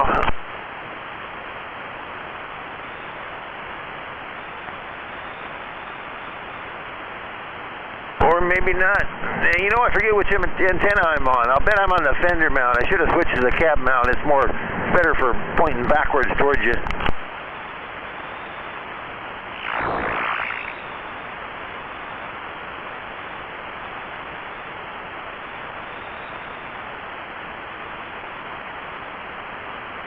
Shoot, I've already passed at least a dozen cars. I can't believe it's that busy out this morning.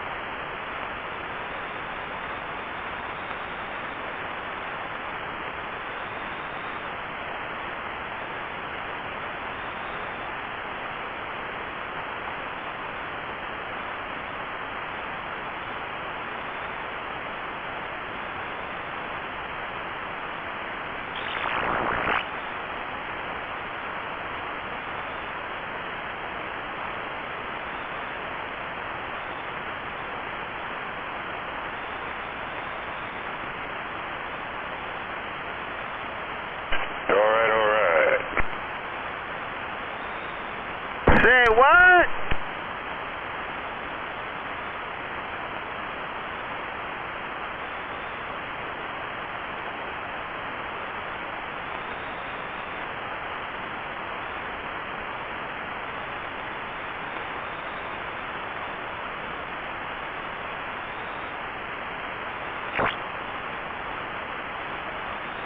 Rolling, rolling, rolling. Roll 'em up and smoke 'em. Good morning.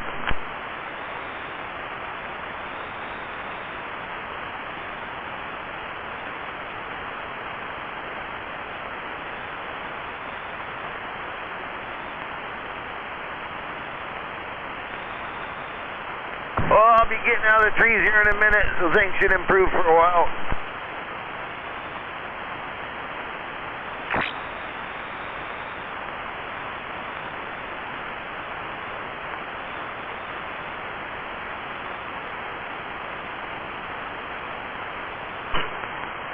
All right, testing. Hello.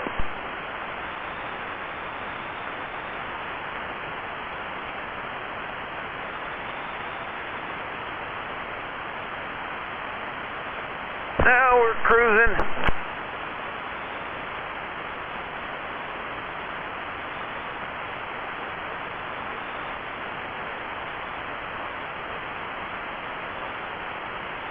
And 60. That should help the antenna dry off.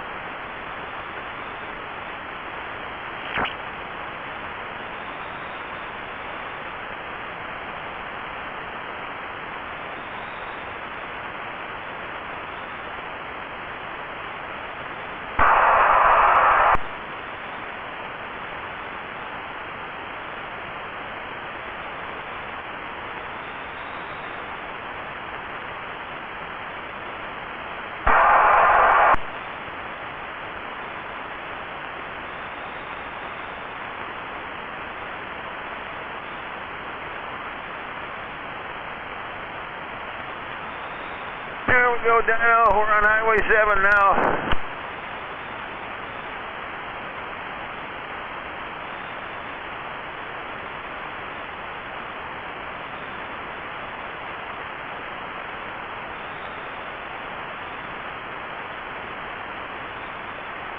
I'm identifying as a duck. All right, testing.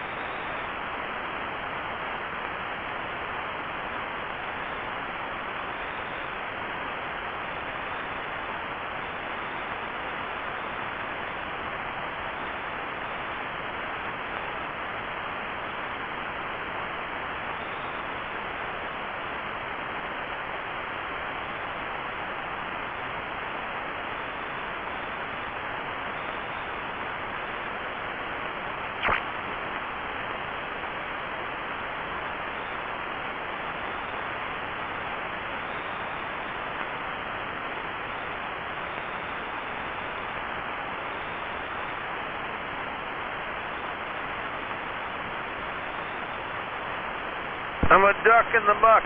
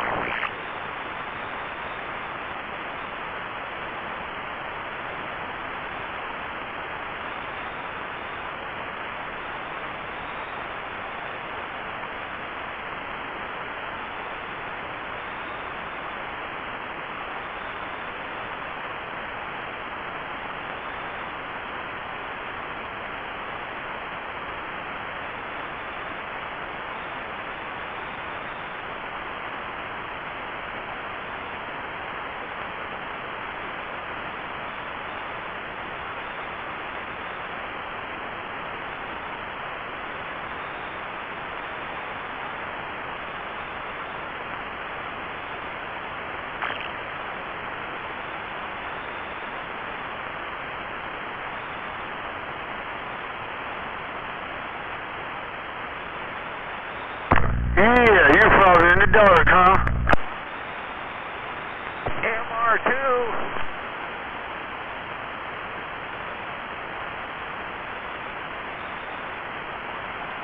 Yeah, I'm getting some static up here again, dang it. Nothing worse than a bunch of static. I know the feeling here in the truck.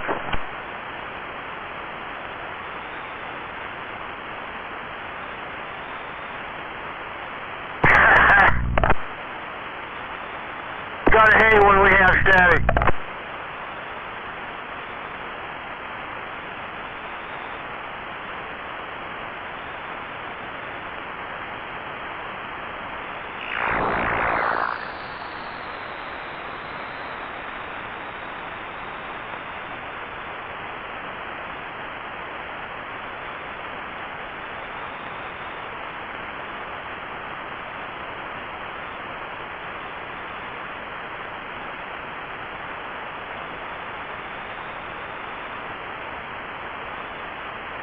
Uh-oh, red light.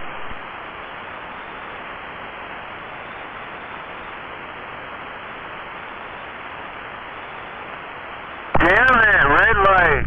Huh. Gotta hate those when they're time for you. It turned green just before I got here, so it's safe, I know.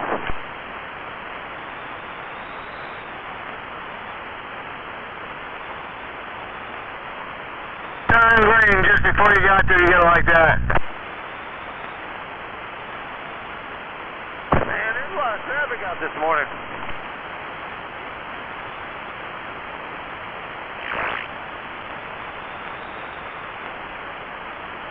I try to stay home.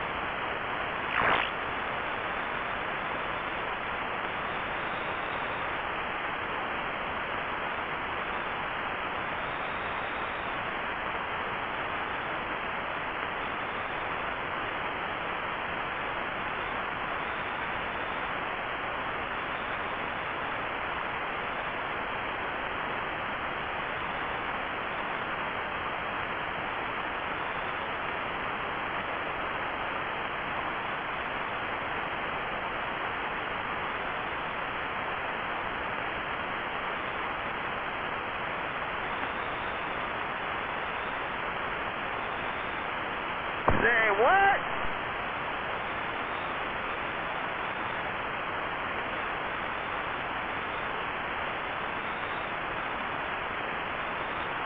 Where are you at, Jedi? I am right here. Sure. You're over there, I'm over here. Yeah, I thought I was over here. No, you're over there, I'm over here. Damn, I'm always getting lost over here.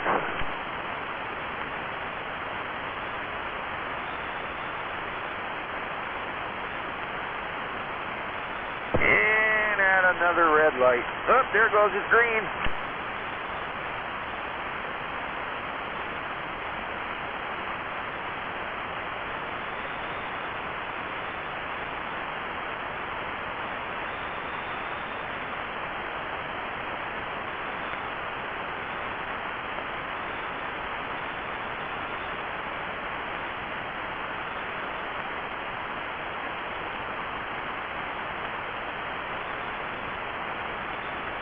Dino, I'm looking, it's still dark over here.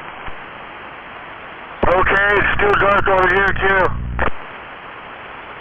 Can't see my hand in front of my face. Did you try opening your eyes?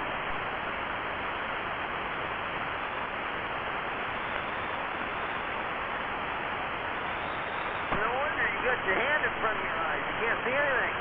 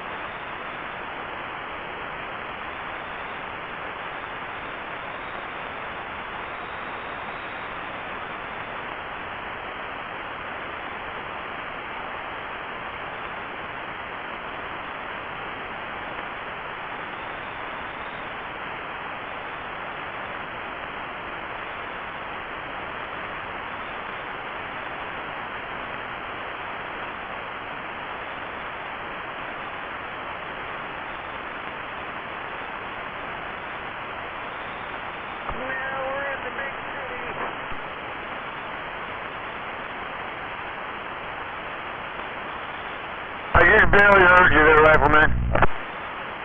Yeah, we're in T-Town, the big homeless city. There's T-Town. What a fine place to be. Yep. Makes a great place to meet new friends, you know, set up a homestead on the corner.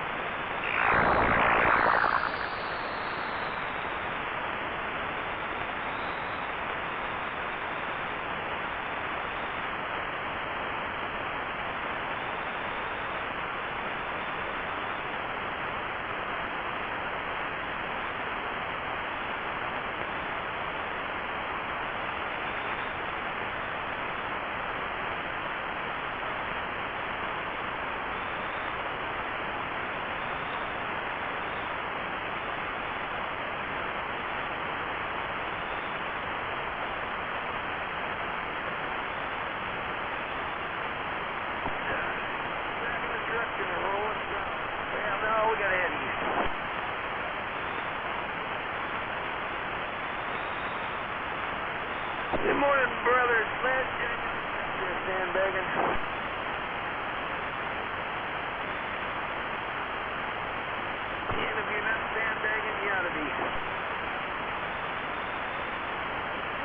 Yeah. Yeah, what he said.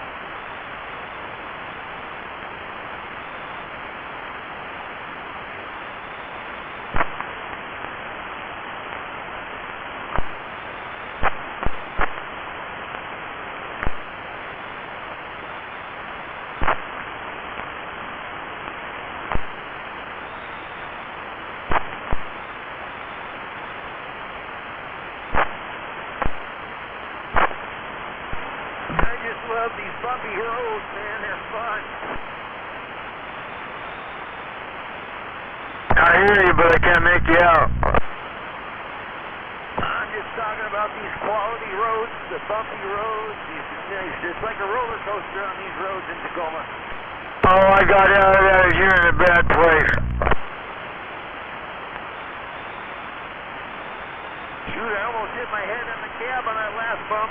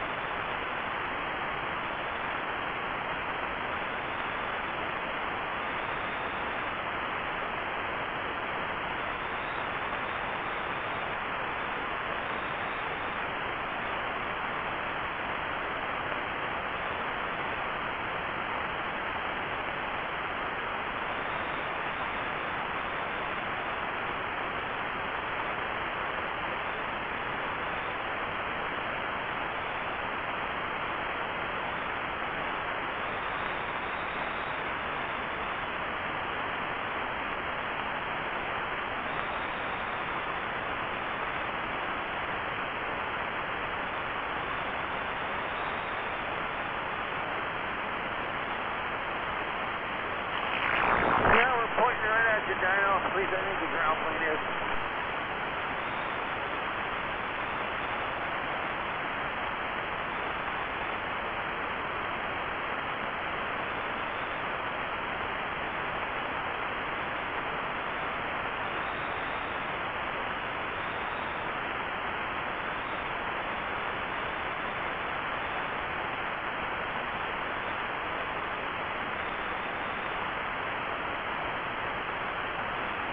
There we go.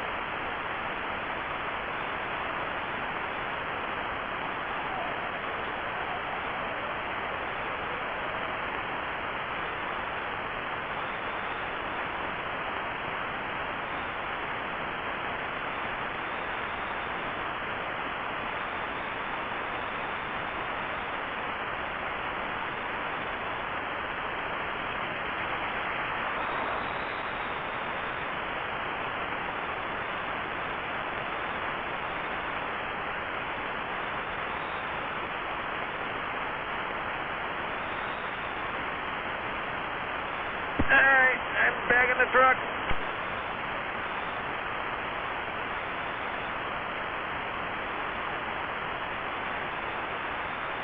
10-4 being back in the truck. We're back in the truck and running amok.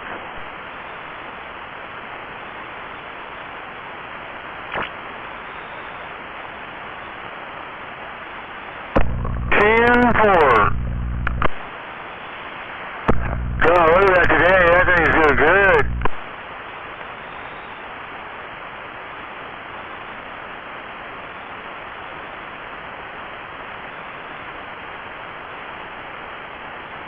And we found another red light.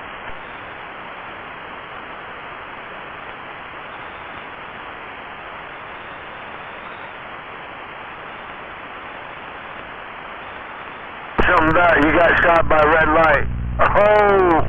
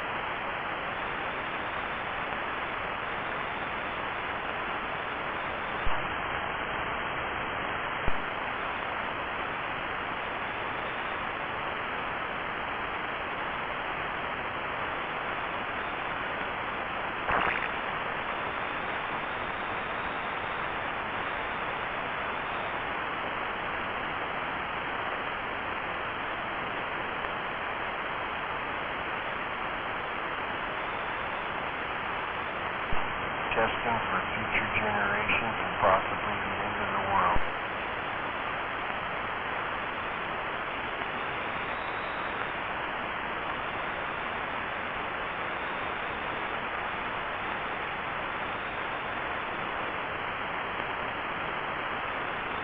Oh yeah, and Maytag also.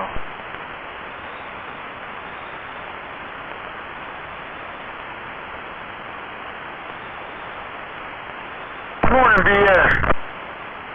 Good morning, BS.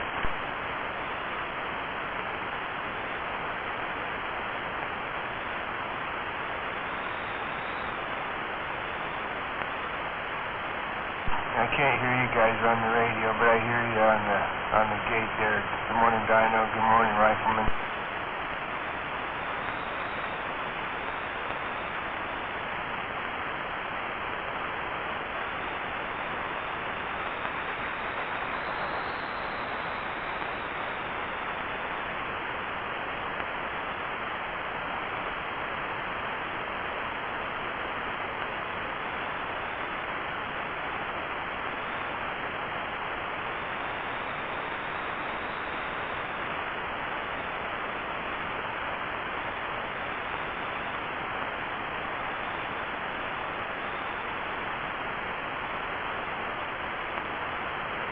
All right.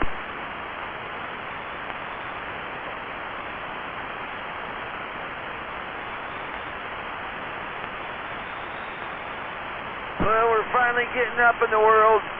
Here we go, right on the top of the world. Yeah, striker out there in morning time. Yep, that's as high as we're going to get in Lakewood. Yeah, you see, I can hear you on the gate there, Rifleman. Oh, I can hear you loud and clear now.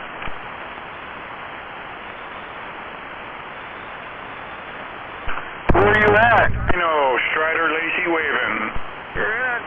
I-5 at the northeast west corner of McCord.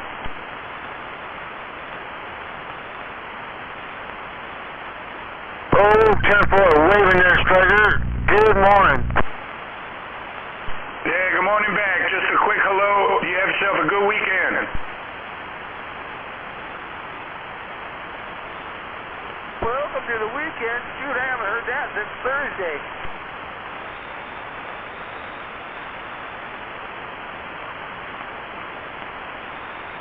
Yeah, Rifleman, you got Strider here, Lacey. I can hear you out there. Roger that, Striker and Lacey. Yeah, you're coming in pretty good, too. Yeah, what's your 20? Just crossing the north end of the runway at McCord Field. Wow, okay. All right. Yeah, I'm a couple miles east of Lacey Cabela's. Well, you have yourself a safe drive. Thanks for the comeback. Yeah, it's doing pretty good from here. Going by Tussie's plant now. They got the asphalt plant started, so I guess they're doing some good paving today. All right, then. Well, be safe. You have a good weekend. You're just above the noise, so you have a good one. Roger that. You too. Enjoy the day. Stay safe. Rifleman's on the side. 10-4.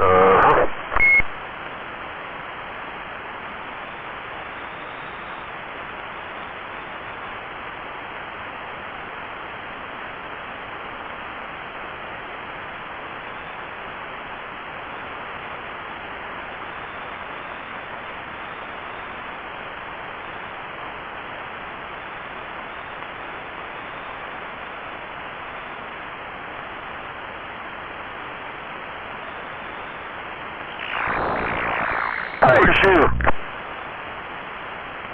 Waving at a shoebox.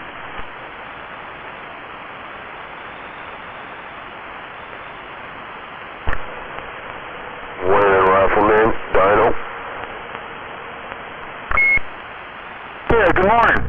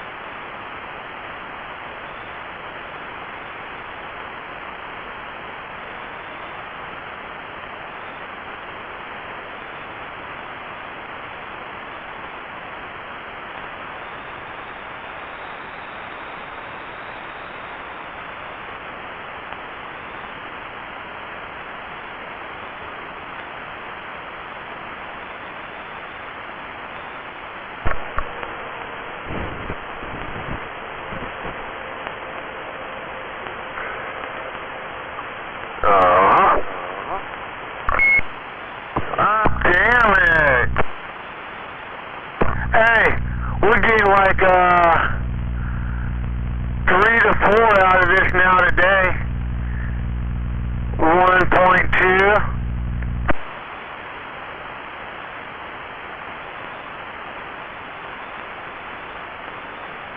You say 1.21 gigawatts? I don't know if that's what you want to call it. That's right, 1.1 gigawatts.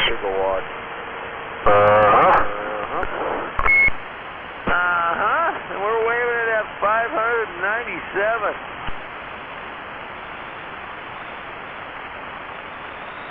Right back to you, Rifleman. Just sitting here getting ready, letting the car warm up, heading into the salt mine. Yep, well, I'll be out of the truck here for about 10 minutes, but I'll be back, unless it's raining.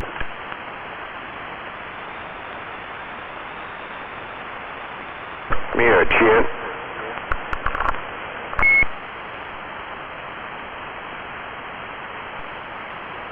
Good morning, Rifleman and Shoe.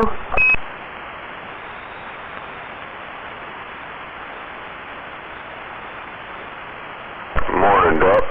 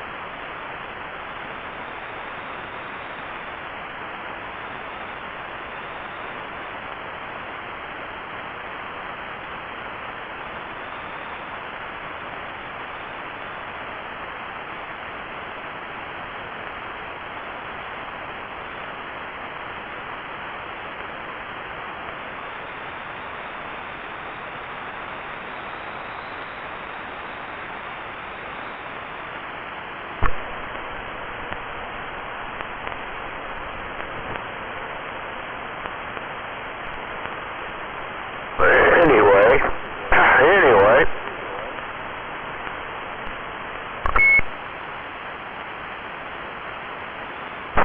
What the hell?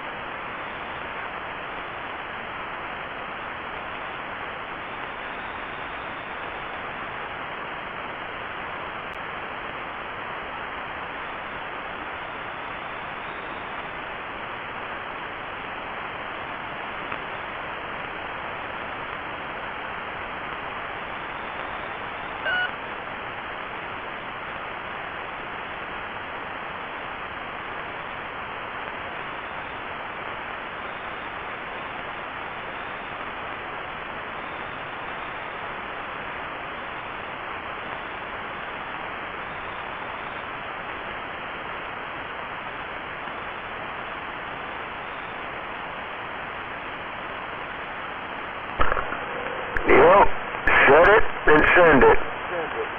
Quote.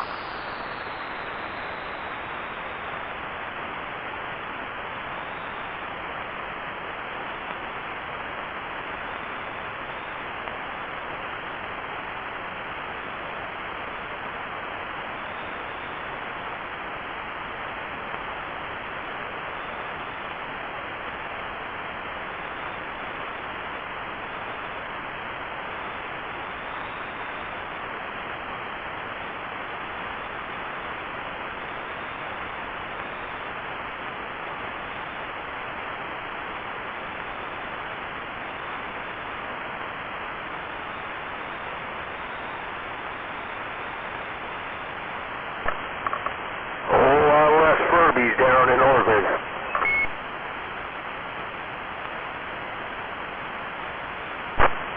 What the hell are you saying, Brian? It'd be nice when there's less of them here.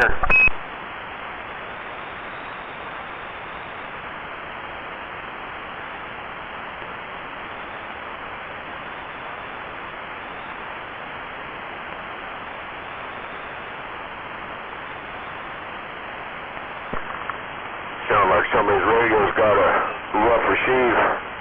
I don't hear Brian out here.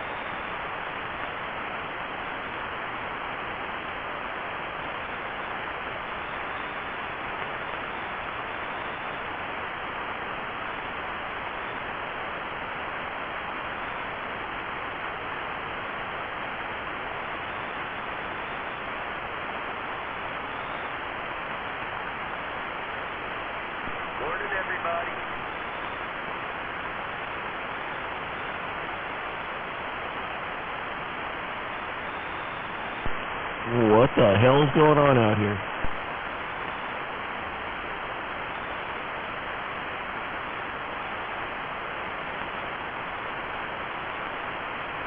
What was that? Say again.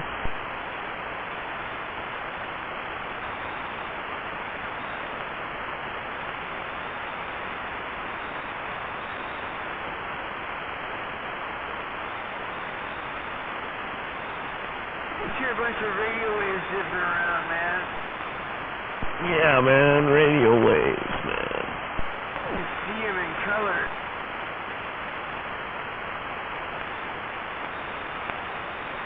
Like the purple one. Oh yeah, we're going to championship. Yeah, that was a tough one. Holy shit. Game, I was like dozing off by the 14th inning. Yeah, I stayed awake. I was getting a little heavy-eyed, but geez, right. My heart was like pounding. I know, I was serious. I was about ready to have a white call my own. I thought I was gonna have a heart attack. But the beats per minute were off the charts. But yeah, and I made it through the whole game. And but yeah, crazy. I kept saying, God damn it, just get one run. It's like in every inning, but it keeps on and on, and like finally, oh my God.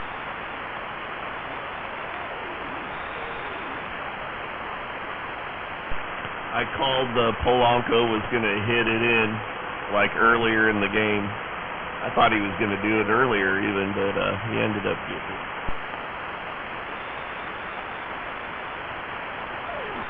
God, at the end of the game, I was like, remember, because at the one point I was thinking, God, that throw that Cal did to second base and got that guy out, that was like the best second base, throwing a steal out I've ever seen in my life, like playing or watching it on TV. And then later in the game, I was like, God, that seems like that was a different game. It was so long ago. So it was like early in the game.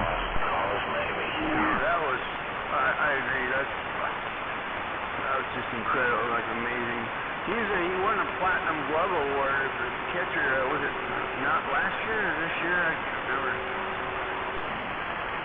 Yeah, it was just perfect though. He was like touching the guy right where the ball was, he was actually touching him as he caught it. I was like, damn, that's like perfect. Not just in the area of the runner, it was touching him. Yeah, with his stem here, yeah. I mean, he didn't have to move his hand. It was like right in the spot where it was supposed to be, like, oh my God.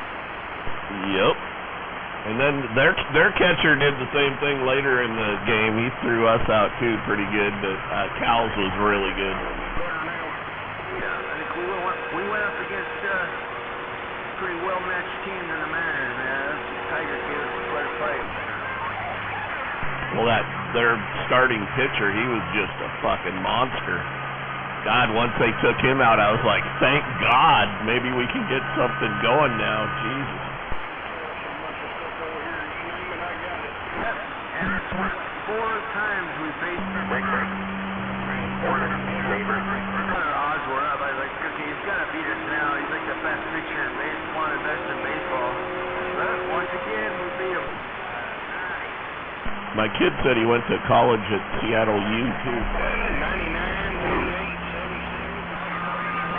75s, 457. Man, you got one. Marketplace up there already. Time went by. Damn, they got dirty while they left. Train D300, 201. You can put a whole lot of money in these things. Yeah, I didn't know he had a camper. I ain't been up there in a while. Those Canadians, eh? Well, he got a nice camera. He got a real nice camera. Yeah, mine does too. Pussycat here and Simba. Sure. That's T-Bag's team up there. Well, I like this Morning Trailer Park. time ago. I sold it to him. He liked it. Good morning, right on back. No doubt. We're definitely waving Trailer Park. I heard caffeine in there you were talking to too.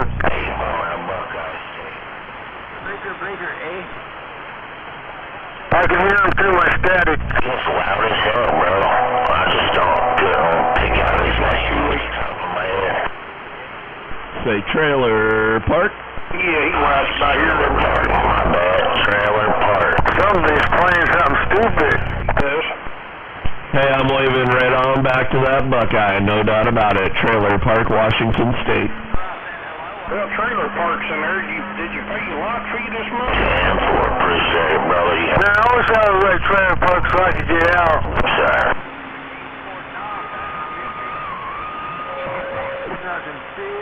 Yeah, it was trailer parks. I don't know why I confused them, but I did.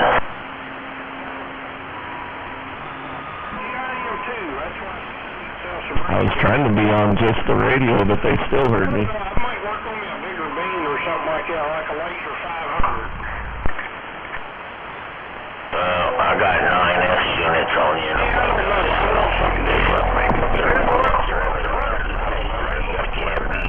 Hey, well, you guys have a good day, man. I'm out of here. Going to my radio. Have a good day, Mr. Dynamite. Good morning to you, Trailer Park. Good morning, Trailer Park. Old Ragman waved his hand. Hey, I'm waving back there, Ragman. You have a great Saturday, Ragman. Trailer Park. Yeah, appreciate it, Trailer Park. Appreciate it. Next time you hear that 61, you tell him I wave my hand.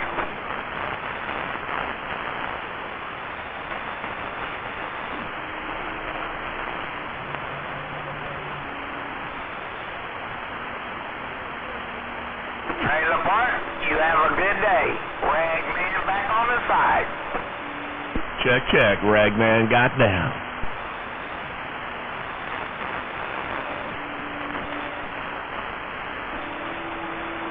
Appreciate that, Medicine Man. Hey, Medicine Man, tell my buddy Rebel over there we waved his hand. Medicine Man, 0357, the Rag Man.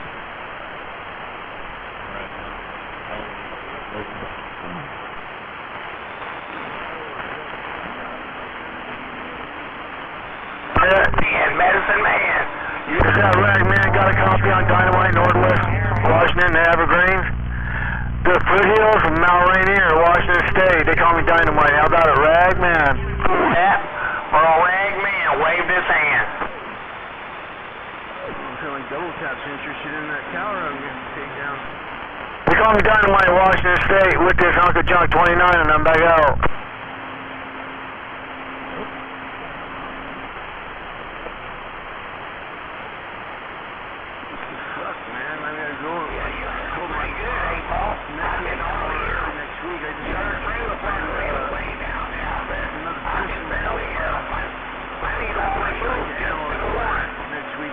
I told you it was out there. Man, he was throwing me about a 5 for a wow, man. I mean, a good wow. I just couldn't pin the voice because I ain't been out here that much lately.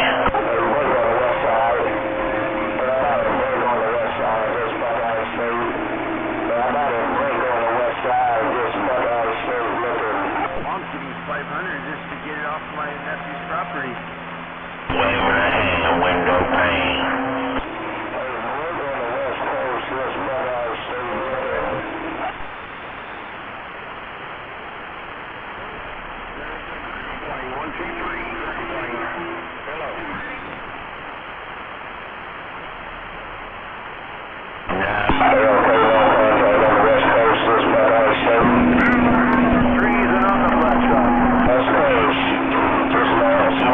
Can I still hear me, Rifleman?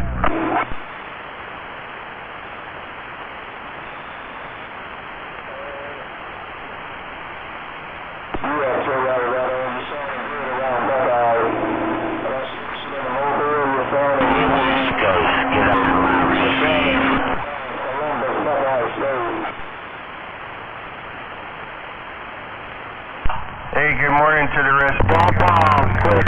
That's Brother Sledge saying good morning, rocking the free world up here in Trailer Park's backyard. Top of the morning, sounding good in the Buckeye State. 359, waving. Ragman. Waving right right back to you there in the Buckeye State, for sure. You have a good day back there.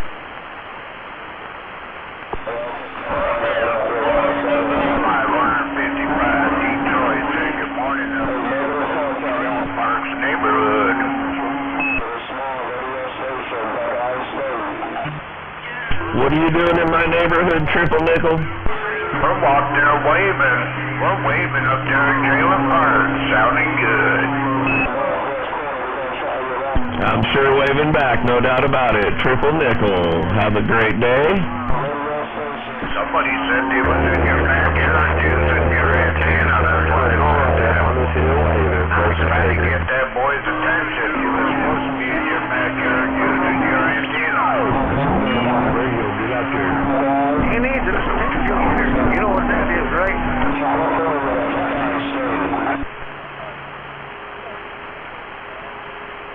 Gonna have to flip that switch.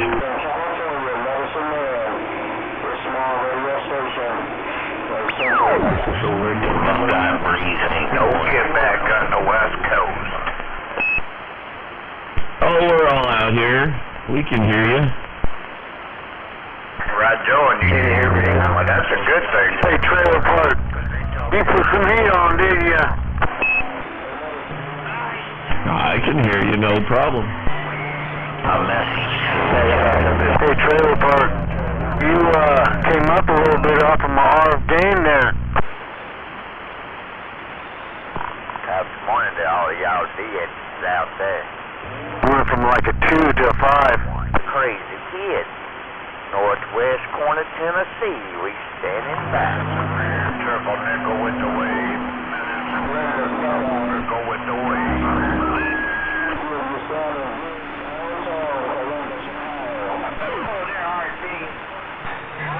Top of that big old morning there, Medicine Man. 401, Swamplands, Louisiana, with the wave. Swamplands of Louisiana, dynamite waving. Washington State. And I'm back out off of this 29, and I'm back out.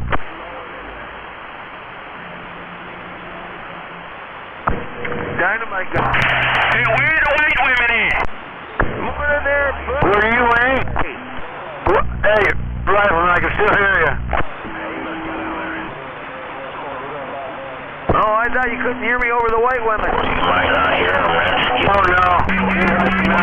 There's somebody on the sideband. Yeah, I hear somebody on the sideband there. Yeah, I should be able to hear him from where I'm at. I heard him pretty good yesterday.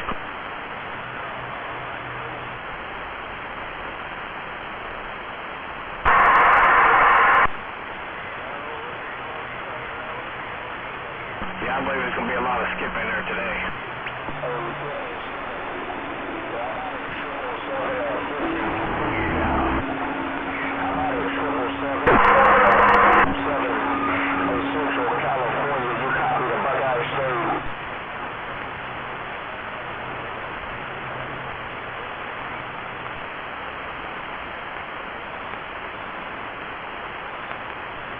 Think so?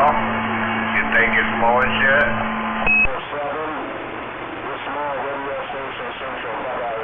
Right, Joe, Triple Nickel said it's not bullshit, it's loud and clear. See what happened? You got some pretty good ears. I didn't hear it. I didn't hear it yet on this end. Loud and clear. Easy, bump. 429 getting down, that's what I say. Old Warhead getting down.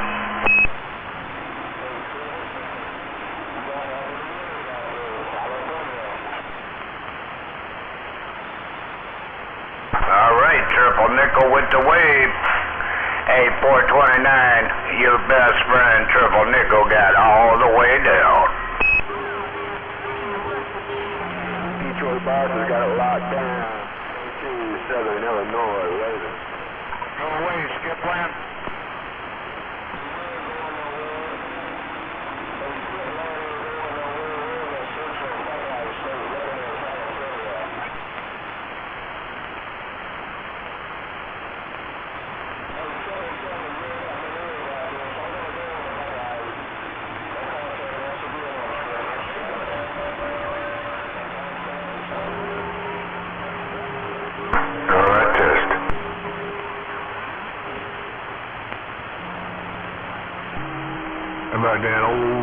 Skip Land, old Cincinnati Kid. We looking for conditions from Burkeberry.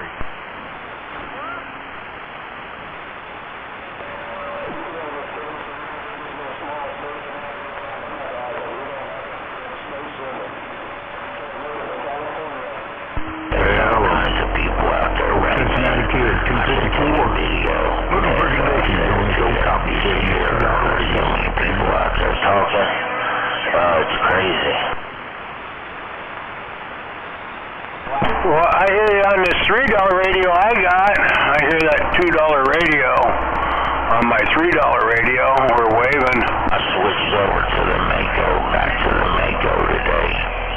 I only spent $1.50. Your headlight already. And it's doing fine. 254 around Cincinnati. You got a buck-tooth Billy up here around Seattle. Well, still, I don't know. Buck-tooth Billy? Around old Seattle. You're coming in here pretty good today. Sound good. Over that hash and trash.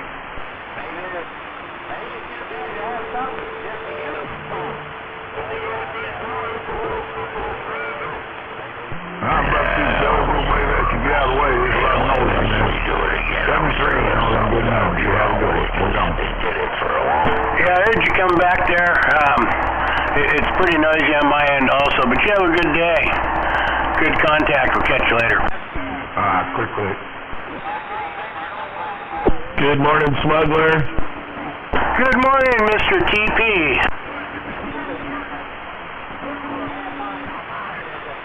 Remember, smuggler, don't squeeze the TP. Hooked everything. All my amps, my meters, my cables. I hooked the antenna straight into the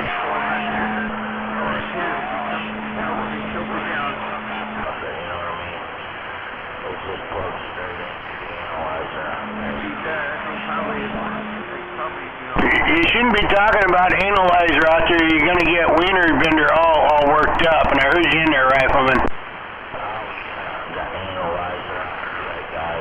Roger.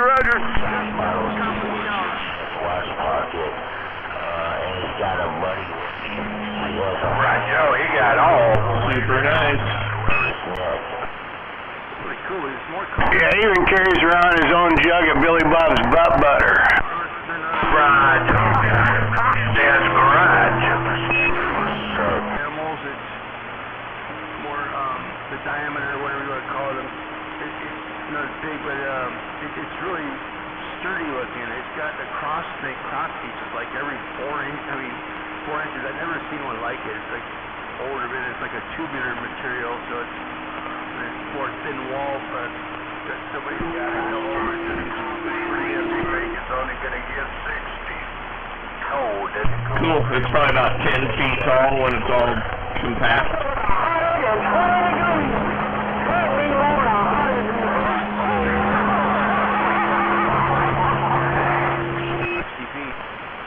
Oh yeah, so he definitely needs a car trailer then. You have a car trailer? I mean, he's got a trailer, like a 14-foot trailer, I think. Like, wood-sided